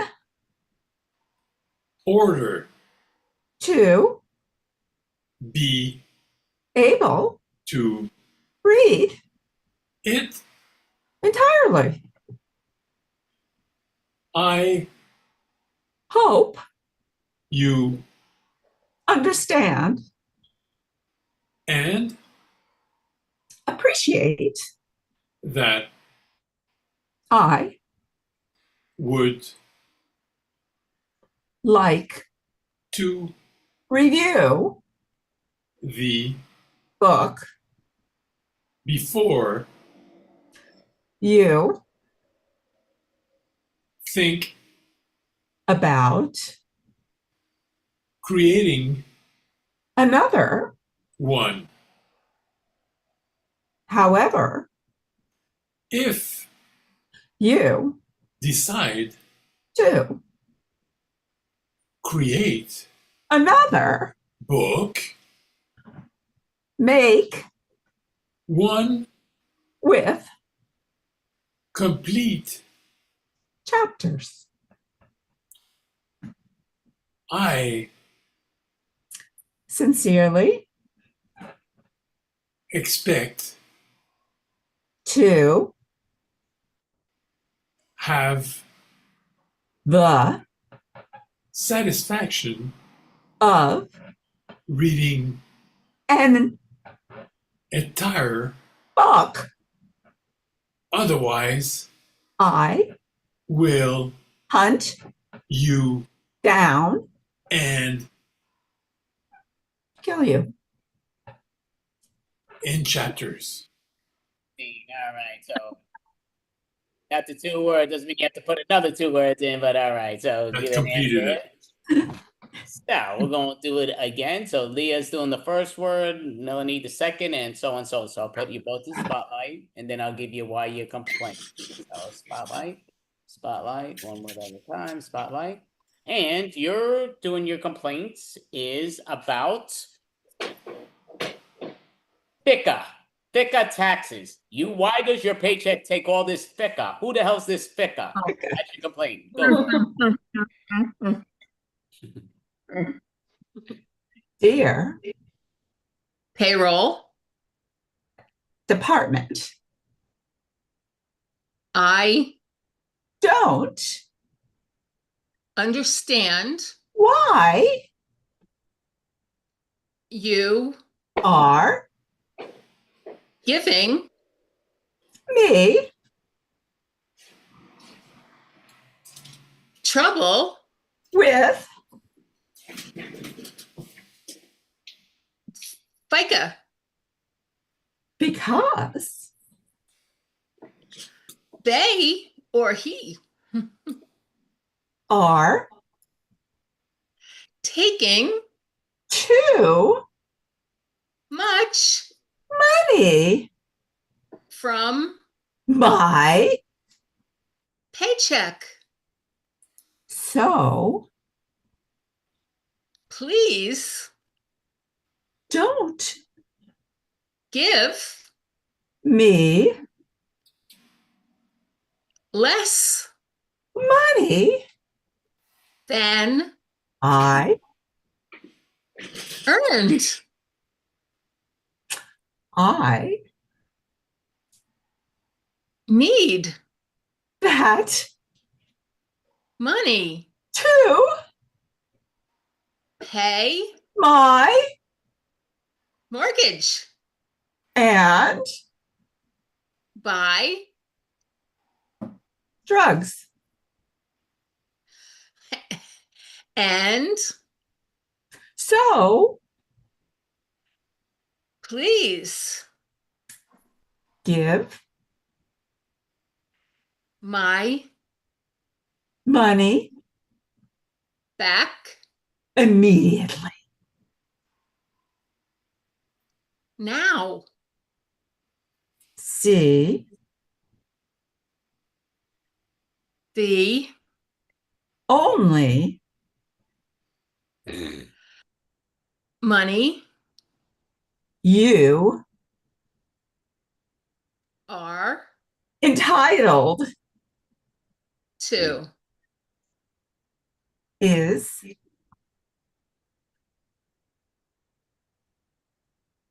taxes. All right, so it's all same.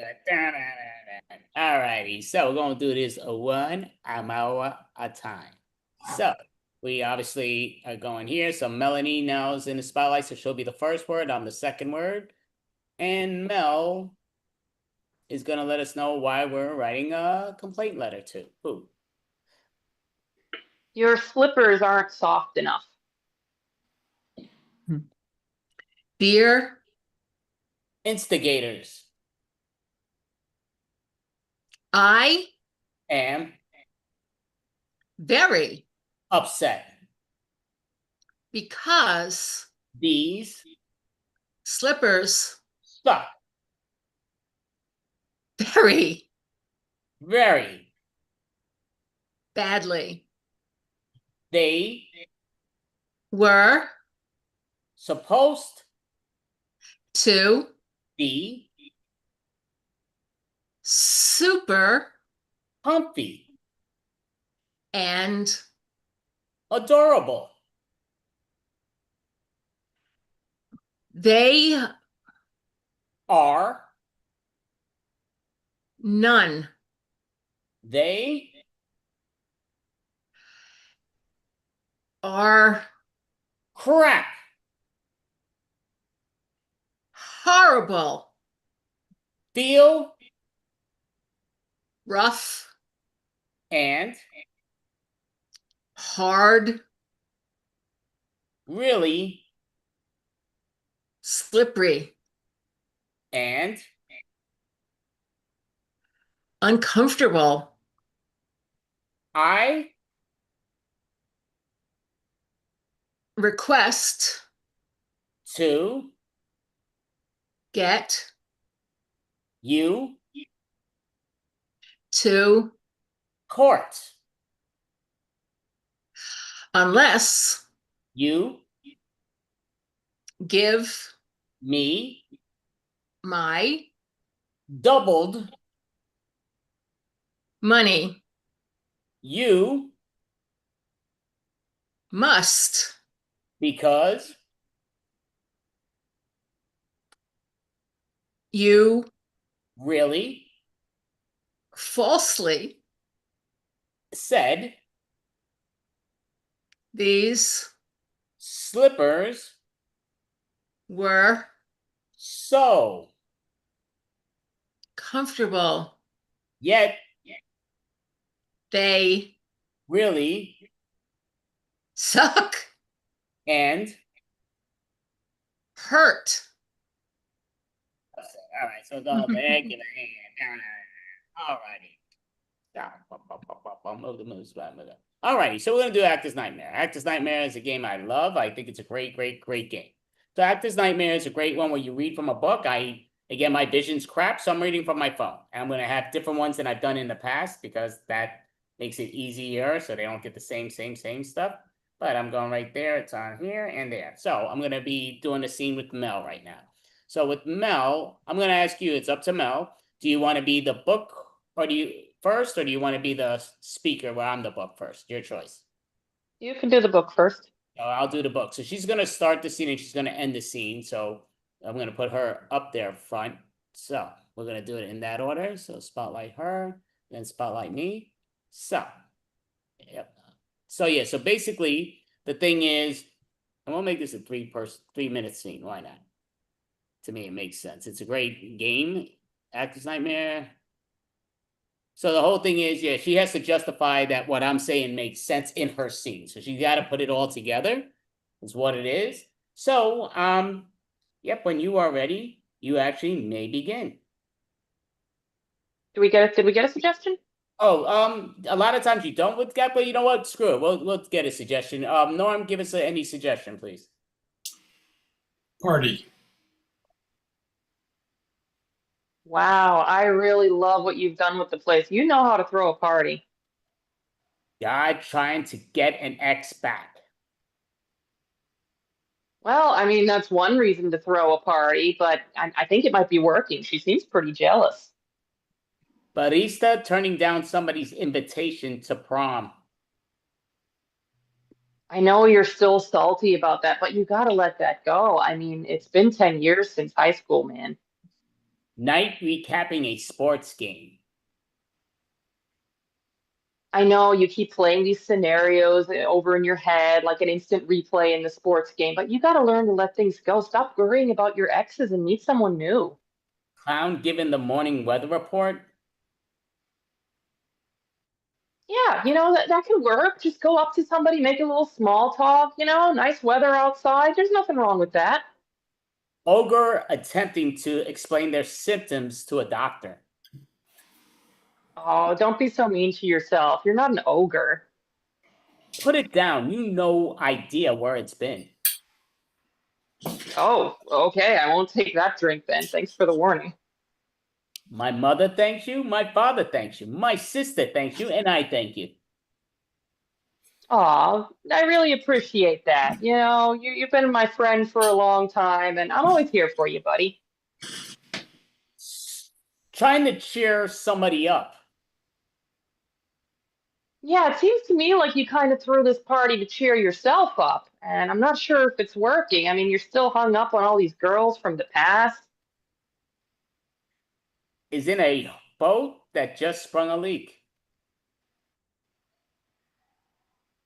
Well, I mean, that's one way to put it. I mean, we all spring a leak sometimes, but that doesn't mean you have to sink. You got your friends to bail you out. Is the bodyguard of one of the other people will do anything to keep them safe from the others? Well, I've always kind of thought of myself as your bodyguard. I'm glad you see that too.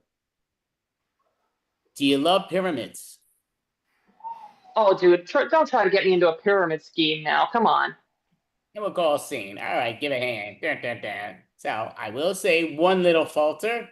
I forgot to put the timer up, so I didn't know what was going on. Nobody did a wave to me or message me or none, but it's all good. So I'm gonna put down Moth. Okay, so I'm gonna put her down and then I'll put me down. But so we're gonna do it again. So right now we have it where Norm has Mel has the book, right? So Norm's gonna Yep, I got start his word and Norm will finish at the end, but I will have the timer up there so you'll see it. But put him up first. Alrighty, so and we'll just ask the next individual who's next is Leah. What is their suggestion? Lunchroom. Lunchroom. When you are ready, you may begin.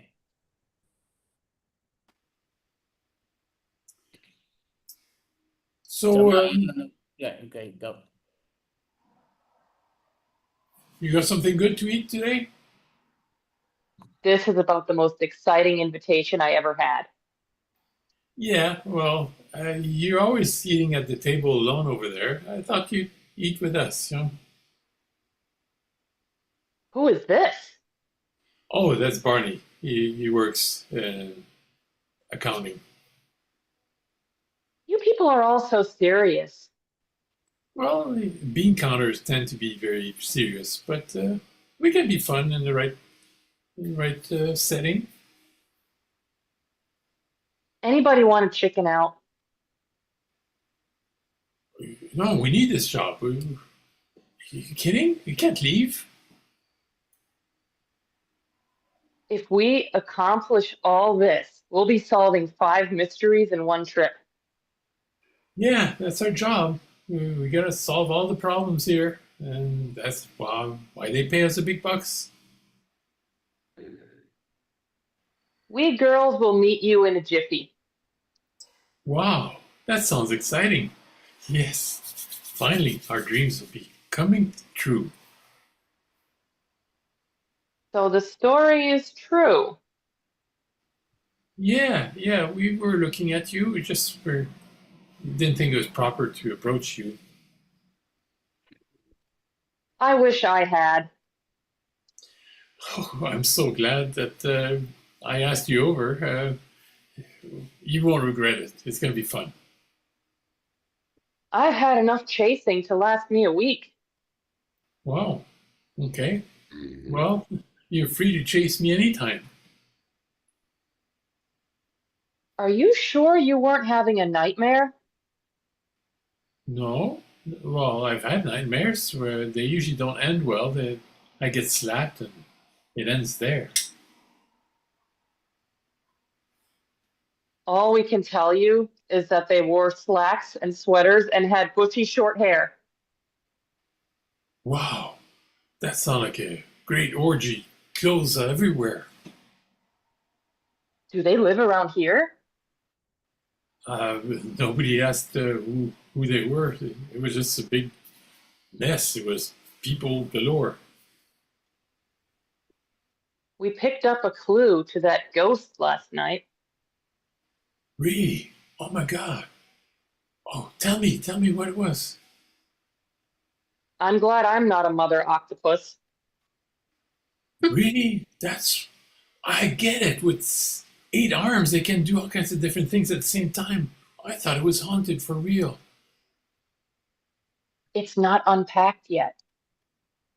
Ooh, that's a lot to unpack. Great job, Stu. Gonna go ahead. This down.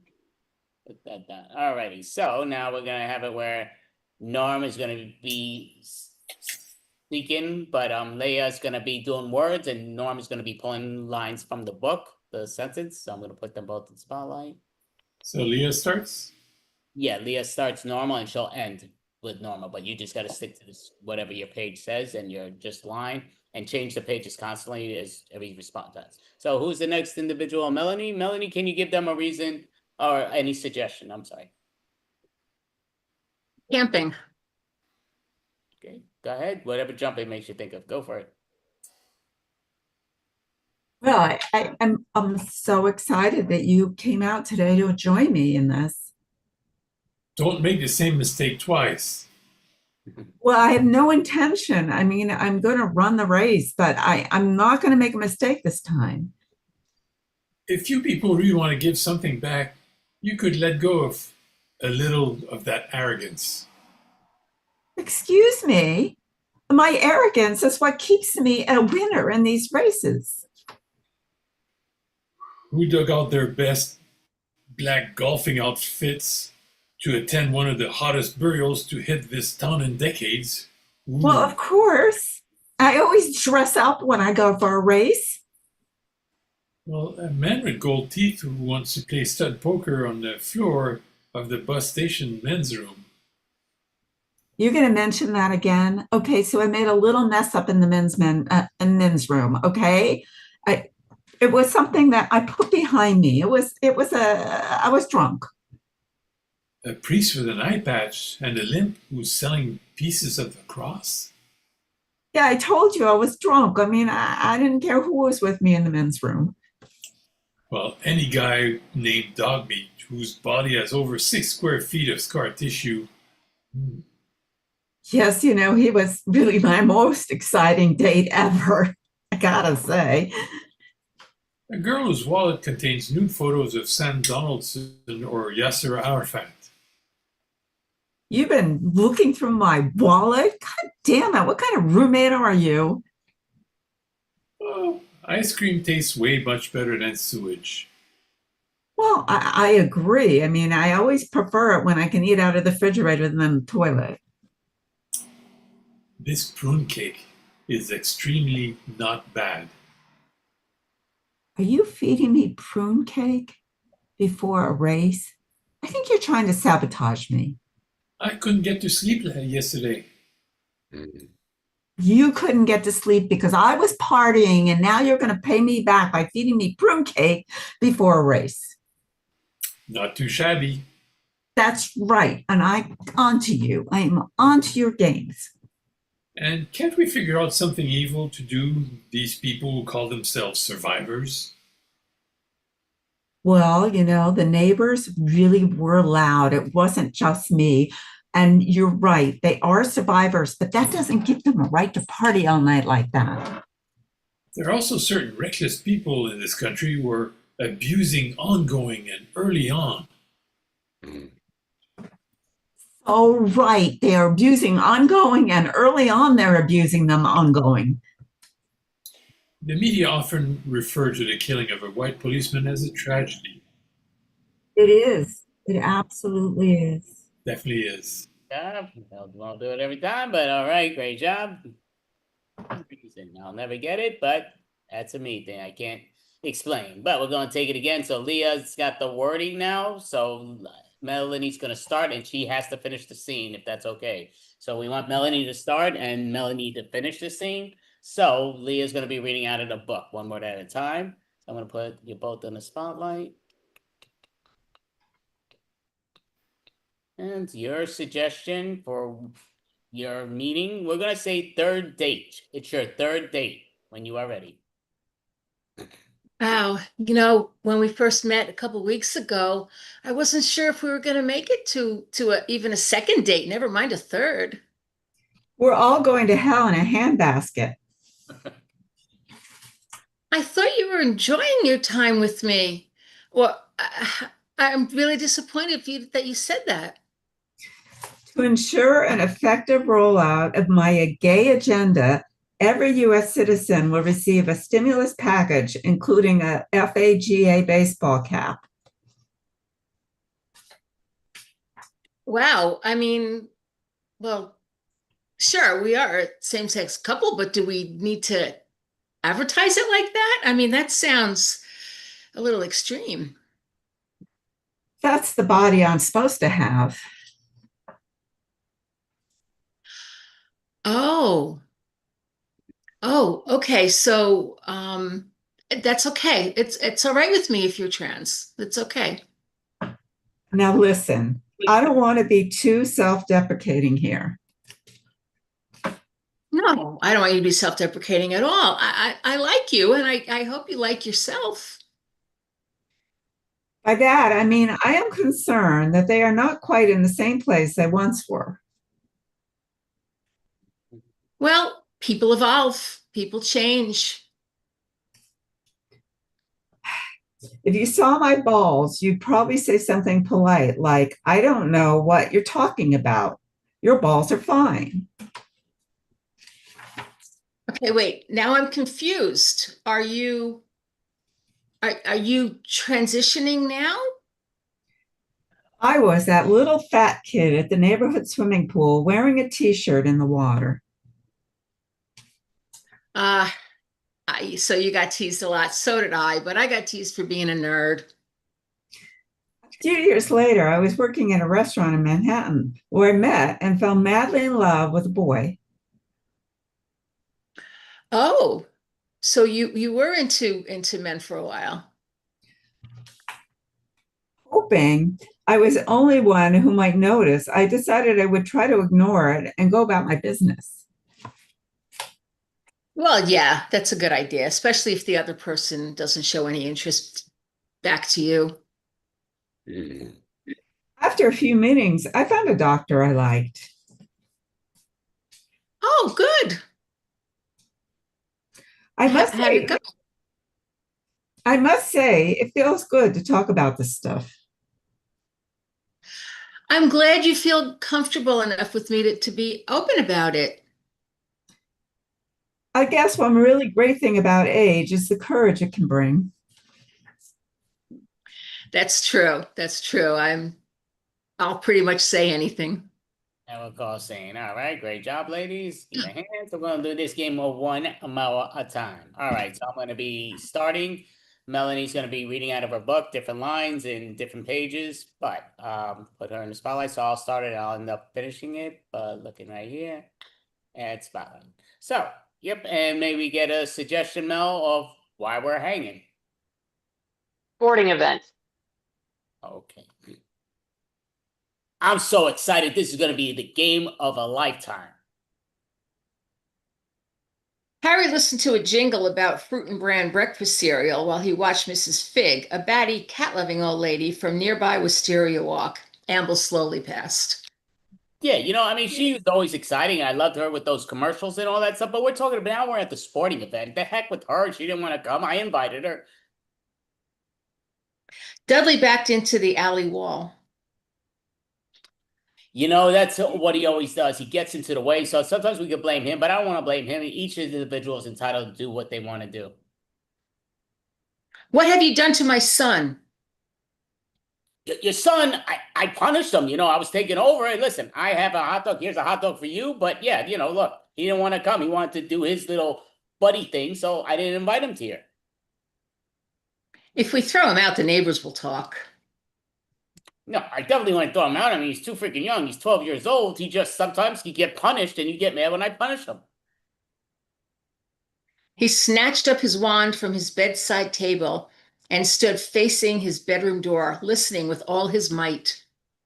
Honey, I know, yeah, he loves his Dungeons and Dragons and all that great stuff. That's really interesting and all. But again, I'm so excited about this game. That's why I didn't invite him, because he's doing too much Dungeons and Dragons nonsense. They were heading for the largest collection of lights he had yet seen. That reminds me, we got a great lights over there at the stadium. Once it gets darker, you really see it. It does an amazing job. The muffled pounding of a stereo was coming from an upper window in the nearest house. Yeah, I wouldn't call it a house, but yeah, it could be a house. Up there, the upper levels, they're really loud because they feel jealous on us that we got such great seats. It's a secret society. Oh, it should be a secret society. I mean, listen, I had to work an extra 40 hours to get these, but I was hoping you would enjoy it, so we're gonna have a great time. Whatever you do, don't mention Percy in front of Mom and Dad. Just you, me. I know you love to call my parents your mom and dad and vice versa, but I'll never mention that. That's between me and you. The others flinched at the sound of the name. Just you, me. Everybody's upset that you get upset with me, so they get upset with me, with your child and all that stuff. But again, I'm not worried about that. He didn't want to come because of his own nonsense. He could do his Dungeons and Dragons. Let's just pay attention to the game. But it seems that he's become fond of power now and much more confident. Trust you, me. That's the problem with Dungeons and Dragons. It has its pluses and negatives. You get very creative, which is outstanding. I used to be there. Yeah, I'm very proud of you both. You know what? I'm paying attention to the game. I'm going to get myself a beer because you're getting me out of ordinary. And we'll call Stain. Thank you. So, now I could take out the timer there too, which is great. So, we're going to play. This is a game that sometimes is long form, sometimes it's short form, which is great. So, we're doing it in a long form style manner. So, this is all on y'all. So, we're going to do experts. I love experts. Experts is a great game. So the key with experts, this is a talk show. You are the experts on my talk show. So I'm going to ask you questions and it'll ask it. So remember, always in the number order is the contestant that I say. So contestant 1 is Mel, even though her number is 2, and 3 is Leia, even though she's 4, and Norm is 2, even though he's 3 on the number sheet. But I always say, yeah, what's what. So you're the experts. Mel's expert 1, Norm is expert 2, Leia's expert 3, and Melanie's expert 4. So going to give you what your expertises are. I got my cards here. I'm just going to pull it out and we're going to start with that. So basically, just to explain the game, I'm going to give them different questions and here and there, but they all have to have all answers in their expertise style. So it might be even in the bargain of just because we did a sporting event, if I was an expert in sports and, we were talking in an interview and somebody's like this, oh yeah, so what, well, we got a lot of bug problems. Be like, yeah, I bat them over the head, knock them out of the park, the hell with them. So you'd answer it in that sports related thing, even though the question has nothing to do with their expertise, if that makes sense. Any question before we begin, individuals? Okay. All right. So I'm going to give you what your expertise is. So Mel is an expert in, she's an expert in all areas. So she is a great tourist. She knows every detail on everything. She loves you following her directions because she knows all the right directions to go. She's an expert in directions and where things are. Norm is an expert in all sports. He's an expert in sports. Leah is an expert in the acting world. She's an expert in all acting, plays, movies, everything. She is an expert in all acting. And Melanie, that's the same one there. Melanie is an expert in computers. So before we start, we're going to have you experts being on the show, and I'm going to be having here and there. But Mel, what is your expertise? I'm an expert in tourism and directions. Perfect. Norm, what is your expertise? I'm an expert in sports. Leah, what is your expertise? Well, acting, of course. And Melanie, what is your expertise? Computers. Perfect. All right, well, welcome everybody. I just gonna write down my little timer here so I know what's going on. But okay, well, welcome folks. This is our talk show. I have 4 experts here. I was trying to get 4 of the same experts. Didn't happen, but that's my crew. But don't worry, they're gonna do a great job because they know what's to know. So I'm gonna right off the back. Mel, can you please introduce yourself to the audience? Well, hi everyone. I'm Mel. I am a world traveler and I'm an expert in all things tourism. I have a great sense of direction. I can find my way around anywhere and I can tell you where to go. Alrighty, well, thank you, Mel. Definitely great to hear. And Norm, you're another expert. What do you let us know? Let the audience know who you are exactly. I'm Norm. I'm good at every sport. That's why they call me above the norm. Okay, interesting. And expert three, Leah, please let us know and introduce yourself to the audience. Well, I'm an actress. I mean, that's why you know me just by my name, Leah. Okay, interesting. Thank you. And expert four, Melanie, please introduce yourself to the audience. I'm Melanie, and I'm an expert in computers. I know how to do anything with them. I know how to build them. I know how to program them. I can teach you all everything about them. Perfect. All right. Well, thank you, expert. So, like I did say, don't be mad at the show because, again, we were supposed to have four of the same experts and they kind of messed up with my people above. I'm not taking the blame for that. But anyway, they're going to do a great job because they're experts. So, I'm going to give the first thing myself and then I'll go to the audience. But I'm going to go ask the question. Expert one, Mel, for yourself, I'm kind of curious. How do you wake up every morning and get yourself motivated? Well, I always tell myself today things are not going south. I won't let it. And, south is as good a direction as any when you're traveling, but we don't want things going downhill. So I want to make sure things keep going on the up and up, and I find my way to a great adventure. Okay, thank you, expert number one. So, expert number two, Norm, what gets you woken up and motivated for the day ahead? No, I think I can always do better. I don't want to just slide. I want to hit a home run every day, get my average up, and be the best that I can be. Okay, I guess that's hitting it in the right spot. Okay, para atrás. Expert three, same question to you, Leah. What gets you motivated every morning that gets you through your day?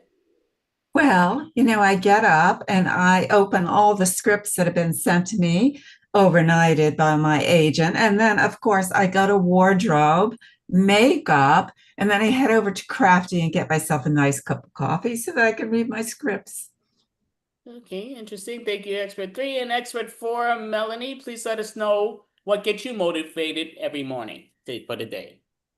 Well, first I reboot myself out of bed, and then I go and program the coffee maker. And while the coffee is cooking, I get into the shower and check for bugs. Then I'm ready to roll. All right, perfect. All right. So we're gonna get questions from the audience and then we'll go through here and there. So yeah, you over there, yes, sir. You. What's your question? Yeah, I work as a cashier, and sometimes they like to say, yeah, I'm short on the cash register, but it ain't me. Sometimes I don't know if they're putting their paws in the hand or whatever, but I'm kind of short. I'm just kind of wondering, how do I get them to stop blaming me and maybe blame the others? All right. Well, we're going to ask expert number two first. Norm. Can you let us know he's a cashier and he's short sometimes? He wants to stop being blamed for being short. Well, how do you direct that? Yeah, you have to have cameras in all angles. That's why we do it, and we call them pinch runners. They pinch some money and run out to try to steal from me. So I always have my bat ready, and I'm waiting for him at the door. Wham! He won't do it again. Okay, interesting. Thank you, expert two. We're gonna go to another expert number three. So we're gonna ask you, Leah. Again, he's a cashier and he registers sometimes is short, and they like to blame him. How does he correct that? Well, of course, what you do is you speak to the head writer and you just tell them, I need you to rewrite this script so that I come out smelling the best. I mean, I am the lead. I can't be caught at a cash register. Somebody saying I'm stealing something when I am not, of course, because I'm above all that. Okay, thank you, expert. Definitely appreciate that. Expert number three, we're going to ask you the same, or four, should I say? We're going to ask you the same question, though. He is a cashier, and he gets blamed to be short a lot. He wants to know, how does he get that corrected? All right, well, the first thing you need to do is hire a forensic programmer to make sure that the cash register is working properly, because those run on computers. So you've got to check the programming on that. And then the next thing I would do is install security cameras and make sure they're downloaded to your phone so you have the evidence to prove that you are not the one stealing. Okay, thank you, expert four, Melanie. And we're going to ask expert one now, Mel. question. He's a cashier. He wants to stop being blamed for being short. How does he get that corrected? So what I would do is try to trace it back to the suspect's exit route. Now, there's only so many exits he could have taken, right? So like know where all your exits are. That's a big tip I learned when traveling. And try to figure out where the most likely place is that the burglar would have gone. I would say probably someplace where you can buy expensive stuff because he's probably going to go and buy something, right? So like check out all of the like expensive stores, restaurants, things like that. Things people like to hit up. Thank you, expert one. So we're gonna ask another question from the audience, and then we'll go with the expert. So, yeah, you young lady in the third row, right? Yeah, you in the red dress. Yes. How may I get? Well, hi. Yeah, I'm a hairdresser and everything. I look great. Look at my nails. Don't be jealous, but it's beside the point. I'm just kind of wondering, I sometimes don't get the right tips, even though look at my tips. I look great. Look at my hair. I look gorgeous. But how do I get higher tips? So they do it correctly, gorgeous like me. Life ain't easy to pay for, so they need to pay me. You know what I mean? I'm a great hairdresser. Well, thank you so much. Expert number 3, Leah, can you please let us know how she gets more tips being the hairdresser? Well, it's so obvious that she needs a better agent because if she had a better agent, she'd get billing and she would get paid more. I mean, it's really awful when you don't have a good agent. You just end up on the casting couch. Okay, interesting. Thank you, expert 3. Gonna ask you, expert number 4, Melanie. She's a hairdresser and she wants bigger tips. How does she get bigger tips? She says she does a great job. Well, you have to point out to your client how great you're doing. Like once you download their nail polish, just reiterate to them, look how beautiful your nails look. Look how much work I put into them. And so it's like you're programming them to think, to know you're wonderful. And then, to give little hints about, well, I could get even better nail polish if I had more money. Tips for your tips. Okay, thank you, expert 4. Going to ask you the same question, expert 1. The hairdresser or hairstylist, she wants to know how she gets bigger tips. She says she does a great job. Oh, well, I've been all around the world and a lot of places actually don't do tipping at all. So I would suggest moving to a country where tipping is not the norm because then you would actually get paid what you should be paid instead of having to rely on tips. Pro tip.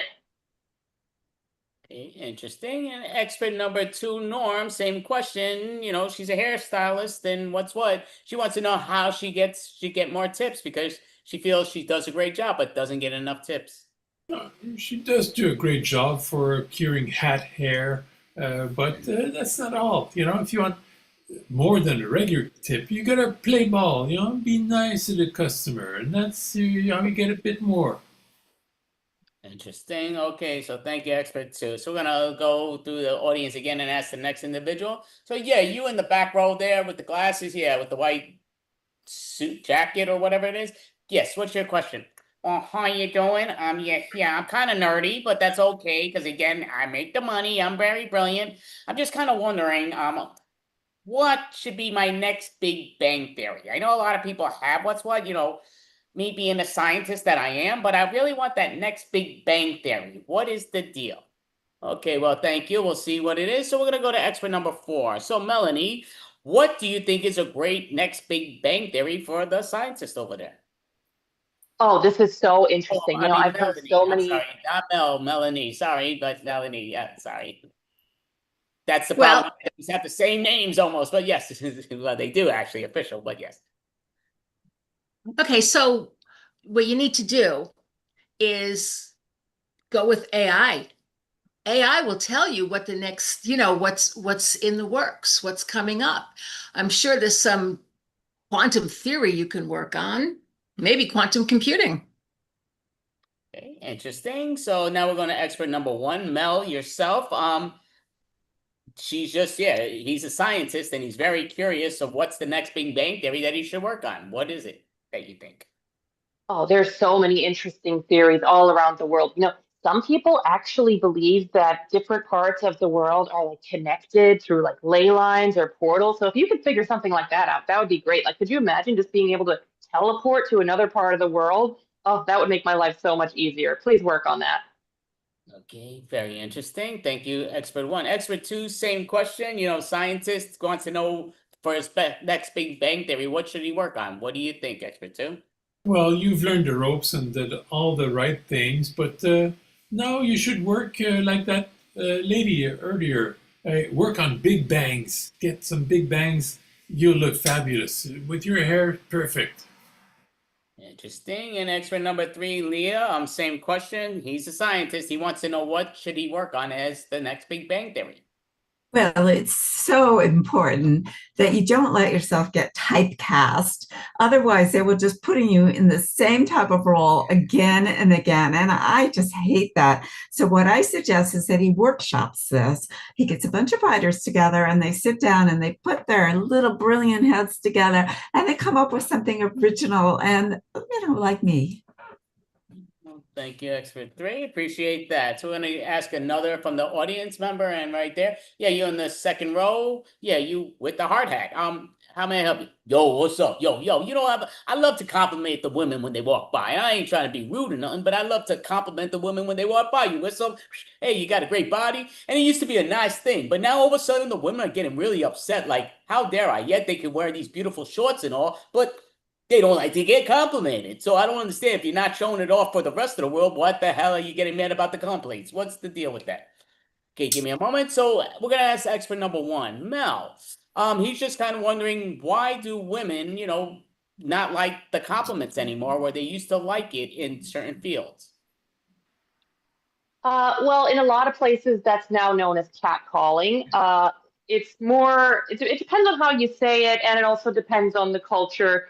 But I got places to be, so I don't have time to stop for that. So usually what I'll do is I'll just respond in a different language. It confuses them, and then I just walk away. Okay, interesting. Gonna ask you, expert two, Norm, same deal. Basically wondering, he loves to whistle at the women, and what's what in the construction company, he says that was the norm, but now the women everybody just is about getting upset. What's the deal with that? You have to understand, times have changed. Now, if you do that now, you'll get unsportsmanlike conduct or taunting. You'll end up in a penalty box. So just stop it. Don't do that. Okay, interesting. And expert number three, Leah. Just again, construction worker, used to always love his job because he loved to whistle at the beautiful women. They dressed certain parts and they liked it, but today they don't like it at all. What's the deal with that?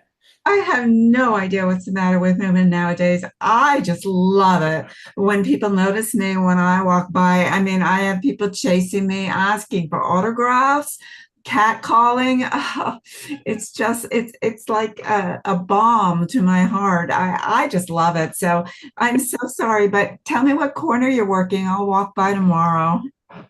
Okay, interesting. We're not trying to do any hookups here, but thank you so much. Expert three. So expert four, Melanie, same deal. He's a construction worker and used to love to whistle at the women walking by. And a lot of them reacted in a positive manner, but they've all gone downhill. Even though they wear less clothes, they get more annoyed. What's the deal with that? Well, women today are just programmed differently than women in the past. They've been fed a lot of information that's changed the way they think these days. That just because they're showing off their legs and their other peripherals doesn't mean they want you to comment on it. Okay, interesting. Again, these are the experts in different fields. It's what my up aboves here made the mistake. Sorry, but thank you, experts. So we're gonna ask somebody else another individual question. So you know what? We'll ask the person there on the far right at the last corner there in row 5, it looks like. Yes, what's your question? Well, welcome. Yes, I'm the world's greatest baker, and I just want to know, what is the best thing to bake that your partner would love? Whether it's a woman or a man, but what is the best thing to bake that they would love? Thank you very much. So we're going to ask expert number 2, Norm. What is the best thing to bake for your partner and why?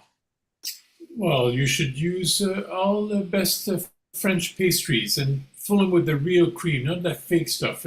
It's like a corked bat if you use the fake stuff. Use all pure ingredients and you'll charm her.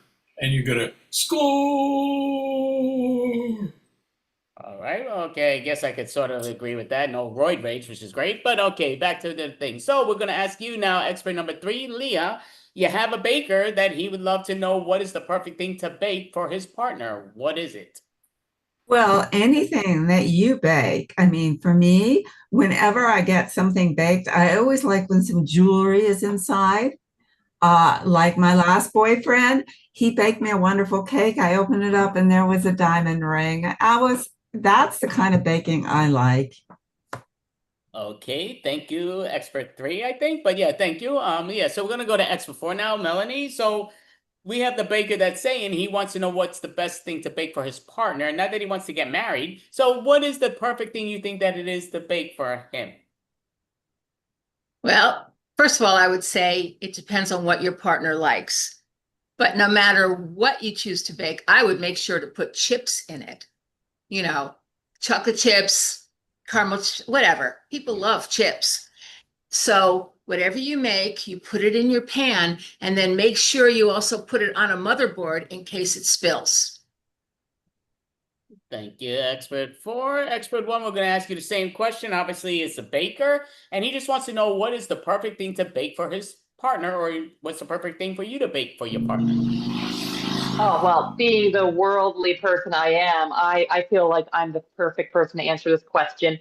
I've been to both Italy and France many times, and they're both known for food and romance. So I would go with something Italian or French. Maybe like a French croissant. That's how you pronounce it correctly, by the way. Or like an Italian ciabatta roll. Yeah. And maybe serenade them too. That'll really sell it.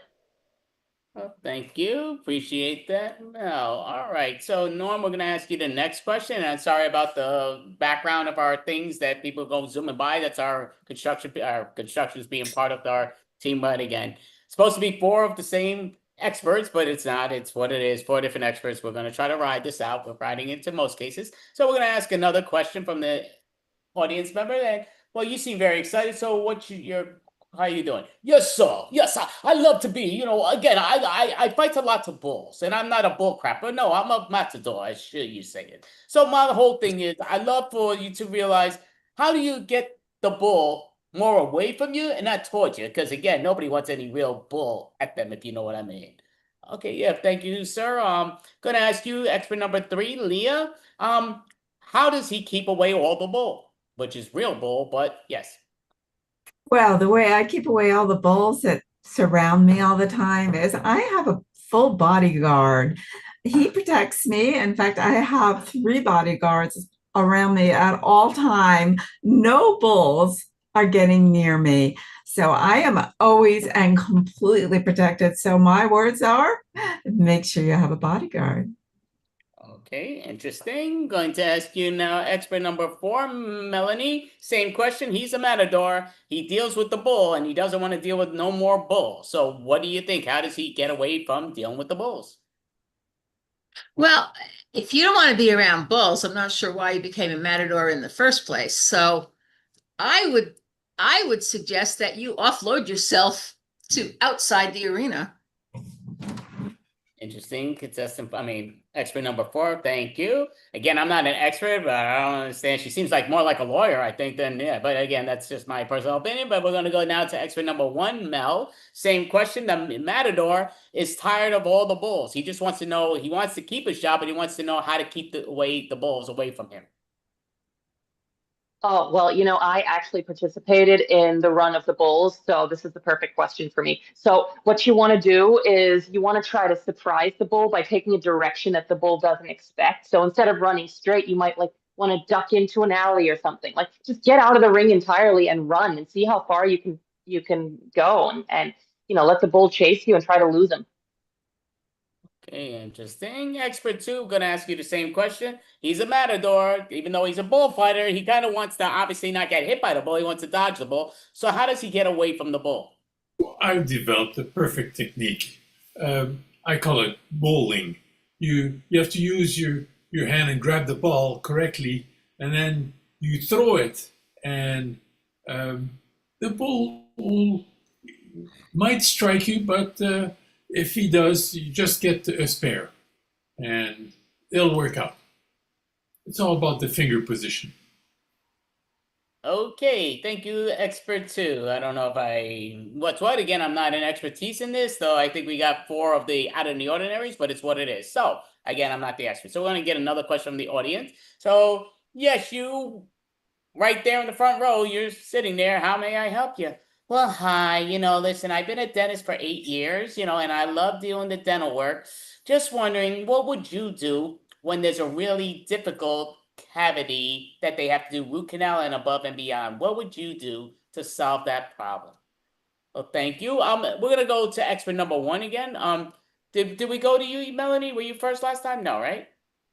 No, Okay, so we're I gonna go think to Leo. Melanie first. I'm sorry. So expert number 4. So you have a dentist. She does her job. She does a great job, but she's just wondering, how would you tolerate somebody having a problem with their teeth and going through that? It's an interesting problem. I mean, you mentioned root. You need to get to the root of the problem. You need to drill down and make sure you have your programming steps in order, and just make the patient comfortable and do your job. Okay, interesting. Expert number 1, gonna ask you the same question. You have a dentist here, Mel, and she wants to know how do you feel for her to get people more relaxed before they go through their procedure?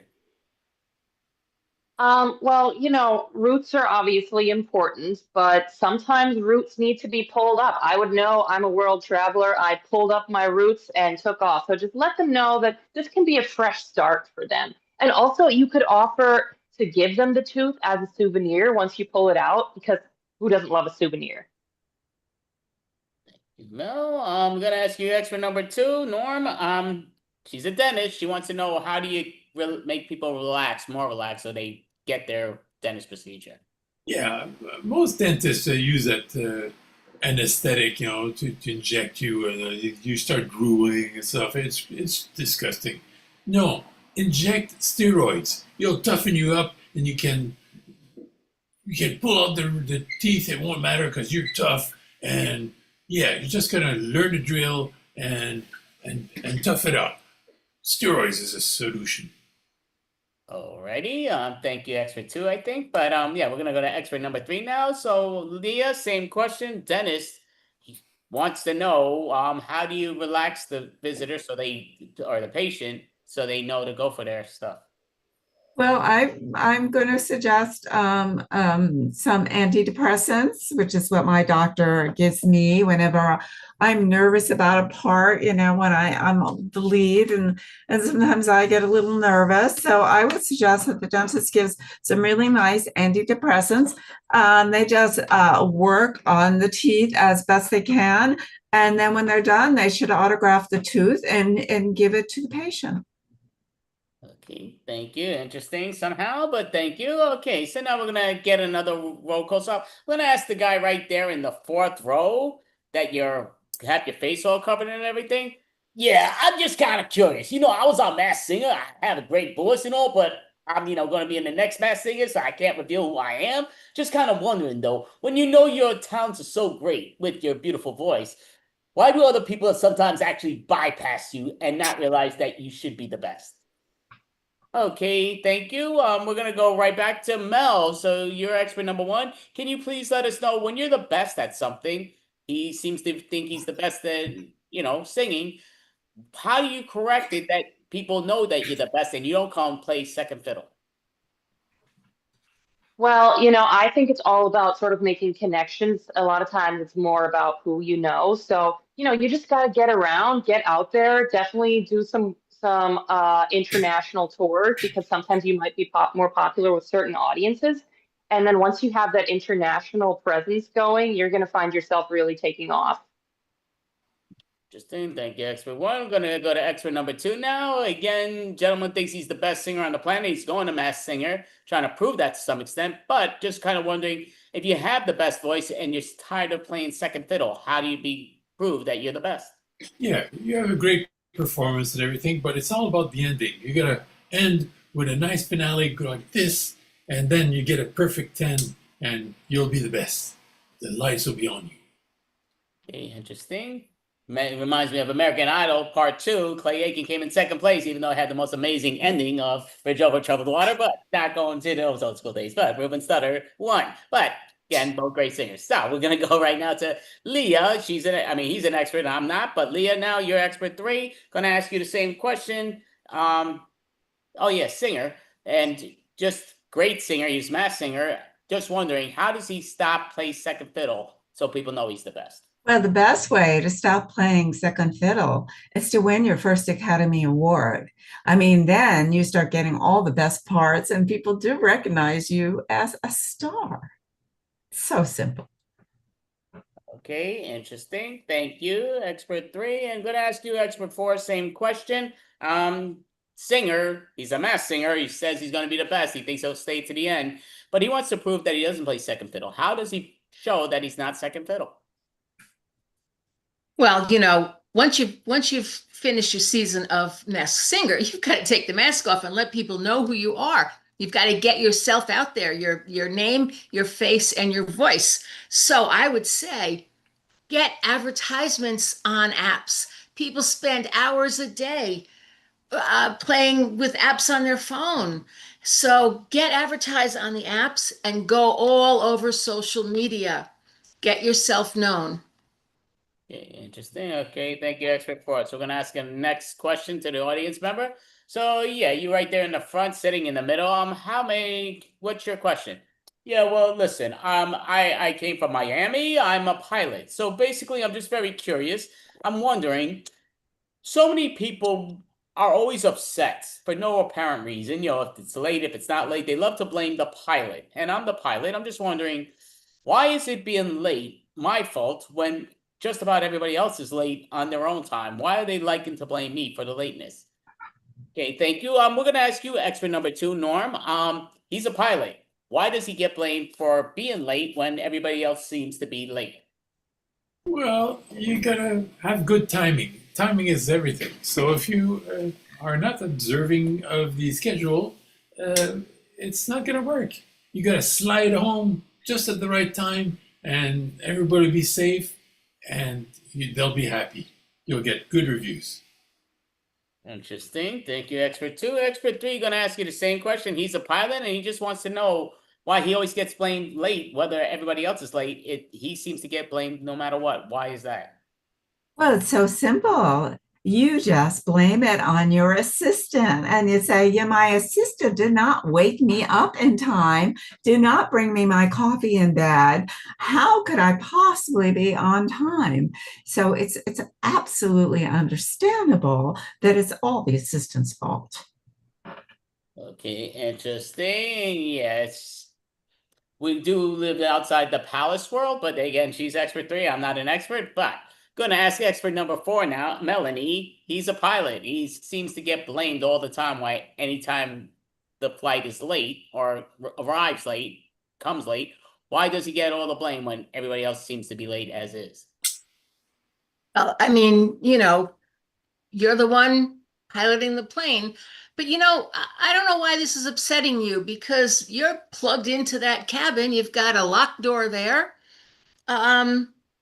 And you've got the microphone, you can just make announcements. Oh, this plane is in our way, or, the flight was programmed incorrectly. You don't have to take all the blame. Blame someone else. Okay. I might need a translator for that afterwards, but that's all great. So she's an expert. I'm not. But so we're going to go to you now, Mel, expert number 1. Same question. He's a pilot. Just kind of wondering why he gets the blame all the time and everybody else seems to be late and he has to wait for certain individuals, yet he gets the blame. Why is that? Oh, I totally get it. There's so many logistics that go into travel, and most normies just don't understand that. Like, obviously, I do because I travel all the time. I'm an expert traveler. But, a lot of times it's not even the pilot's fault. It's the other passengers, right? Because people take forever to board the plane. They don't know the process. They don't pack efficiently. So they're trying to shove their bags into the overhead bins. I see this stuff all the time, and that slows everything down. So I think we just need more people out there like me to educate people on proper travel procedures. Okay, thank you, expert 1. So we're going to get another one. We're almost done from this thing at the show, but gonna go to second person there, beautiful lady with the blonde, not Rapperteur, but just saying the beautiful lady with the blonde hair there. What is your question? Well, hi folks. Yeah, I'm a weather reporter, and I basically people seem to like to get upset with me when I get the weather wrong. Not sure what the deal is. I'm not the future. I could just tell you what the weather predicts on the screen, and we do green screens, but that's beside the point. I point to where they tell me to point and give the directions that they tell me to give. What can I do?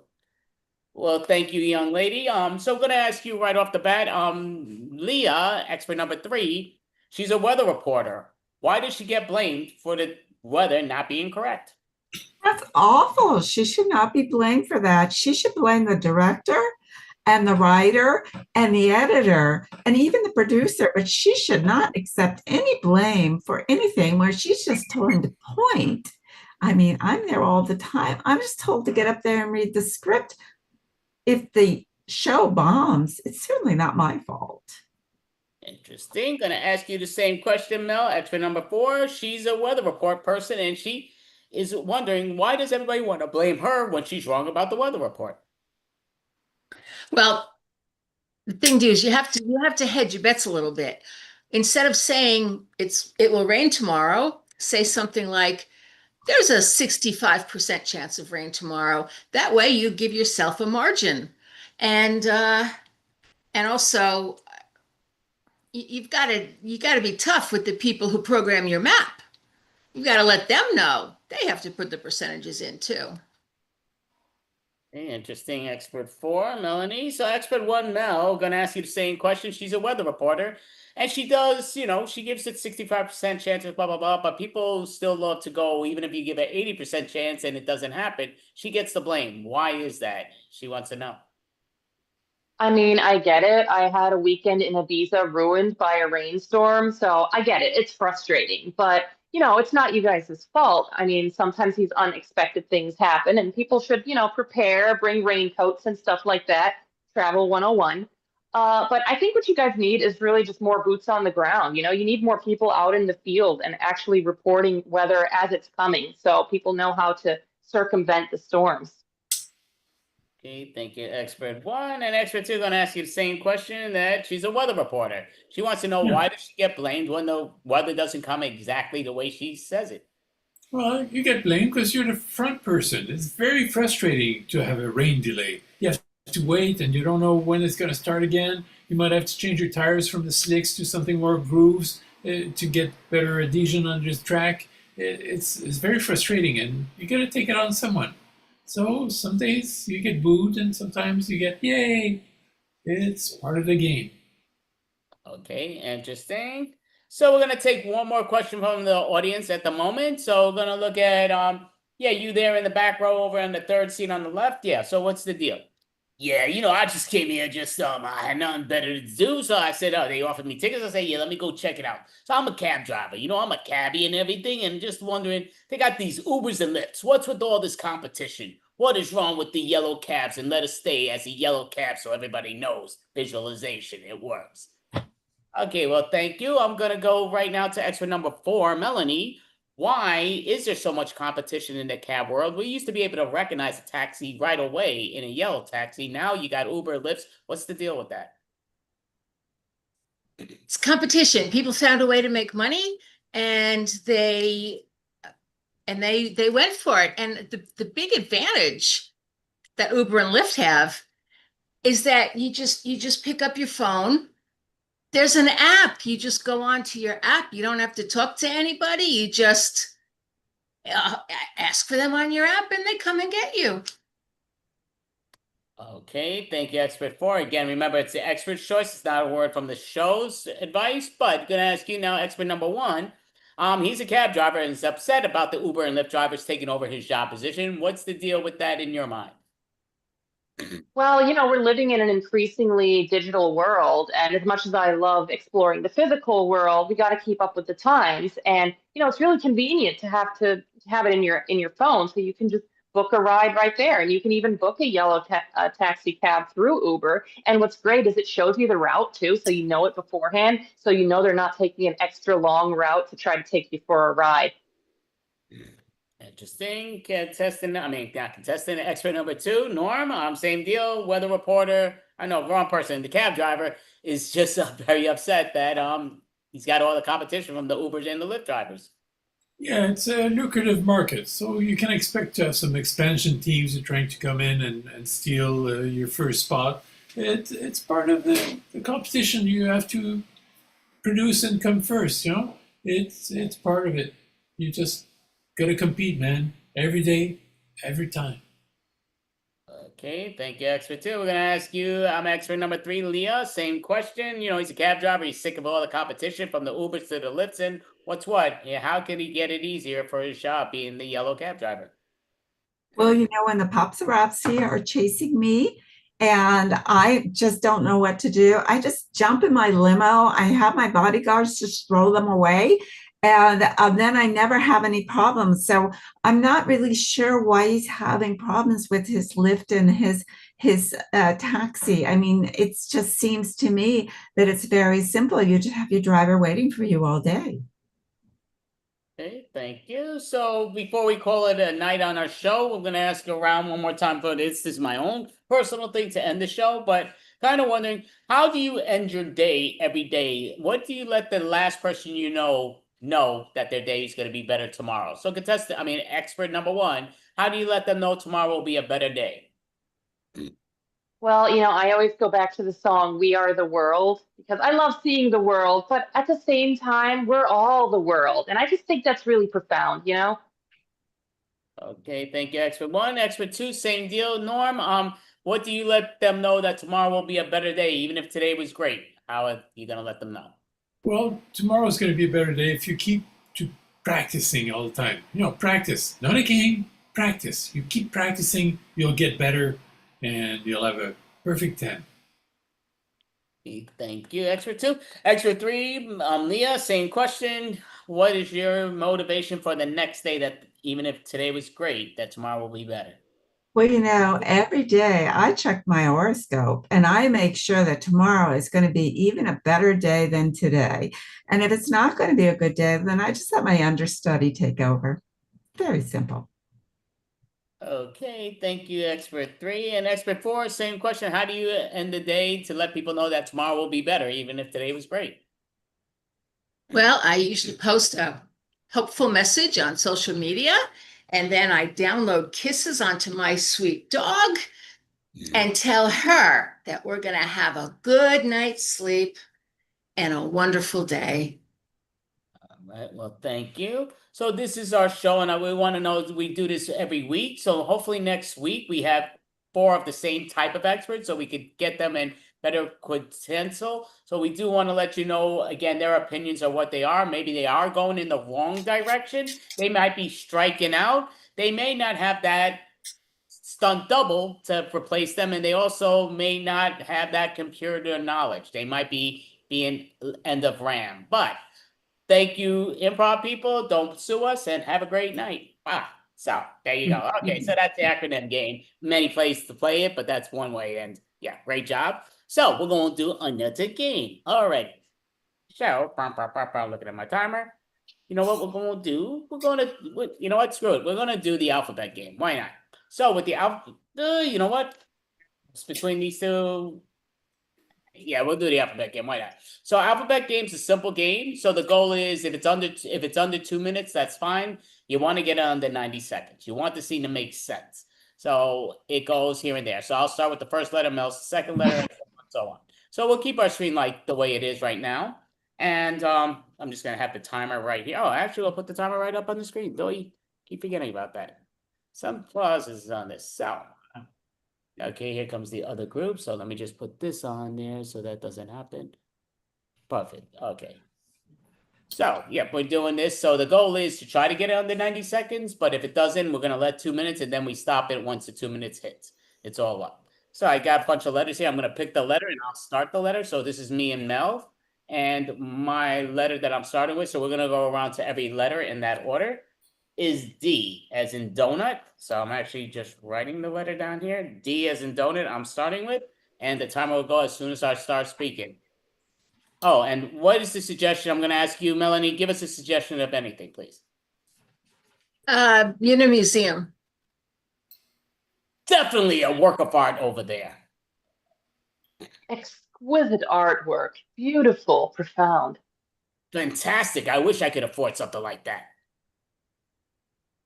Gee, I wonder if we can. Hear me out. I can't afford that. I know that's going to be way too expensive. I have another get-rich-quick scheme for you. Just realize I'm tired of all your get-rich schemes. They never work. Kevin, you need to trust me sometime. One of these days it's going to work. Let's stop pre-planning and let's just work things out so we get a cheap art and not so expensive. Monet, though. You can't buy a remake of Monet. Nice. I understand we can't, but we can't afford no Monet. Oh, but we can once you hear my plan. Please, I'm sick of your plans because the Monet is not money and that's a big problem. Quite possibly it is money. Really? Well, explain yourself. So I say we borrow a lot of money, buy it, and then sell it for more than what we bought it for. That sounds too good to be true. Understand your skepticism, but this one's going to work. Very well. I'll take your word on it this time. Well, all right. We're going to be rich. X marked the spot. You're my real treasure. Yes, I am. I'm so glad you finally believe in me. Zero chance of me not believing you. I'm letting it ride. Absolutely. Oh, we're going to have a great life. Better this time and not like the last. Can't you just stop reminding me of the past?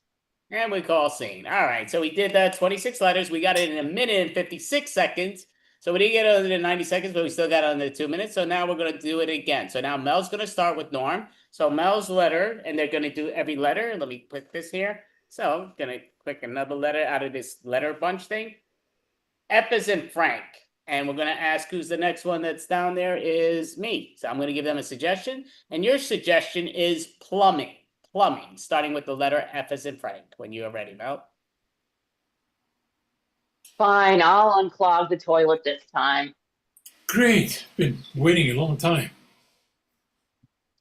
Happy to help. I'm sure you are. Just try to stop clogging it. Know this. You've tried many times and failed. Look, just because it says flushable doesn't mean you should flush it. Maybe it's worth a try. No, it's really not. Okay, I won't do it again. Please, please don't. This is so frustrating. Quite harping about that. Really, I'm the one unclogging it again. Super job you're doing. Thanks a lot. Understand. I'm all behind you. Well, maybe you should try. Very well, I will.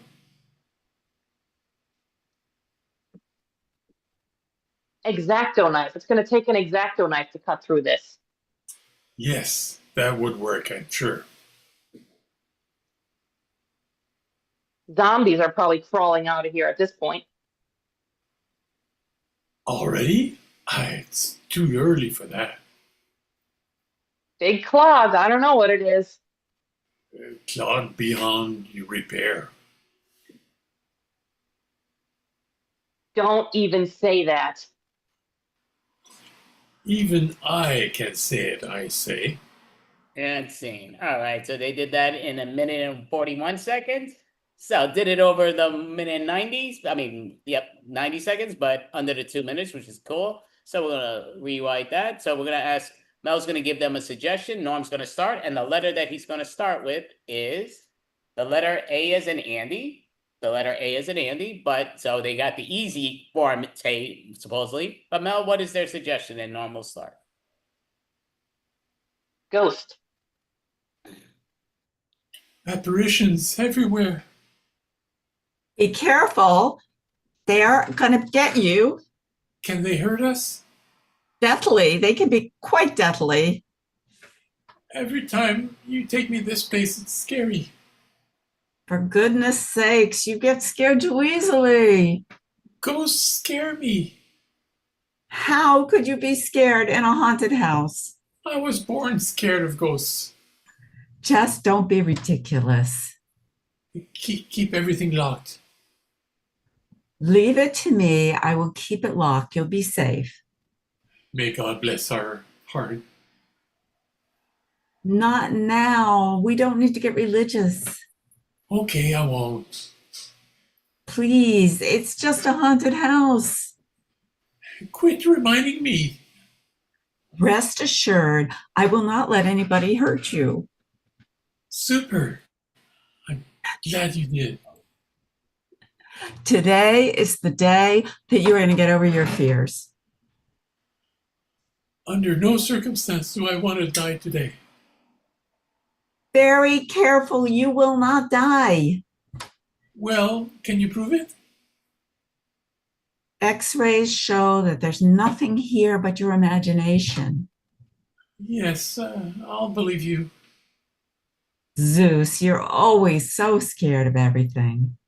And we'll call scene. So they actually finished it at 1:31, a second up past it, but 1:31, great job.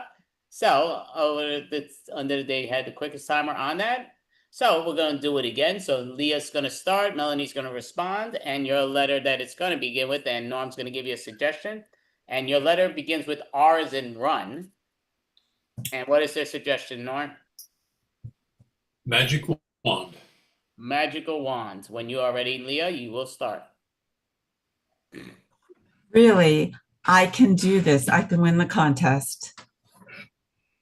So you really think so? That's a wrap, definitely. Undoubted. I have no doubt you will win. Very good that you have the confidence in me. Well, of course I do. You're awesome. Exactly what I always say. You rule. You're really great at this. Thanks. I really appreciate your support. All the practice you've put in, you'll do great. Being a magician is all I ever wanted. Could I do it? I don't think so. Not nearly as well as you. Definitely not. I don't see it. Exactly. I couldn't. For goodness sakes, at least you could try.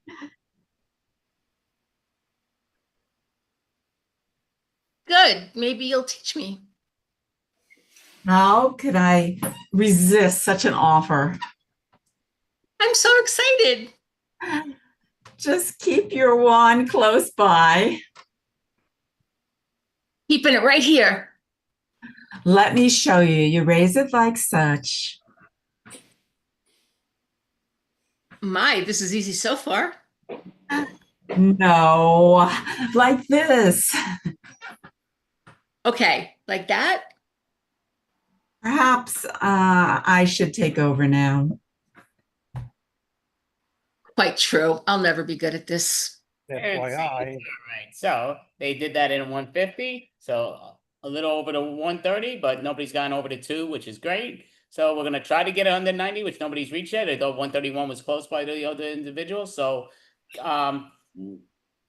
Melanie's going to start. I'm going to respond, and we're starting with the letter. I have no clue what this break. Oh, because it was backwards. So N as in Nancy. N as in Nancy is what you're starting with. And what is our suggestion, Leah? Pictures. Pictures. And when you're ready, the timer starts. No way you took this picture. It's gorgeous. Obviously, it was me. I'm a work of art. Perfection. This is perfection. Quite frankly, it is perfection. Can you be a little quicker for that? Really, I can. Super. That's great. Be on the same page. Tell me more about this. Unbelievable art, unbelievable structure. Very interesting. Wow, that's great. I'm glad you think that way. Exactly. Yes, you can speak more than one word if you like.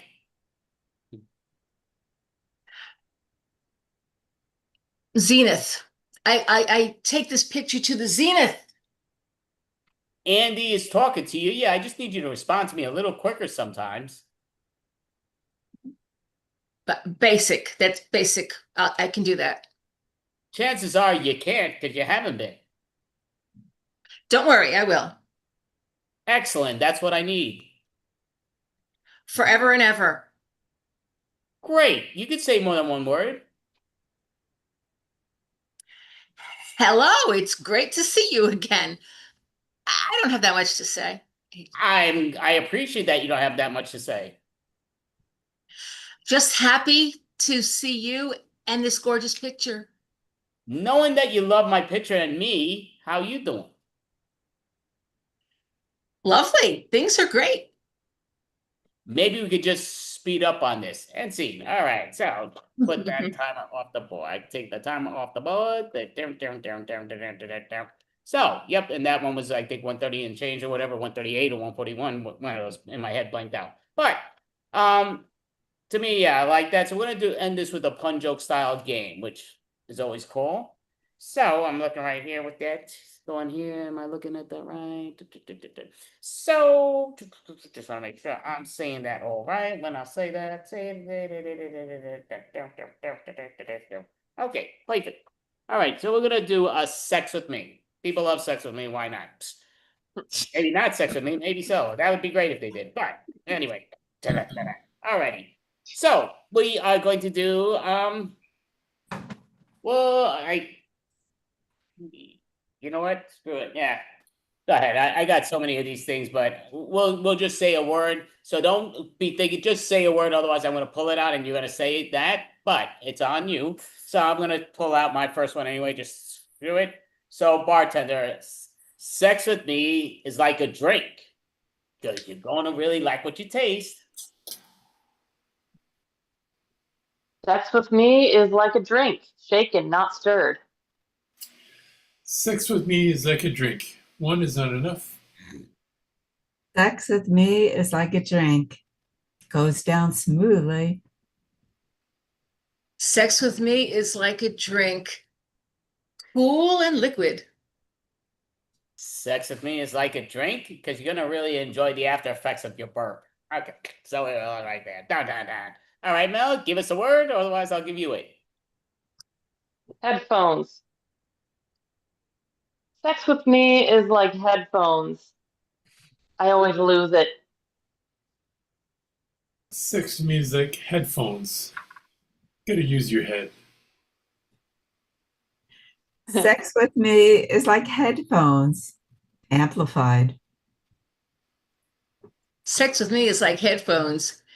You never know what you might hear. Sex with me is like headphones. You don't want me to walk, man. Sex with me is like headphones. Somehow I always end up tangled up in ropes. That's a great job. I gave a great old school style, but yeah, that's good. But anyway, so Norm, do you want to give us a word or? Sauna. Sex with me is like a sauna, hot and steamy. Sex with me is like a sauna. It's going to leave you with a lot of sweat. Sex with me is like a sauna. You're going to want it every day. Sex with me is like a sauna, because it's going to be smoking. Sex with me is like a sauna. A lot of naked people in one room. Sex with me is like a sauna. I don't want to see any other naked guy. All right, perfect. Yeah, Mel with her orgy and Norm not agreeing with the same. Okay, great job. So, Leah, do you have a word or? Yeah, peanut butter. Sex with me is like peanut butter. It's going to get stuck to the roof of your mouth. Sex with me is like peanut butter, sometimes smooth, sometimes crunchy. Sex with me is like peanut butter, kind of like M&Ms. No one could just have it once. Sex with me is like peanut butter. I prefer mine creamy. Sex with me is like peanut butter. It's fun to use your finger. Mm. Sex with me is like peanut butter. Just don't forget the jelly. So great job.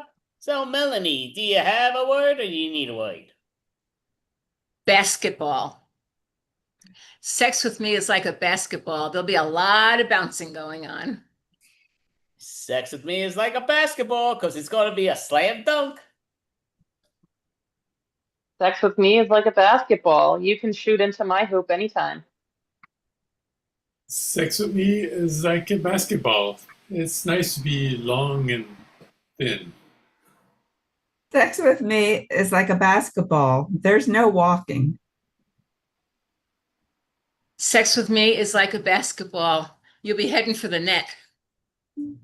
So great job.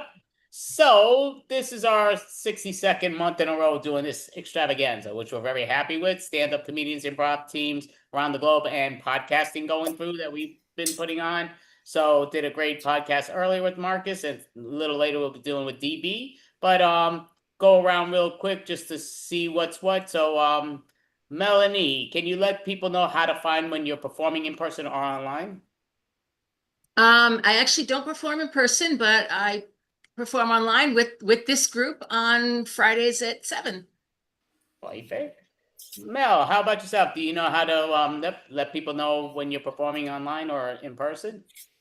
You can find me on mel.licious on YouTube or mel.liciousness on Instagram or Melanie Catherine Post on Facebook. I post most of my updates to one or all of those, and I also perform with the Improv Professionals on Socially Distant. Perfect. Then Norm, how about yourself? Do you have a site so people know when you're performing in person or online? Well, my next live performance will be at the Doylestown Library on Thursday, December 4th. All right. Good advice to you. Don't be too loud. And I'll also be on later with the Cyber Jam, who also you can see on Mondays on Facebook. Okay, perfect. Then Leah, do you have a site so people know when you're performing in person or online? No, unfortunately not, but I do perform with the Professionals once a month and on Friday nights at 7 p.m. Well, thank you so much. Great job. All of it. So we did have Mel Pulse, we had Leah Goldfarb, we had Melanie, we had Norm, I'm Andy A. We are some of our professionals, but thank you, team. Great job. Thank you, world. Have an amazing weekend. And thank you all. Oh, and next week, just so I said, next month, Friday, October 24th, is our Halloween extravaganza. So everybody's going to be dressed up as they perform, but it'll be a lot of fun. Every performer, what's what. But hopefully see you all there, counting more. But yep, thank you. Have a great weekend. Thank you, everyone. Yous, have a great one. So, Mel, would you like to introduce, now I could put that back on, would you like to introduce the next improv team? Yes, up next we have Timeless. Timeless. Come on, top boy.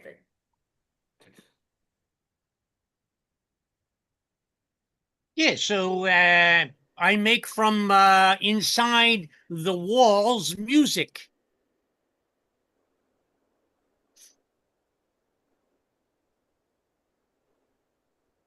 I just wanted you to mount speaker boxes. They're here. Not wire the walls And where now they're inside. The speaker is inside wall, big hole. Yes. So it comes down from the roof, from the yes, there's ceiling.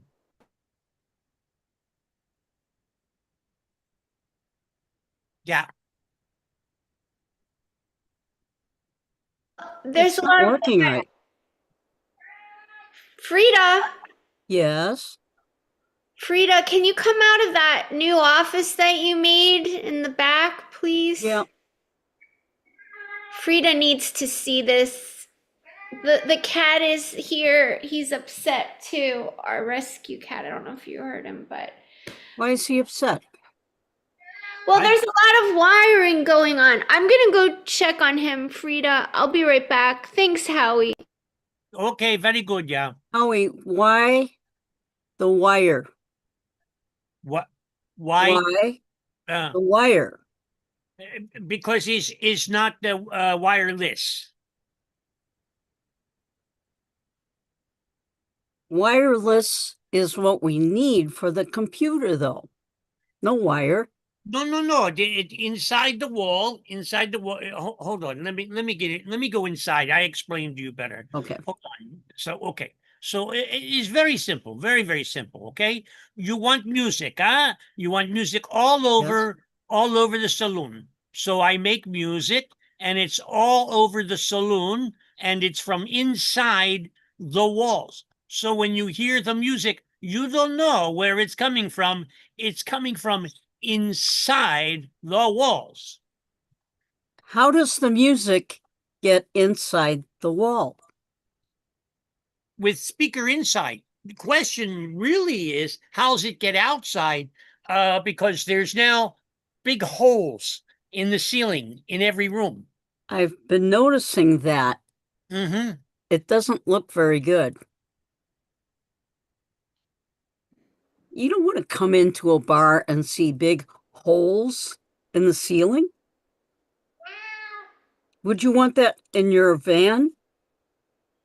No, that's why I make it inside, not in my van. I just was checking and I found this cat in the hole. Come here. Oh gosh, he's jumping away, but I think we need to patch up the holes.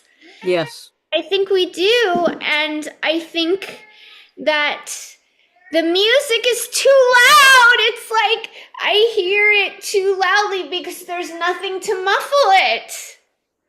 It needs There's to nothing. be loud. It needs to be loud, so it's not as loud as the cat.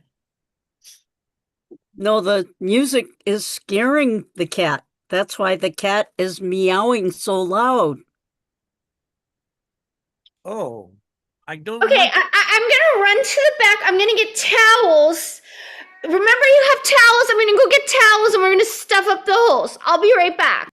Oh, okay. Calm. Okay. Yes, calm down. Calm down. We I'm need calm. to patch the wall. Okay, so Can't have holes. let me understand. So, voice of reason. Reason, yes. I want to patch the ceiling, Mm-hmm. but make sure that the cat is not in the ceiling. Yes. Okay. You do want to make sure that the cat is not in the ceiling or in the wall. Yeah. Then the music, it gets muffled because it's inside a patched wall again. You see? That's okay. We have a speaker that we can wire to the music so that you'll be able to hear it. But that's where the speaker is. All the speakers are No, now the speaker inside the ceiling. The speaker can come outside the wall. It can, but right now it's inside the wall. But we need to bring it outside. You want me to take all of the speakers from all of the rooms that was from inside the ceiling out of the ceiling now? Well, we need to fix the mess. Yes, well, there will be more mess if I do that. There'll be wires everywhere. All right, can we build something around the speaker? Okay. So there isn't a big hole in the ceiling and in the wall. So something around the speaker Mm-hmm. that goes into the ceiling so the speaker doesn't fall. Yes, like a box. And Like you a put the box. speaker in the box, but don't make the hole any bigger. Make it smaller. The hole makes a hole. Oh, a pillow. A pillow? Yeah. A pillow. Yeah. Yeah. There's there's something else. Frida, Howie, Yes. Howie, you also put confetti inside. That was left over from the New Year's Eve. That's and what it's I can find. Yeah. raining confetti. I'm gonna go get more pillows for you. I'll be back. Genevieve, smile, please. She gets too upset too easily. Too upset too easily so much. She's going to have a conniption fit. I think she's having one now. I don't know what a conniption fit is. I just said that. What a conniption? What is a conniption fit? It means being very upset. Are they real words? My mommy used to say that. She says, "You know, Howie, you're gonna make me have a conniption fit." I don't even know what a conniption fit is. Your mother said that? Yeah, when I was a little boy. You don't have. Where did you hear conniption fit first time? Probably from my mother. Yeah? Although I must have been very young because she didn't stay around very long. Oh, I'm so sorry for that. But what is a conniption fit? It means when you get very, very, very upset. I will show you what a conniption fit. No, don't.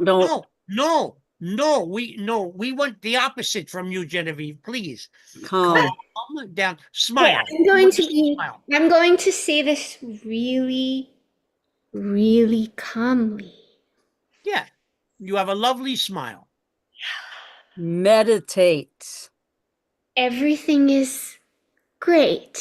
Everything is but great. It's okay for yes, that's right. Everything is We great. have holes in the ceiling of the double nickel bar and lounge, and they are beautiful holes. Like you didn't just really just smack them out. You made circles. They're perfect. Perfect circles. So I think, how about Halloween is coming up and we just get some fake cobwebs and just spread them over the whole. See, I'm not having a conniption. I'm happy. Now that's a good idea. Yes. I like that. Filled with ideas because today is a good day at the double nickel, right, guys? There we go. There we go. I don't believe you for a second, but I will try to make sure that I can fix by putting pillows inside the hole from the speaker, which has the wires, and that's what I'm going to do, I think. That is so great. See, I am not getting upset. I am so happy. I'm proud of you. I'm so proud of you. I am so proud of me too right now that I am so happy that we have an event in 2 hours and there are round circular holes in the ceiling because of our... No, I'm fine. I'm fine. Yes. Great. Keep it together. It's going to be great because it is. It is what it is. It is what it is. And it's all okay. It's okay. It's all okay. Speaking of okay, yeah. Did the craft beer shipment from the Corn Straw Brewery, our new local supplier, arrive yet? Besides? Not yet. It's due any minute. So we don't have the craft beer. We have holes in the ceiling. Yep. And we have a party, an actual party that was paid for. Yep. Yep. By the local. It's like the end of baseball season for our local team. All the cool baseball players will be here. But since it's close to Halloween, we can turn the lights down and we can put sheets in the holes and make it look like it's haunted. Yes. Yes, we can, because I am embracing happiness, and that is the best idea I have heard, Frida. You Good. are a master. This is going to be a wonderful event, and I'm going to go work on that. Good. Yes. Anything goes for Halloween. Anything goes, even though it was supposed to be baseball and rock and roll, but we are going to serve up Halloween. Halloween. Yes. Oh my gosh, Frida. Think about making some specialty Halloween drinks. Yeah, think orange and black. Well, Tang is cheap. Remember, you bought that orange Tang? I am going to go to the back and see if I can mix that up. Tang and Kahlua might do it. Ah, yes, yes, Kahlua. Oh, the beer man, he has come. Very good. Oh, good, good. Good. So, Oh, that's good news. Beer man has come, and as you can see, he had a costume to make a bottle of beer, and now I am a bottle of beer. And he has more costumes for both you and for you and for you. We have, Oh, good. we have 4 costumes to look like. Do I look like a bottle of beer? Yes. You do. How about this side? Does this side also look Oh, very nice. Very nice. You just say that. Oh, no, no, no, no. This is a great costume. And I'm going to go see the beer man and see what he has for me. I will return. Okay, This is going to be a great event because I'm not having a conniption. No. That's right. No conniption fit there. Happiness. Yay. Very good. Yay. Yeah. So I have a bottle cap for a head. Yes, you do. Do I look pretty from this? Yes. Good. Frida, Yes. he had one more costume, but I don't want to offend you. It was very small costume, very small costume, and not for men. Oh, like a bikini costume? It was for men, but not for men because it's not for. It's for yeah. Yeah. You want to wear that?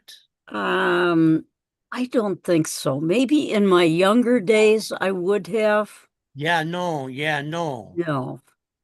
Those days are gone. Well, they could I'll be. find something. I have out back, I have 2 costumes. I Okay. have a ghost costume Okay. and I have a devil costume. So maybe you could be a ghostly devil. A ghostly devil, or I might save the devil costume for Jimmy when he gets back. Oh, this is very good idea. So I tell him that you don't want from the bikini top. No bikini. Now I can cut it and make a yarmulke with a chin strap. Same that different day. might be interesting, but I think the season is wrong. The season is wrong? Yes, it's not Jewish New Year's Eve any longer. That was last week.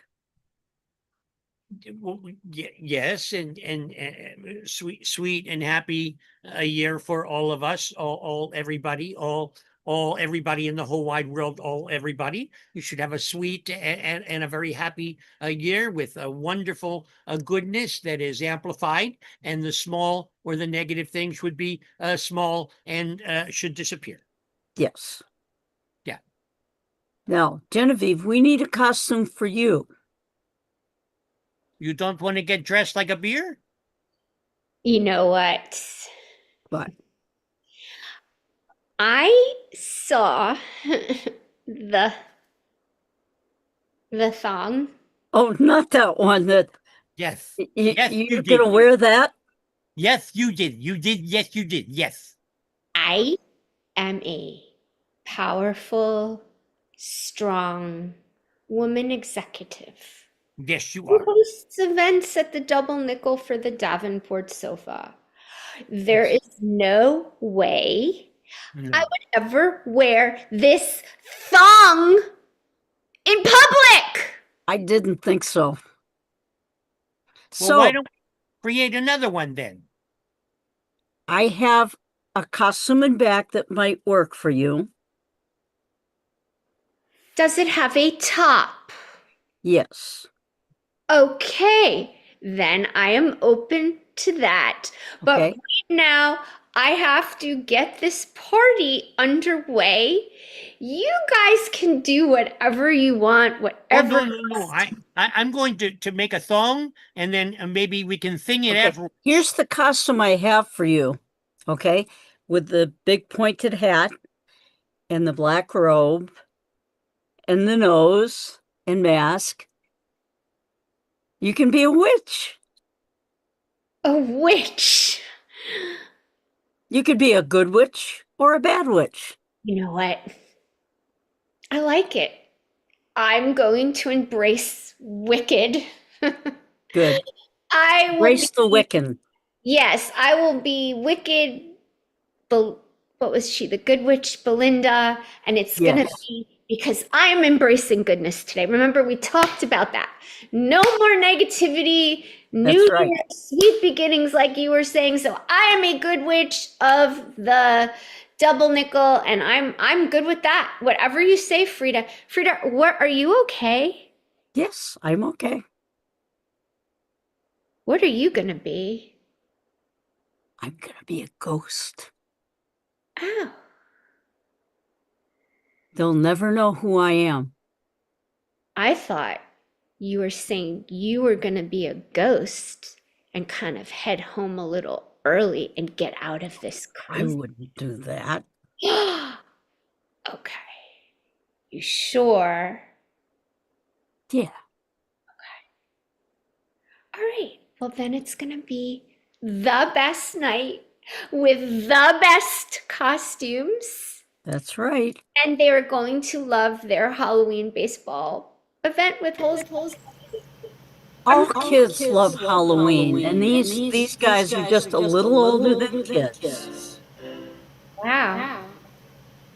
We're echoing. Uh-oh. Okay.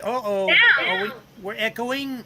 Is he working with the sound system again? Are we echoing? Because I made a song about a thong. Okay. Love you. Okay, I've got to go in the kitchen. I'll check you guys out later. How's this sound?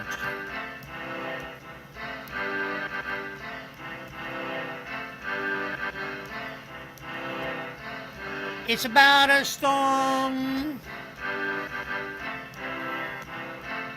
A song about a thong.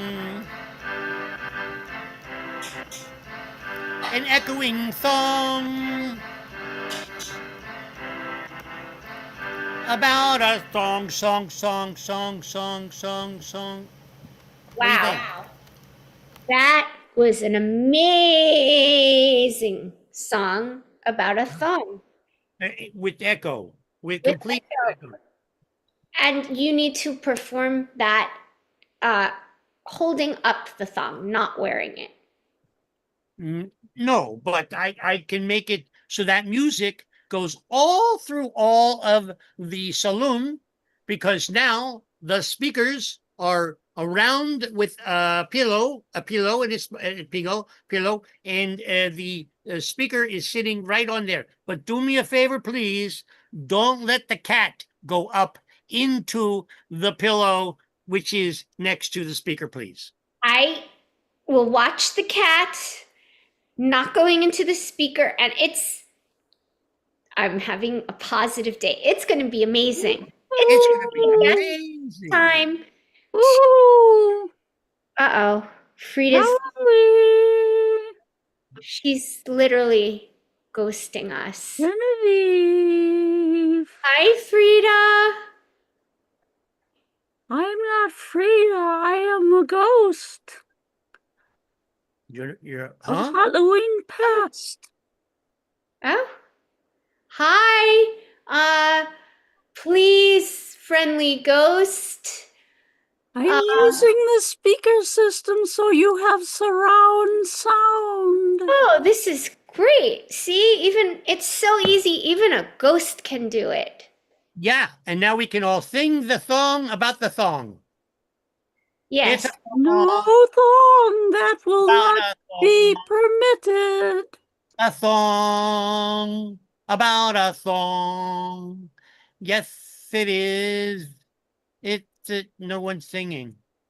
You know, Howie, you are a soloist. I couldn't even begin to have your level of Oh talent gosh. Oh singing. golly. Oh gosh, no. You are very talented, and I'm going to go and admire this. And that ghost, hello, ghost. Hello.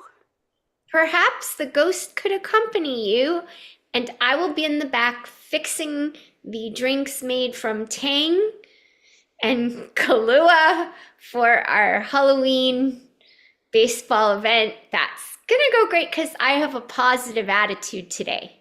Yes, you do. And that's very good. I like that from you. It's very good. It's very good. It's very, very good. All right, close. Very, very good. So what did you guys think? Was that scary or what? Oh, I was frightened so much. That was very good. Yeah, I used that speaker system. It worked pretty well. Oh, there you go. It's working so good. You know what? I'm going to make sure that there's now speakers in every single room, including the bathroom. Oh, Bye-bye. no. Thank you, Timeless. And Yep, that's our show. could come back up. So, Mel, do you have a question for Timeless? Timeless? Timeless. Yeah, do you guys have like inspiration from TV characters? Do you guys take any inspiration from fictional characters for your own characters, or did you kind of just pull them out of your own head? Just a little bit. I think originally I sort of started with a version of Carla from Cheers. Oh, okay. But a little bit different twist. That's cool. Genevieve, how about you? Oh, I'm Peg Davis, by the way, from Boston area. Okay, and I'm Robbie Foss from San Diego, and I guess I get my inspiration from like maybe those women executive talk show people on like those women's like Drew or the View or something like that, but with an event planner. That's a very good, Don Sullivan from New York. That's a really good question. I don't think that I used characters in particular. Maybe it's an amalgamation of a whole bunch of them, but basically it's just an immigrant and an immigrant's experience. Very cool. And do you guys, I guess we'll go one at a time asking, but Frida, Conchita, Hunt, yeah, we know, but do you have a website so people know when you're performing in person? We have a Facebook site. Robbie, you want to talk about that a little bit? Yeah, so we have a Timeless Facebook, Timeless Troupe, Double Nickel Rooftop Bar and Lounge, but we are on websites for other platforms that we perform on. So we're on the Vintage Follies website because we're a house team. We perform the first 2 Sundays of the month on the Vintage Follies. And we are also a house team for the Highwire Improv Sunday afternoon jam show. So we've been on the Highwire website, and we are trying to compile a website with, we have a YouTube channel too, Timeless Double Nickel. So we're trying to work on a website to highlight all of our. Yeah, that high wire is a bit of a balancing act. Yes, literally. Okay, well, that's cool. Type in the other individual. Well, yeah, so basically, yeah, we do this every month. Obviously, this is the 62nd month in a row, Extravaganza, where we have improv team, stand-up comedians, and some podcasts and some of them. And yeah, it was a lot of fun going with what's what. So next month is on Friday, October 24th.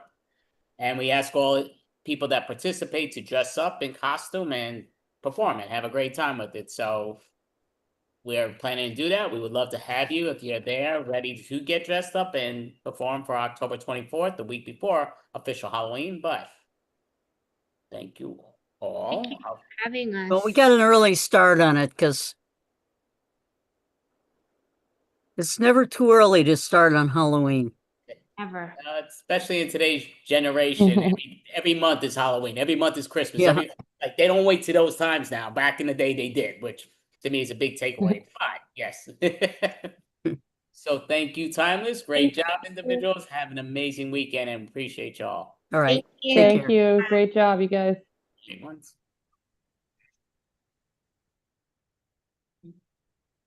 Alrighty. So,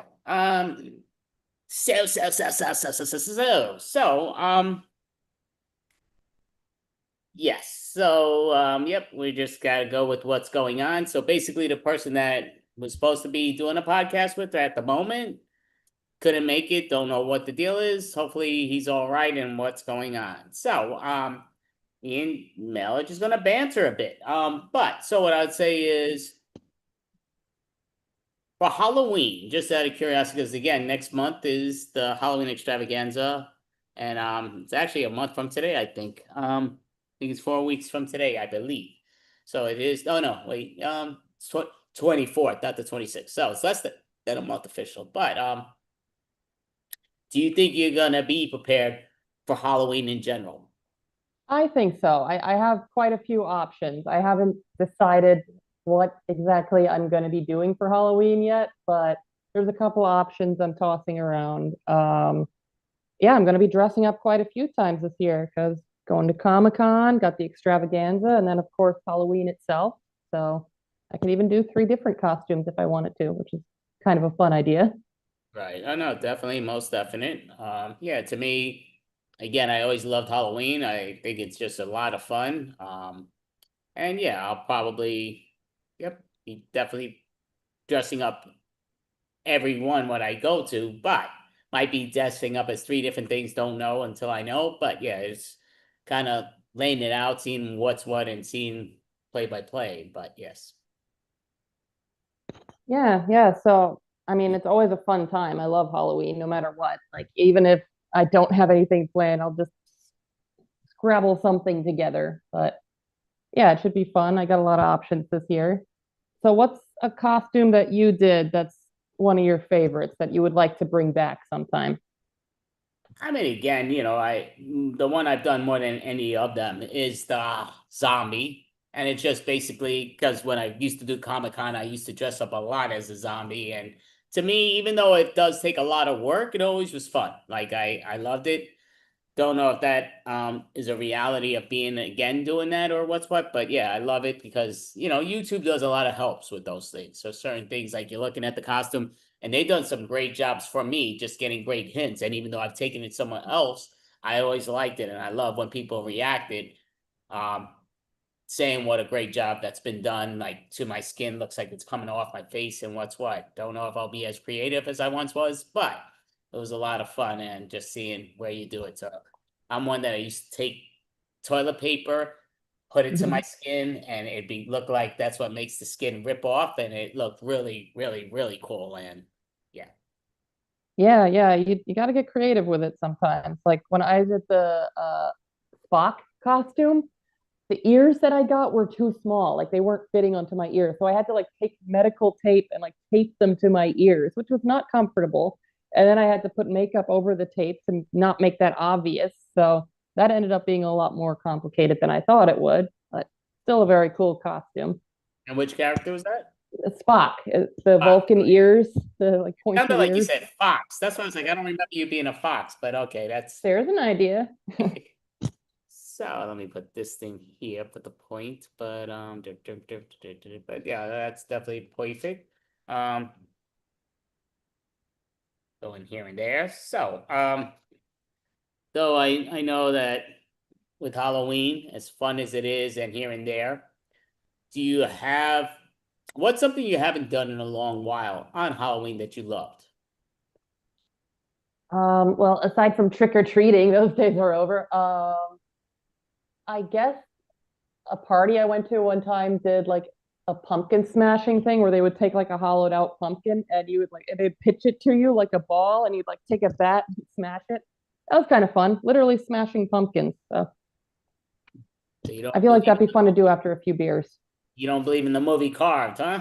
I actually like that. Oh, yeah, I forgot like about that. Pumpkin again. I think it came out last year, maybe the year The before. Revenge of the Pumpkin.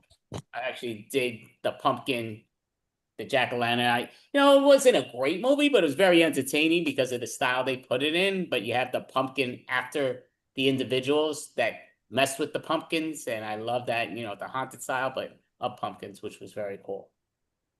Yeah, like getting their revenge by carving humans. That's literally the plot. But it'd be kind of fun to see other like holiday revenge movies. Like what if Thanksgiving turkeys decided to take revenge? Like a whole, what do they call it? A gobble of turkeys just goes after people. Yeah, it's just like They already do that. No, definitely.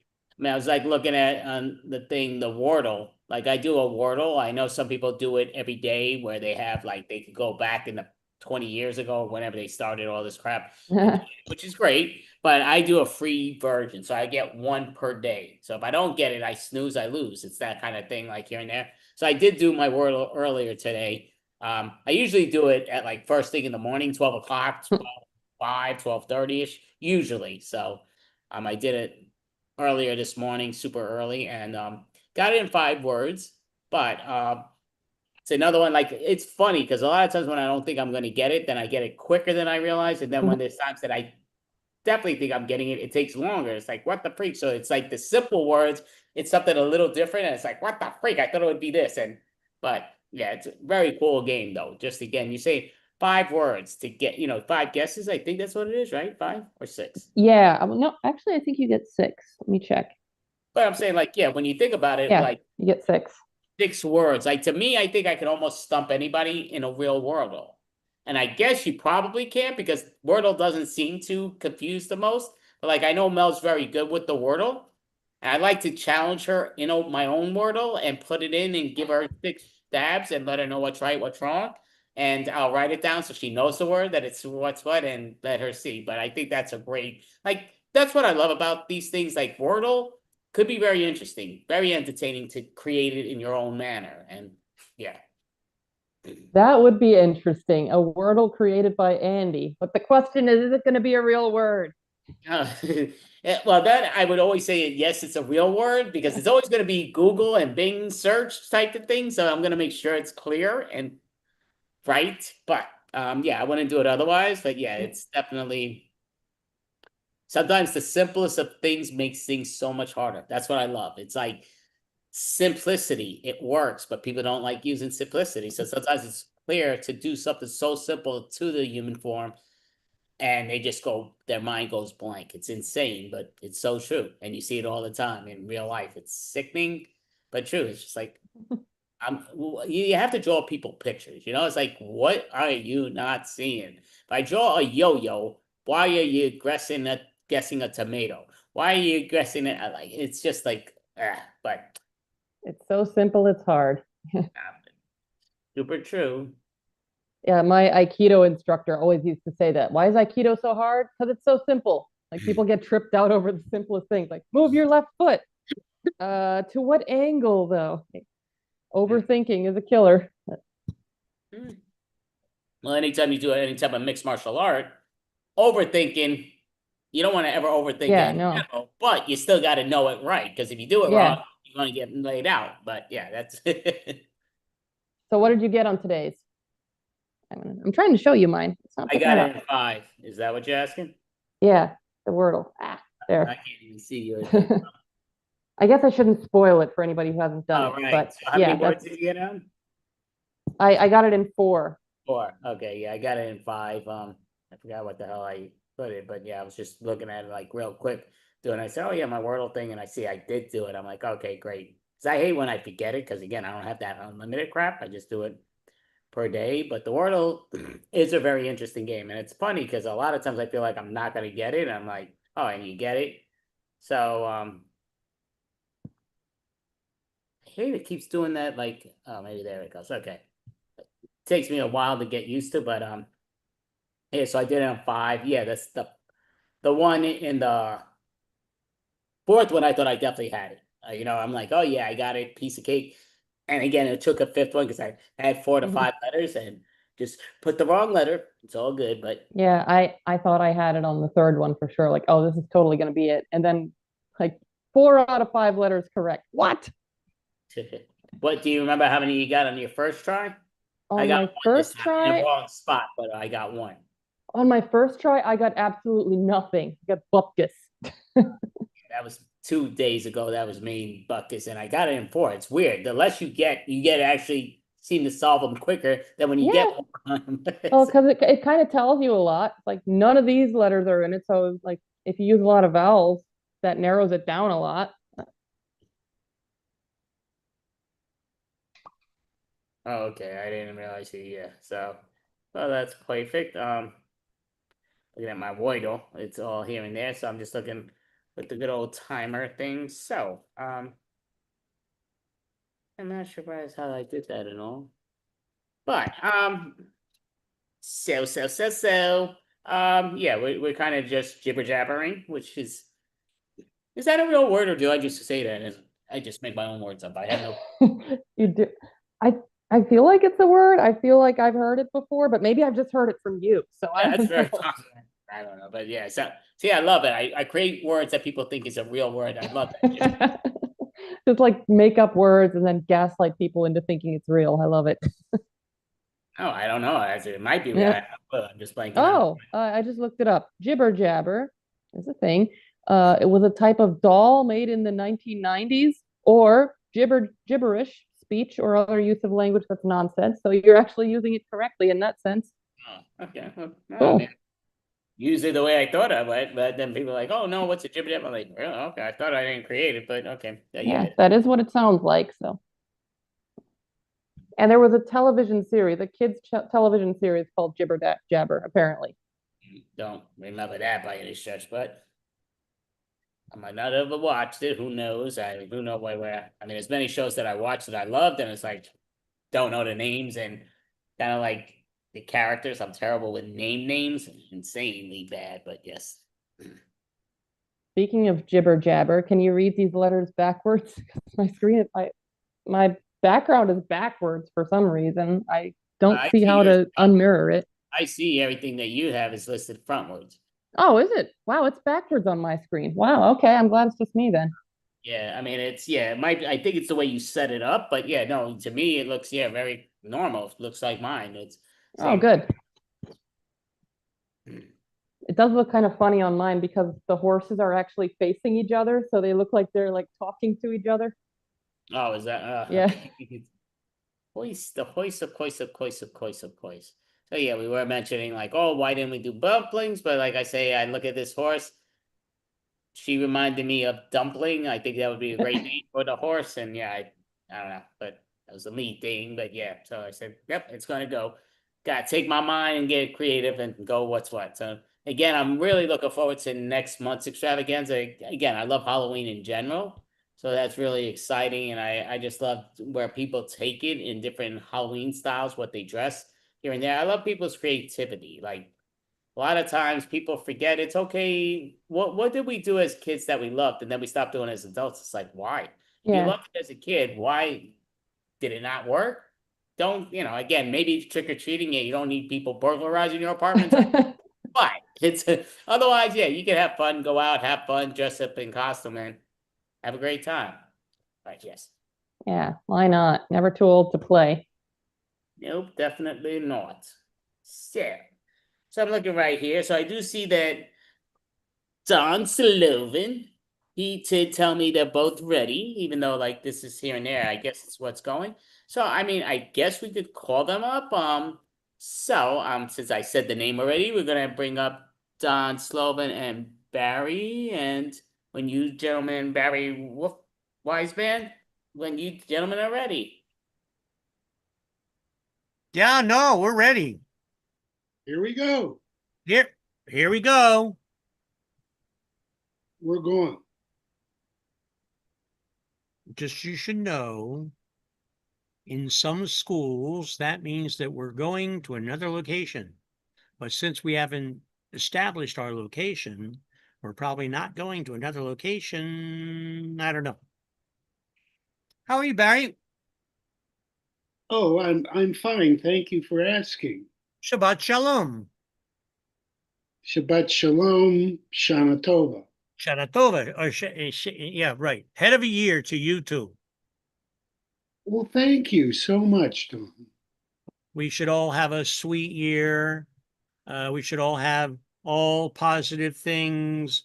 Our positive things should be exacerbated, and our most negative things should just disappear, as it is a piece of bread floating in water. Casting away your sins, you mean? That's the thing, right? The thing about the water. Yeah, well, water, yes. That's been a common theme for us lately, water. And the tossing of bread in water. That's one of the weirder traditions, I must say. I don't understand it exactly. That you're throwing bread in water and it's taking away one's sins. Well, I think that's what, Don, we would call a metaphor. I think it might be a metaphor. Very A possible. metaphor, that's correct. Yeah. You know, we're in modern times. I guess maybe a very long time ago that might be like a sacrifice or something like that. But I don't even know if that's, I don't know. I mean, like a ram or something. I don't know. I don't know if the one thing has to do with the other one, or it was just throwing bread into the water back then too. Well, I don't think they just waste bread all back then. You know, I don't think they wasted animals either, for that matter. well, they did waste animals. I mean, Not in that kind of way. no.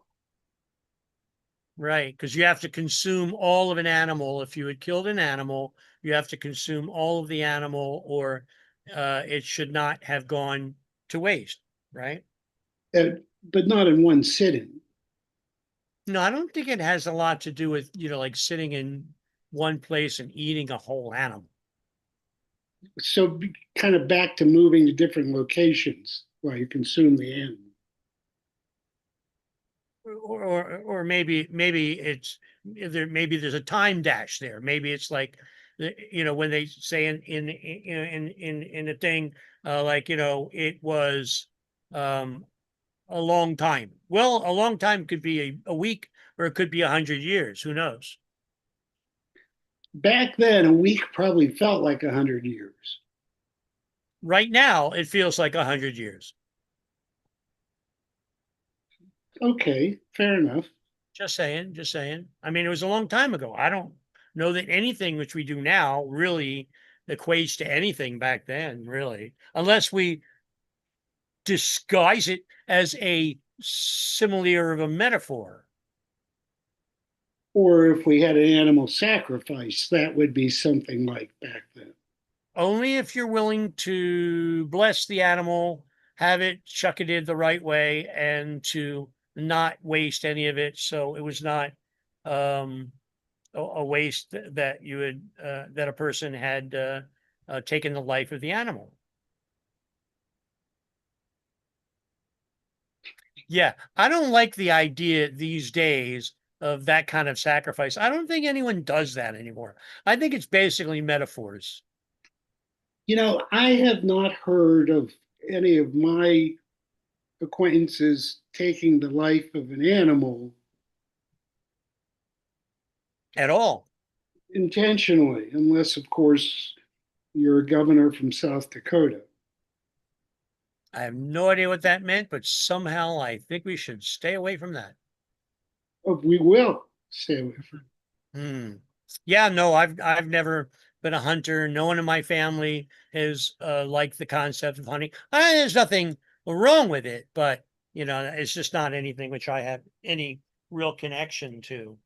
The You know? only thing I ever hunt for are kind of like my keys or my phone. Yeah, me too. I hunt for those sometimes, but that's about it. That could also be a metaphor. For getting lost and then trying to find oneself. And so pressing a button so then you could find yourself. okay. I wish I had a button where I could find myself when lost. Do you find yourself lost a lot? You do. Don't you? Don't most people feel lost? I mean, it's funny as actors because we do this thing where it's like you have to go from motivation to motivation. You go from something to something. You don't want to have that space in between, right? It's kind of like never find yourself on stage with nothing, always going towards something, but don't necessarily know that translates into the real world. Because yeah, I find myself lost a lot. Don't you find yourself lost a lot? No, I've never really found myself lost. I mean, I've found myself, but I don't think I've ever really felt lost when I found myself. I don't know. I think now we're just talking. I don't understand that at all. What's that mean? Or that was just cute, right? Or no, you meant that. I don't know. What explain. Well, I think what I'm trying to explain to you, Don, is that there are times where I felt like, well, yeah, I found myself. I've really felt good about things, like maybe just being on stage and having a great scene with Don Slogan. Well, I have found myself, uh, but I've never really felt lost. I get it. Finding myself. I get it. So it doesn't have to be the condition of feeling lost to be able to find joy in being found. I think joy is the operative word. Yeah. Yeah. Yeah. No, there's definitely something about, yeah, no. Improv is very enjoyable. Enjoyable. Enjoyable or joyful? Or joyful. Absolutely. Joyful, yes. Not to mention, also, I don't even mean to be bringing back into this stuff, but it's almost like our obligation to make people happy if you have those gifts. Well, as a wise woman once said to me, laughter unites. Okay. Mm-hmm. Laughter definitely unites. Mm-hmm. Absolutely. That's right. It's also something which, same thing, which is that it's one of the only things that brings people from all walks of life, from all strata, from all emotional places, from all energetic places, from all races and creeds and everything together is laughter. That's right. I yes, and yeah, I think that's different than saying that. Well, for example, like humor unites, because as we've seen recently, humor is an acquired taste. Yeah. And not to get too heavily into the newest stories, but yes, certainly feels that to give people the opportunity, not that I have any ability or whatever, but it makes me feel good, okay, to think that one of my gifts is to make people or want to make people happy. And also that they should learn something along the way. Yes. Oh my goodness, how's Pumpkin? Oh, Pumpkin is amazing. This is my new fur baby. For anyone who knows my story, there used to be Forger, who I've had for 23 years. Unbelievable. And Forger unfortunately passed away about I don't know, 4 or 5 months ago, and it's been a saga. Let me tell you, adopting an animal is quite a journey. Oh, what'd you do? Did you adopt a son? Did I do what? Someone just walked by in the back. There Is was that somebody just walked by. was that a human being that you've now adopted? I'm telling my story about how I adopted my cat, and as usual, you're one-upping me. I don't believe in one-upmanship. You just did. I'm telling the story about lovely Pumpkin here, and what Look do you at Pumpkin. You paid someone to walk across the screen behind you? Hold on while I lick my belly. Please don't. What? Please don't lick your belly. You don't want me to lick my belly? I would like to just see Pumpkin lick her belly. Well, that seems to be a foregone conclusion. Isn't that amazing? I mean, my God, this animal was real close to the oak before I ended up finding her. And I really don't want to go into the whole saga, but the bottom line is, um, do check with your kill shelters, and if it sounds like there's an animal there that might be miscategorized or something that kind of look into it a little bit, because maybe they've been miscategorized. This animal is trouble. Let's go to that kill shelter now. Okay.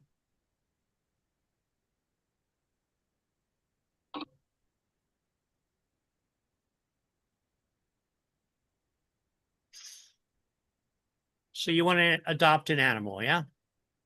That's why we're here. Yeah. Yeah. And we've discussed it for quite a while. So, but I want a dog. And you want a cat. I want a dog too. Then I want a cat. And I want a cat too, because I think our rabbit will get along with both the cat and the dog. Rabbits are very territorial. So it's very possible that the rabbit is going to just, what's the word for claim his territory, right? You know what we should do? We should get another rabbit. And then we're going to have hundreds of rabbits. Yeah, we're going to have a lot of rabbits.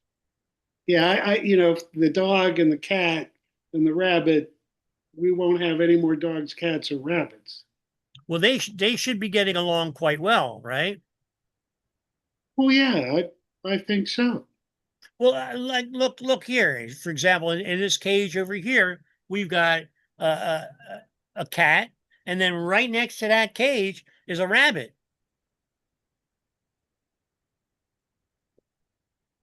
So I like the cat. I like the rabbit. It's hard to tell. I don't want either of them, to go over the rainbow.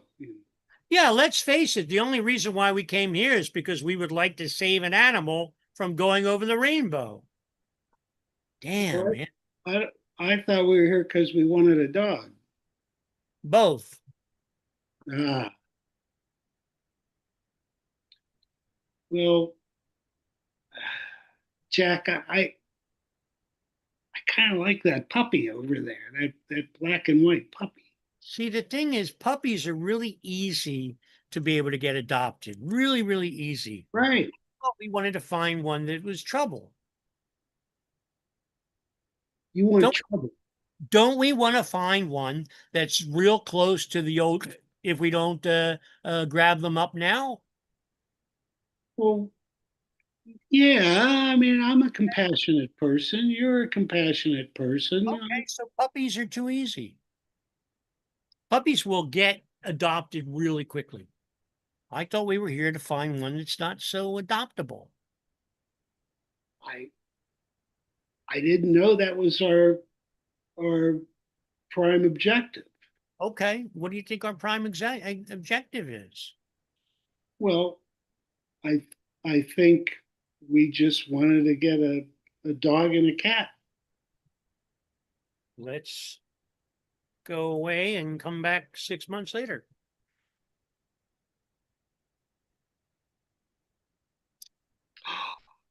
I love watching them play. I know. Oh my God. I know. I'm Oh so my God. happy we got the bearded dragon. What? I'm glad we got the bearded dragon. Bearded dragon. Yeah. No. That's not what I was expecting to get. But you know what? The bearded dragon was also on the way to the, you know what I'm saying? So we did a good thing. We did a good thing. Right, absolutely. Yep. We did, and what a great name. What a great name. Groucho. What a wonderful name for a bearded dragon. right. He gets along with the ferret. Yep. These were not the animals that I thought we would end up with, but you know what? I'm really glad that we ended up getting 20 animals from the kill shelter. It's great. Yeah, and it's your turn. And we got a human too. That's the really coolest thing about this thing. Not only did we have a bunch of animals, but we adopted a human. Two of them. Two humans. Unbelievable. Two of them. That's right. I want to get another one. Another bearded dragon. You okay? Another ferret. Okay. And another human. That's what I was thinking. I mean, they give us such nachas. They give us such, listen, let's face it, okay? An animal doesn't give you the same sort of feedback that a human being does. That is a beautiful bearded dragon. But if you tell your life story to that bearded dragon, I will expect that Groucho just looks at us funny. And Pharaoh the ferret gets along with the humans too. Right, but neither of them, looks like they're really paying attention. To the humans? You pay attention sometimes. I'm always paying attention. Yeah. Well, we could go back to the kill shelter. Let's go back to the kill shelter. Hold on a second. Okay, what are we doing here? Okay, there you go.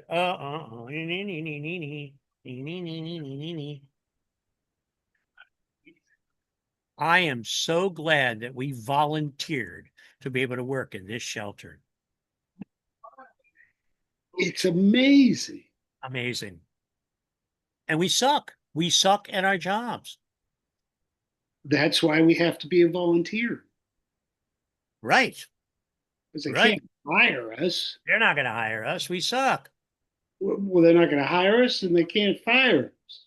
That's the whole cool thing about volunteering. They can't fire us.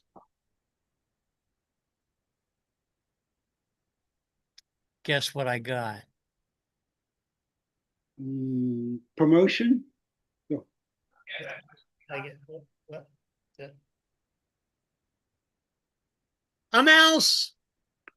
You saved a mouse. Not exactly. I had to do artificial respiration, but she's fine now. Mouth to mouth? Yeah. It was hard to find the mouth too.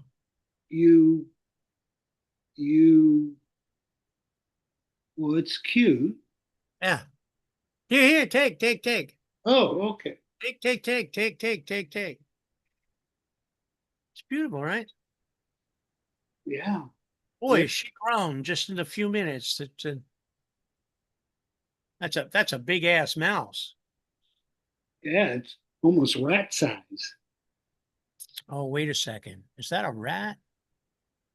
I don't think so. Huh. The tail is too short. But don't tell them, okay? Because I didn't do any of the adoption papers for him. Oh, I just shh, don't. Yeah. you're What? kind of mousy with the mouse. Yeah, yeah. Well, listen, they don't treat us that well at this place anyway. We're only volunteering, so why not? We should be allowed to take one or two.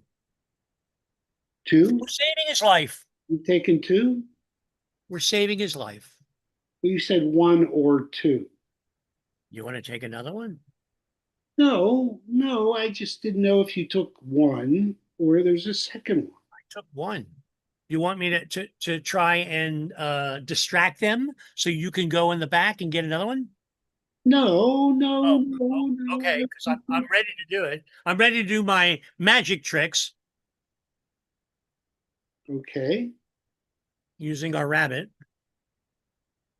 Rabbit? What about the rabbit? What happened? You got a frog in your throat? You took a frog too? Did you take a frog? Hold on. Dad, you should have told me beforehand. That's just gross. That's just gross. Yeah, the mouse and the frog. I will give it to me. I'm going to have to give it artificial respiration. But I Yeah, have no idea where his mouth is. I don't know. Well, there you go. Sure.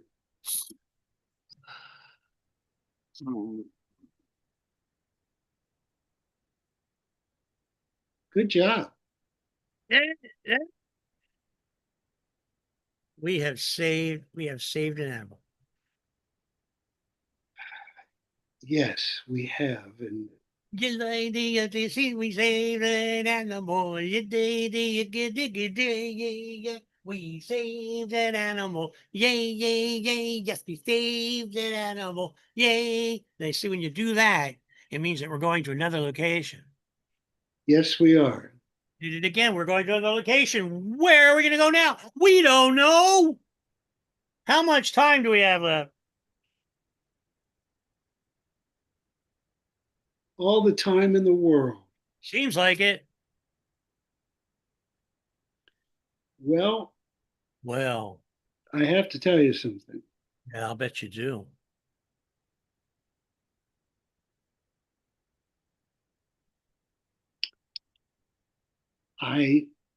Come close. I'm as close as I can without. Well, okay. Don't make a big deal of it. Smell your breath. Ooh, that's pretty close. What do you want? I think that when we were growing up, Yeah, we were pet deprived. I know for a fact we were pet deprived. That's the whole reason we Yeah. have all these animals. Yeah, no, I know. It's fantastic. We have our own little it's like a zoo, it's like a menagerie, for gosh sakes. No, It's wonderful. but that's I think what's been our problem the entire time.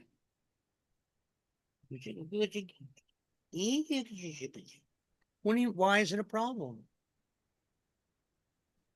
Well, before we got all the animals, Yeah.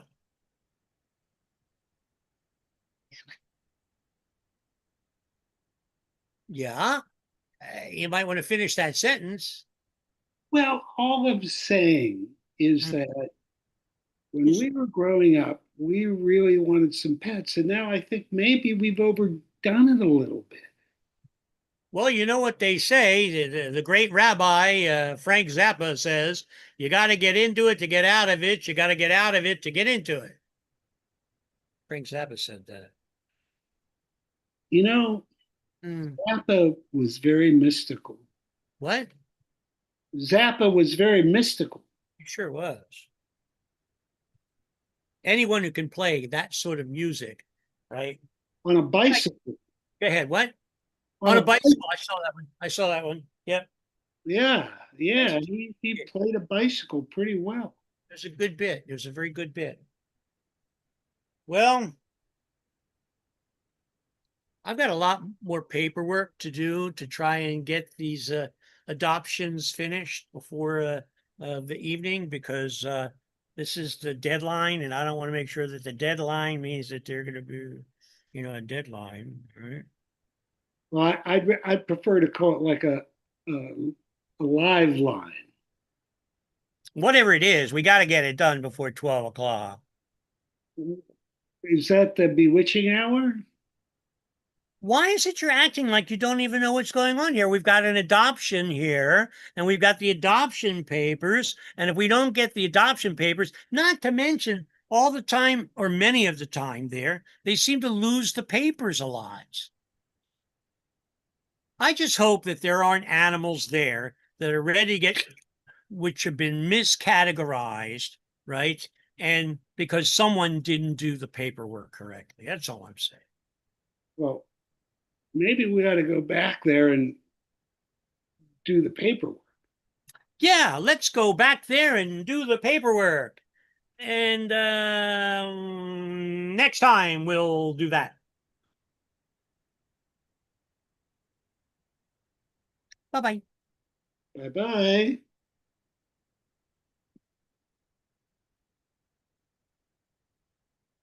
You're muted, Andy. No, you weren't supposed to go down when I announced you, but I'm going to have you go up in a moment. I'm just not having them come up, but it's all good. All right. So, you guys can come up for a moment, you two gentlemen. Sure. But yeah. So, great job. Yep. Barry Wiseman and Don Slovan. So, yep. Do you have a website so people know when you perform online and what's what? It seems like you're both saying no. This is it. This is it. We're all yours, Andy. No, that's definitely great. You guys. Well, we are making recordings. We haven't quite figured out, because what we eventually want to do is use each one of these things to be a trigger for conversation. So it's going to be called Room for Thought. So it'll be like a Torah prov, and then it'll be a Room for Thought. A room for thought. All right. So, let me just put them into the breakout room. But yeah, so just looking right here and there. So interesting with that. So kind of curious. What made you guys have the idea of how to take the improv, how you guys do your improv? Barry? Well, I think that Dawn and I just play well together. And for myself, I really try to just be right there in the moment when I'm playing with Dawn. That's it. That's the trick. All right, interesting. I'm hitting all the wrong buttons here that I'm trying to do with these background things, but that's all good. So, okay, so it seems to sort of be working. I'm not sure how that's doing that, but all good. More people are popping in, which is great. Where's Mel? Still happening. I'm sorry. Where's Mel? No, she's in the background in the other room, so that's why I told her to go. But yeah, so that's what's going on. She's like, I don't want to talk to those two guys. No, I'm just kidding. But no, so she's in there discussing here and there, and I told them that we're like going to the end. So, he's in the back room. Is that what? Is the breakout room, the back room, breakout room, right? Not an in-person thing, not the online thing. So she's in. No, it's funny because now many of us think that everybody in the world understands the terms we have on the virtual realities and stuff. So we go like, oh, they're in the breakout room. What the hell is a breakout room? It seems to be a place where people are using an axe and breaking stones. So, I mean, so basically what I'll say is, yep, no, you're 100% correct on that. But we do this every month, as you guys, gentlemen, know that you've been coming on here and there. So next month, which is Friday, October 24th, is our Halloween extravaganza. We ask all performers to dress up. I'll reach out to Don to see if you guys are willing, but everybody has to dress up. They've been doing that for the last 5 years. So would love to have you both, but great job. And Halloween, to me, is always a special type of year, and just dressing up and how you do it. And yeah, it'll be fun. I'm going to download more hair follicles. Careful. Oh, sorry, Barry. You're jealous of my hair, right? I love it. Yeah, you're Sorry. jealous of our hair, but it's all good. Yeah. No, you know, when I'm, well, yeah, wigs, we're gonna, wigs. Gonna wig it out? Okay, so, but thank you so much. This was Barry Weisman and Don Slovan. Great job, gentlemen. Have an amazing rest of the Don weekend. Slovan, not Dan. Oh, for Did I God. say Don? Dan? Potato, tomato. But Don Slovan, thank you so much. Have a great one. Gentlemen, have a great one. So, Bye, guys. Thank you, Andy. great one. Thank you both. We'll close that and we'll close that. So we do have Mel Post is in the back room too, but she's in the breakout room. So basically, our next and final act for this extravaganza, we do it every month. This is our 62nd month in a row. It usually goes anywhere from 7+ hours to we reach just shy of 12 hours in the past. We try to keep it under the 8-hour bracket, but it's a lot of fun. So the next month will be our 63rd month in a row, Friday, October 24th, 2025, and all the performers will be dressed up and all, and it'll be a lot of fun, whether it's podcasting, improv, stand-up comedians, and it goes great. So with no further ado, I think everybody else is back here, right? Yes, they are. So I think they are. Did I not do? Oh yeah, it's still closing in another 14 seconds. So we got 14 more seconds. Do the final countdown. People wait. Even like when I see the timer, when I'm in the breakout room, I used to always come back. People would love to wait to the timer. Don't worry about the time when they say call it back, but I know it teaches all. It depends on where it's what, who, what, where, why, how. So no further ado, we're gonna call out Jamprov. Jamprov, come on up. Oh, did I hit you where you can't come up? I might have. Let me give you this. Let me change it. It's Cyber Jam. Cyber Jam. Cyber Jam. Thank I'm you, sorry. Don. Jamprov is something completely different. Cyber. That's right. We're going to get an angry letter from Don Slovan later. Hello, everyone. We are Cyber Jam on behalf of the Pack Theater. Thank you for having us this evening. We're going to do just some quick introductions before we jump right into our montage. So I'm going to call on each of our players' names. They're going to give you their name. They're going to give you the general location of where they're zooming in from. And this evening, they're going to tell you the name of their favorite Muppet.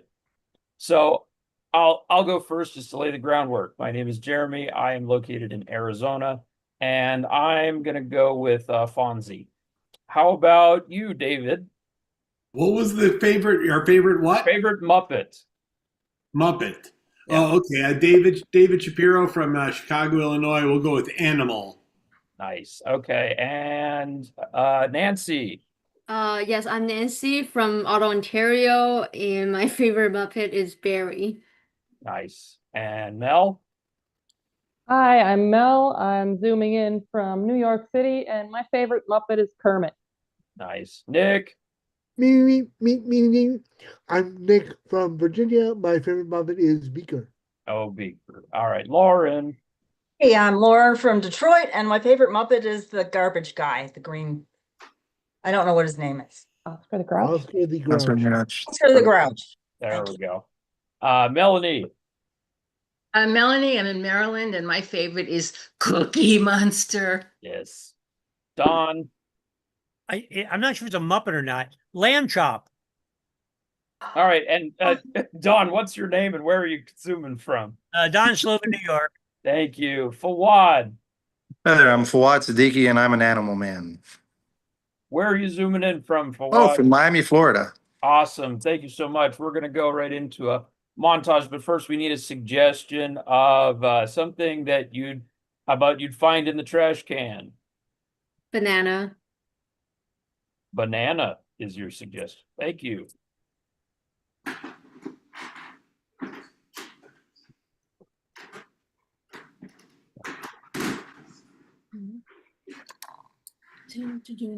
Well, on behalf of the Dole Corporation, I just want to thank you all here at the plant for an excellent banana crop this year. Potassium levels are through the roof. I've never seen potassium levels this high, in fact. So I want to thank you. We appreciate you and everyone coming from the villages nearby to work at the factory. And that's why we brought this big screen TV for you all to enjoy some good quality American television. So we thank you again. And we want you to know, as I understand it, that the strife going on outside amongst the different factions has been affecting you, and the Dole Corporation sympathizes with all of you in your various Bombs are going factions. off in the distance. So we thank you for making your way to work today, and it's very important. And you know, the people of America thank you as well, because these bananas are going to go to some very appreciative Americans. Check out Flood. I'm sorry I'm late. Oh, I had to run through a crowd. Oh my goodness, it's crazy out there. Hey, how come this TV only goes to Fox News? What the? When are we gonna get paid? Yeah. Come on, like I haven't been paid in like 2 months. Is there a union rep here? What is this union you speak of? We do not do unions here in Honduras. Oh come on, where's that Jera guy? Sure we do. We can make one, man. You got to stop drinking the corporate Kool-Aid. You're right. We need a If you union. tell me one more time about the corporate Kool-Aid, I'm going to fire you on the spot. Oh man. My union. To everybody around the corporate Kool-Aid dispenser. Ooh. Good batch this year. It really is. I can't get over it. I'm getting a lot of red 40 and yellow 5. Yeah, this banana flavored Kool-Aid, which I never thought which are words that I thought would never come out of my mouth, is actually quite tasty. I'm seeing weird like patterns coming off of things. Is that normal? Yeah.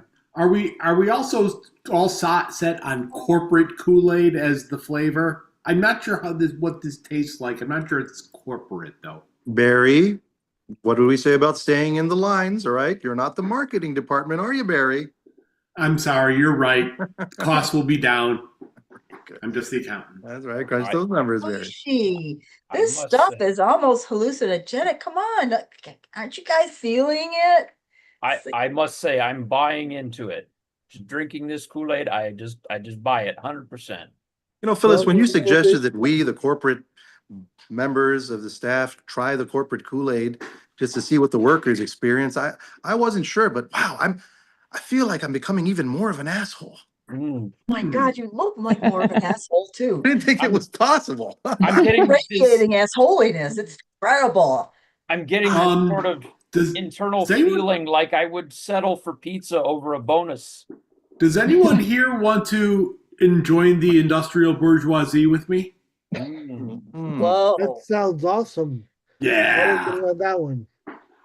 As long as they're wearing tight pants, I'm good for it. Hey, did you guys see the email about the plane that's supposed to take us back to Chicago being delayed? No. There's what? a plane? Yeah. You know, the shuttle that's going to take us back tomorrow, it got delayed, they said. Oh, no. Something about some sort of like class war going on? Did you read this? Well, at least it's not, it could have been worse. It could be a $400 billion plane from Qatar. We should be so lucky. Excuse me, guys, and guys and girls. I mean, men and women. I mean, females and males. I don't want to offend anybody. I would like to change the channel on this wonderful set there. I would like to see Seinfeld. Seinfeld? Seinfeld? Yeah. Can't we just change the channel? Do we have to? Who's Seinfeld? Yeah. Yeah. Who's Seinfeld? Wait a second. You guys are turning on me already? I just got in. Is he one of those Chiquita people? Have you been infiltrated? I bet. He's probably in corporate. He's probably going to take all our jobs. Are you from Gatorade? Do you work with Gatorade? Who are you working with? He's the Woody Allen guy. This is espionage. Get him! Wow. Get him. Help! Feed him the Kool-Aid. Feed him the Kool-Aid. Make him drink the Kool-Aid. Oh, I'm running away. Sleep. Oh, I slipped on something. Sleep. Looks like I slipped on a banana.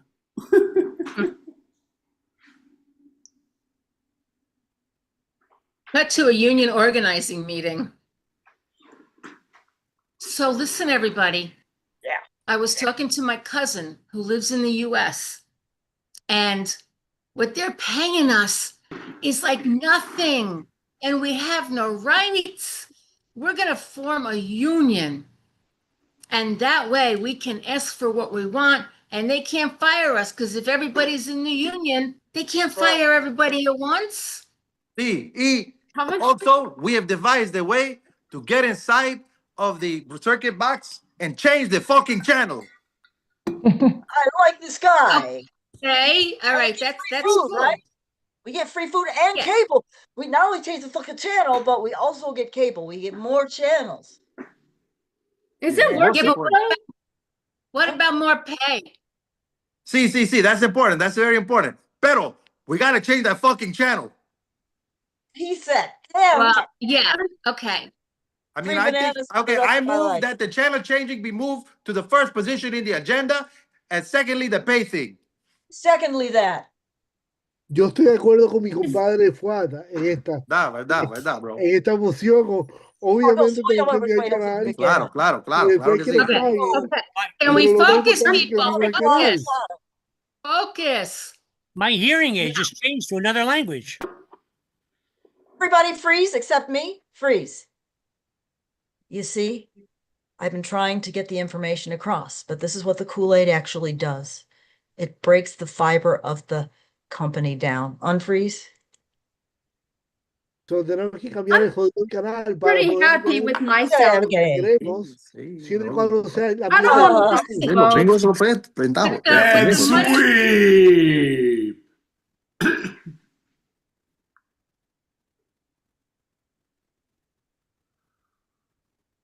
It's happening down in Honduras.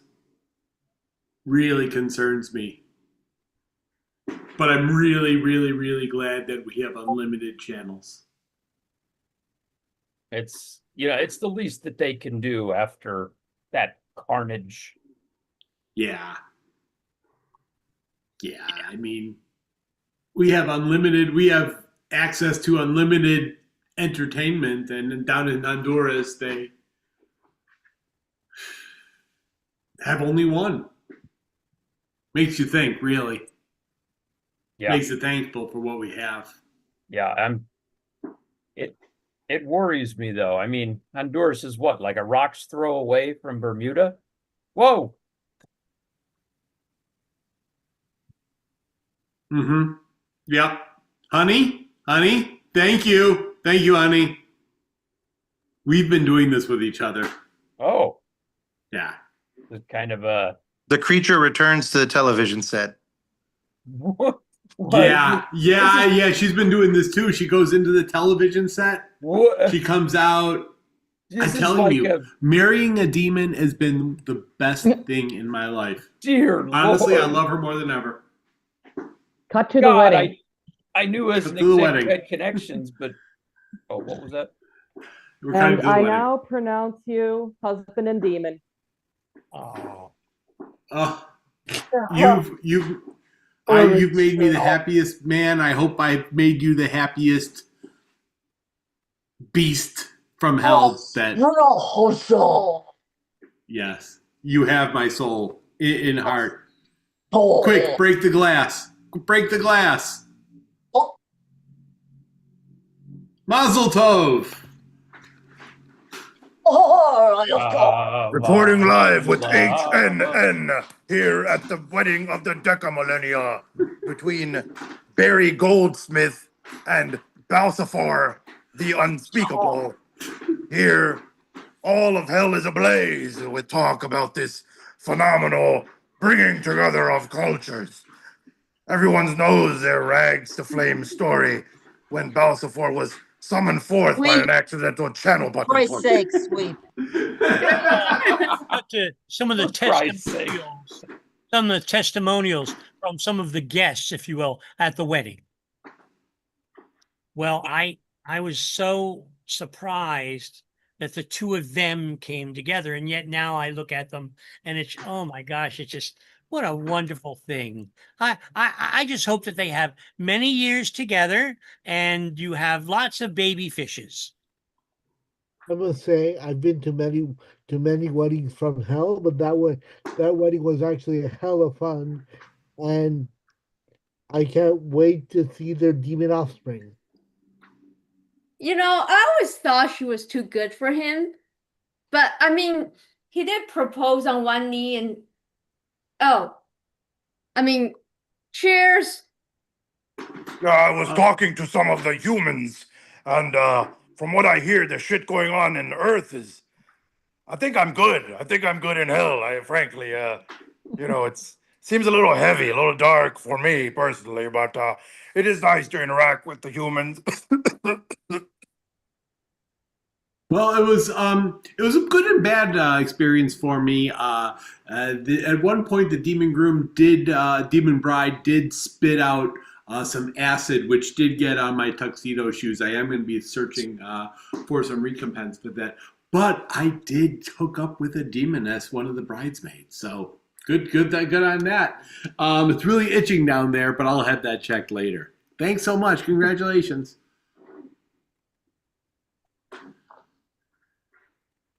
Can we cut to a year later during divorce proceedings? All right, so now that this mediation is underway, let me just get a couple of things right. So Demon here wants to take the bordello, the river of blood, their Shih Tzu named Damien, and half of the dark web assets. You know I built that river of blood with you. I deserve that river of blood. David, cálmate, yo voy a negociar esto para ti. Mira, Jeremy, nosotros no le vamos a dar el río de sangre, ni el Shih Tzu, ni nada de esa mierda. Muy bien. Estamos contentos de darle el río de la sangre, pero el Shih Tzu nos quedamos con nosotros. Okay, so I did have to bring in a consultant for this because when you're dealing with Earth and the underworld, there is some overlap on the law. So can you bring in the consultant, please? Thank you. Miss Rivers here is going to interpret the law as it pertains to the underworld versus what we normally understand. Yeah, well, it's really simple, really. Like the bride gets everything that that they had before the wedding. And then the groom gets three things that he wants in the bedroom. Three things. Do I have to name those three things right now? Oh, yes. Sure. Why not?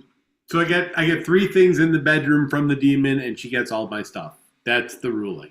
Okay. I gotta live with that. I married a demon. I want her to cuddle with me, and really mean it. I want her to do the stuff with the feet, and she knows the third thing that I want. We've discussed it a lot. Yeah, that third thing. Yeah. Come on, you're a hell demon. Hey, Ishtar, ¿qué piensas tú de eso? How do you feel? How does that make you feel? What do you think of that? You.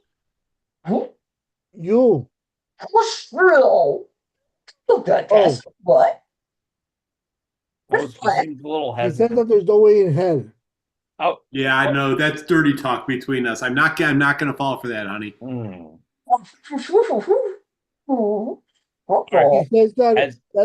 She says that over her lawyer's what? Over her lawyer's dead body? As the mediator, I feel it's my responsibility to intervene a little bit here, so maybe we can come together on a compromise. Now, Demon obviously doesn't want to do that with you, but would you be open to watching her do that with, let's say, something of your picking?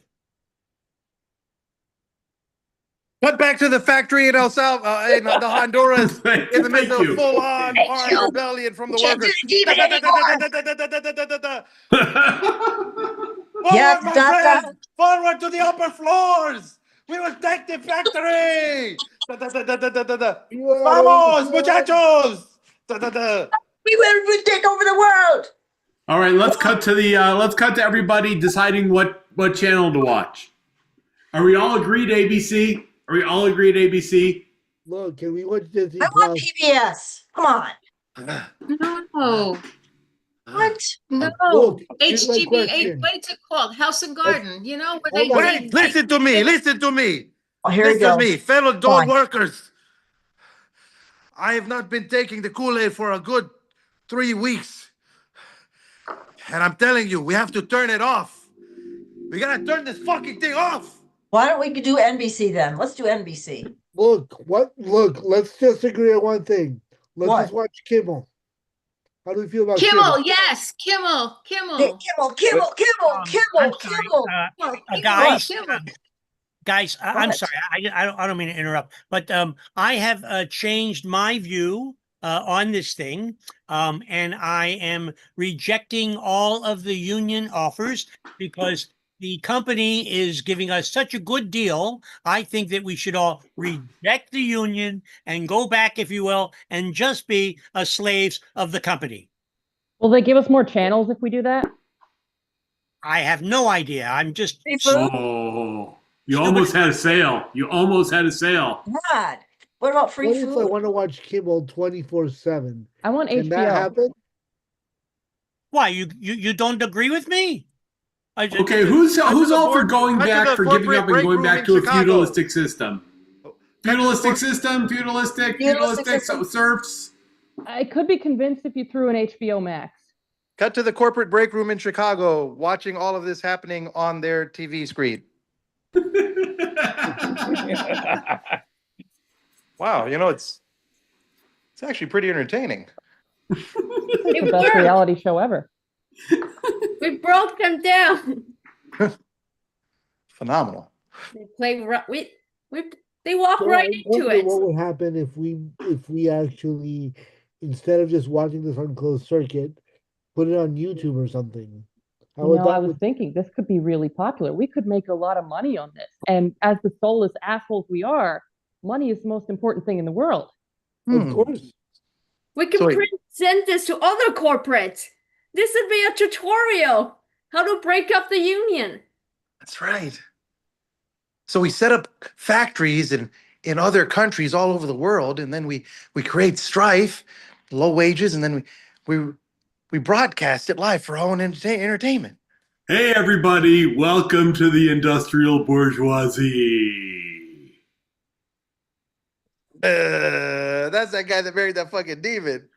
I'm sorry. I don't mean to interrupt all this wonderful kumbaya now that we're all part of the same company and have denounced all of the union and all of the things that we're going to bring us together in that kind of way. I have changed my mind. I have seen the light. I think that we should actually all become union members. Go union. No. Hey, drink some more Kool-Aid. Drink some more of this. It's fucking crazy, man. Yeah. He's lost. Yeah, this isn't strong enough. Let's sweep and go to everyone in line at the unemployment office. Well, you know, I guess the union was fun while it lasted. Los 5 minutos la unión, ¿de qué estás hablando tú? Yeah, pinche puta, for real. This line is really long. Claim declined. Next. Ah. I said that the I don't union know. lasted 5 minutes. What do you mean? I don't think unemployment's going to be enough money. Hey, I why have to did pay my rent. We need to come up with a scheme. Why does the line keep going past the horizon and seem to dip down into the earth? Whoa. I know that's obvious because there is a second level, 50 fathoms below the surface of the earth. There's a whole other world. Oh, makes sense. And if you're not, of course, if you're far enough towards the end of the line, you just get sucked right in and you have like a whole alternate universe life for like, it's like a 1 year deal. Attention, single riders to the left. Single riders to the left. Oh shit, I didn't pay for the fast pass. Plan ahead, buddy. I'm telling you. I didn't know Fast Pass was an option. I thought everybody had to stand on this line forever. Who can afford a fast pass on unemployment? It's true, but this line has to start moving. My rent is due in 3 weeks. Did you guys Do you hear about think- the alien? The alien invasion? It was on the news. It's supposed to happen Alien late. invasion? Yeah, we could potentially be kidnapped and taken to other planets. A big deal. They're coming into the Earth and everything. You mean aliens Wow. coming into Honduras? Yes. Yeah. Hard to believe. I get it. But we need to make Honduras great again, dude. Your attention, please. Your attention, please. The unemployment office is now under the control of the aliens. Everything will remain the same. Please keep your place in line. I hope they give us some channels. I know. Hey, maybe the aliens will pay us more than the government used to on The unemployment. medical's really good though. The medical coverage is cutting edge stuff, you know. Do they have dental coverage? Attention. Yes. Let's cut to an alien with one of their new patients. Alien died. All right. So you say you have a common cold. Those are your symptoms. Yeah. Okay. I got a bit of a stuffy nose. Got it. Yeah. All right. Go in there. Bend over. I'll get the probe ready. You have dental insurance, so I'll take care of cleaning your teeth at the same time I go in. Are you gonna do that thing to me? Because I knew this guy who was married to a demon, and even she didn't want to do that. Is that what you're gonna do to me? At least, yeah. That's actually the beginning part. Three things. Three things. I'm sweeping ourselves.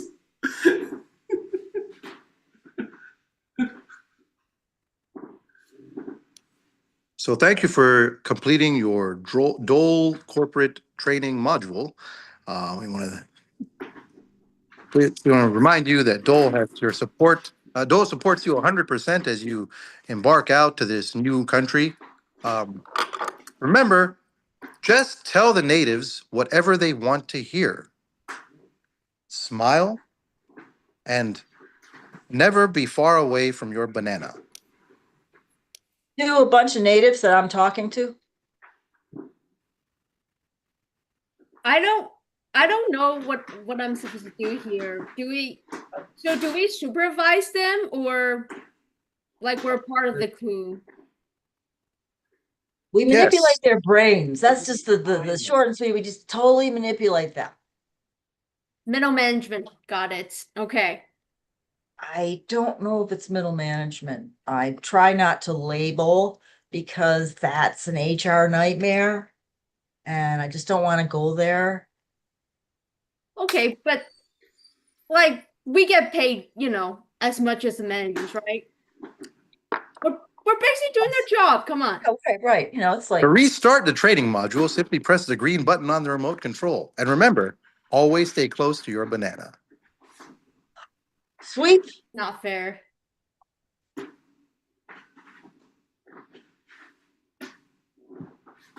Bring in a bunch of natives. Bunch. 4, 5, 8. So listen, guys. So here's the thing. I just discovered that sugar is good for you. And if you eat enough of it in all various foods, that you'll live another 10 years. And it's okay to smoke and eat chocolate and copulate without protection. It's all true. I'm telling you. Yeah, aliens. I learned this right from the source. Have you been drinking the Kool-Aid? Yes.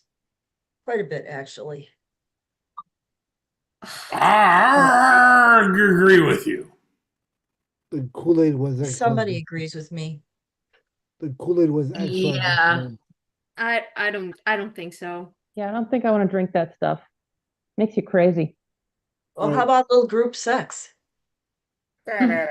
Orgy time. All right. So good job. That's a good way to end it. Ready. Okay, I guess Jeremy got knocked out, but yeah, he's popping back in. So, Jeremy had to go run an errand. He said to thank everyone. yeah, well, he's back. He just get signed in. So yeah, so yeah, but thank you. Definitely. But yeah, it seems like he signed back in, which is great. I hit my little timer. Sorry, all. I just wanted to say thank. I'm sorry. Great. Thanks. Oh, definitely great job. Yeah, It's no, an alien. It's yeah, the connection thing seems to do that plenty of times, but He's being probed. probe.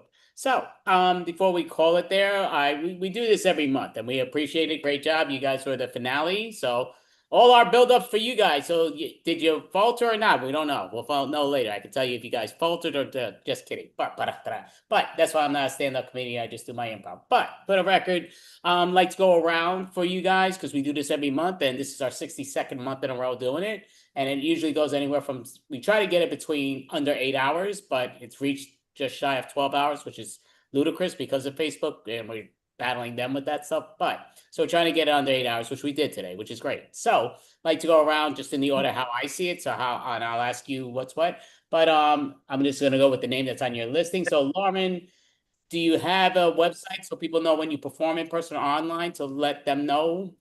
No, I do it telepathically. You just have to think of me and I will vibe you. Or so the short answer is no, not really. Okay, that's simple, perfect. But yeah, great job, Lauren. Nick Stevens, how about yourself? Do you have a website so people know when you perform online or in person or what's what? I can be found usually on Wednesdays on Dave Batanski's Geek Jam.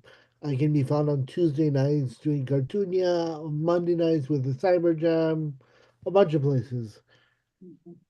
Oh, sounds great. So, yep, just find them in a bunch of places, but he gave you some of those things, which is great. Melanie, just because again, that's the number order, but do you have a website so people know you perform with who? And No when? website, but my life is an open book on Facebook. All right, well, perfect. And Mel, she's been my co-host, but since she's the next on the list here, how about yourself? Do you have a website so people know when you perform online or in person or a team or what's what? You can find me at mel.licious on YouTube or mel.liciousness on Instagram. And also check out Socially Distant Improv. I perform there with the improv professionals a lot. Perfect, great job. And how about yourself, David Shapiro? In Chicago, but I'm only on Facebook. I want to do more in person in Chicago, but I just haven't gotten around to it. Got to find the right place. There are too many places here in Chicago. But I love doing everything online that I've been doing for the last 5 years. Before I met Andy, all those many years ago. I think it was Toast and Jam that we met on for with Faustino. That was a lot of fun. Those were fun Saturday mornings.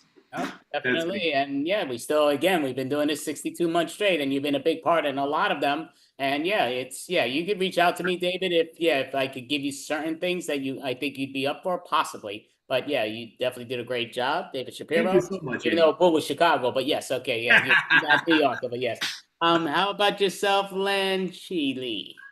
Yes, I perform with some of the, I guess, workshops or events put on by on a Facebook group, Ottawa Improv. Okay, perfect. Did a great job. How about yourself, Don Slovin? Yeah, I don't know. Let me see. I have a jam prov coming up if you're in New York. It's on October 18th, 2025. And if you're interested in joining either as a performer or an audience member, I don't know. I'm not real good at the PR thing, but I started off good, right? It was good, right? At the beginning, right? I was good, right? Yeah, You're whatever. the best. Oh, Dave. I've heard that. I've seen better. Followed up on October 18th. October 18th, definitely that's a Saturday. Follow up on his link and what's going on. And we might be there ourselves, possibly. So we'll see what's going there that day. But and Fawad, how about yourself? Hey, Andy, I didn't even expect to see you guys tonight. I just butt dialed this by accident, and I get to see nice people. Yeah, hey there. Okay. Fawad Siddiqui. I direct Short Round Improv in Miami, Florida. You can find us on Instagram at Short Round Improv. And we do weekly jams and drop in and a jam every Sunday. And we have a big end of the month crazy costume show. We're doing a Mad Max themed show this Sunday. I've got $800 worth of Mad Max costumes I'm gonna dress everybody up in and go crazy. We're also doing some video sketches now. And yeah, that's the news from Lake Fawad Be Gone.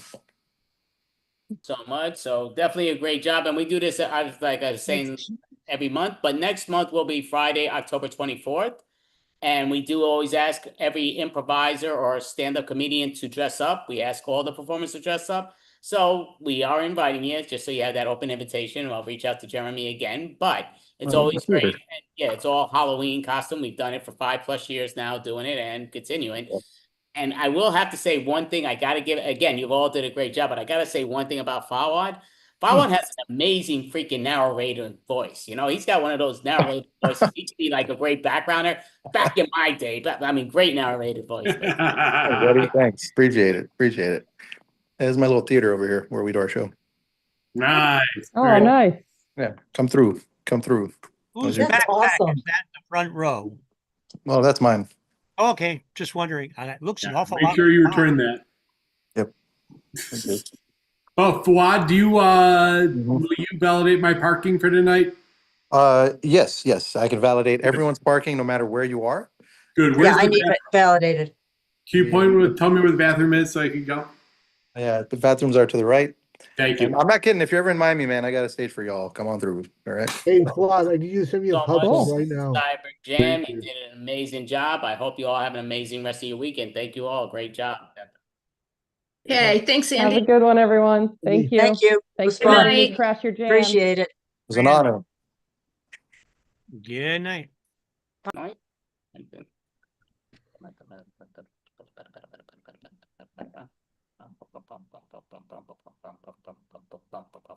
Good night, friends. Thanks for having me. Yeah, have a great Have one. a good night.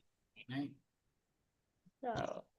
So basically, yeah, so this was obviously our show. This was our 62nd month in a row. I thank you so much, Mel. She's been there from the beginning to the end of tonight's Extravaganza, which we started at 4 p.m. So we are just a little shy of 7.5 hours, which is good for me. It makes it easy, but one of our people pulled out.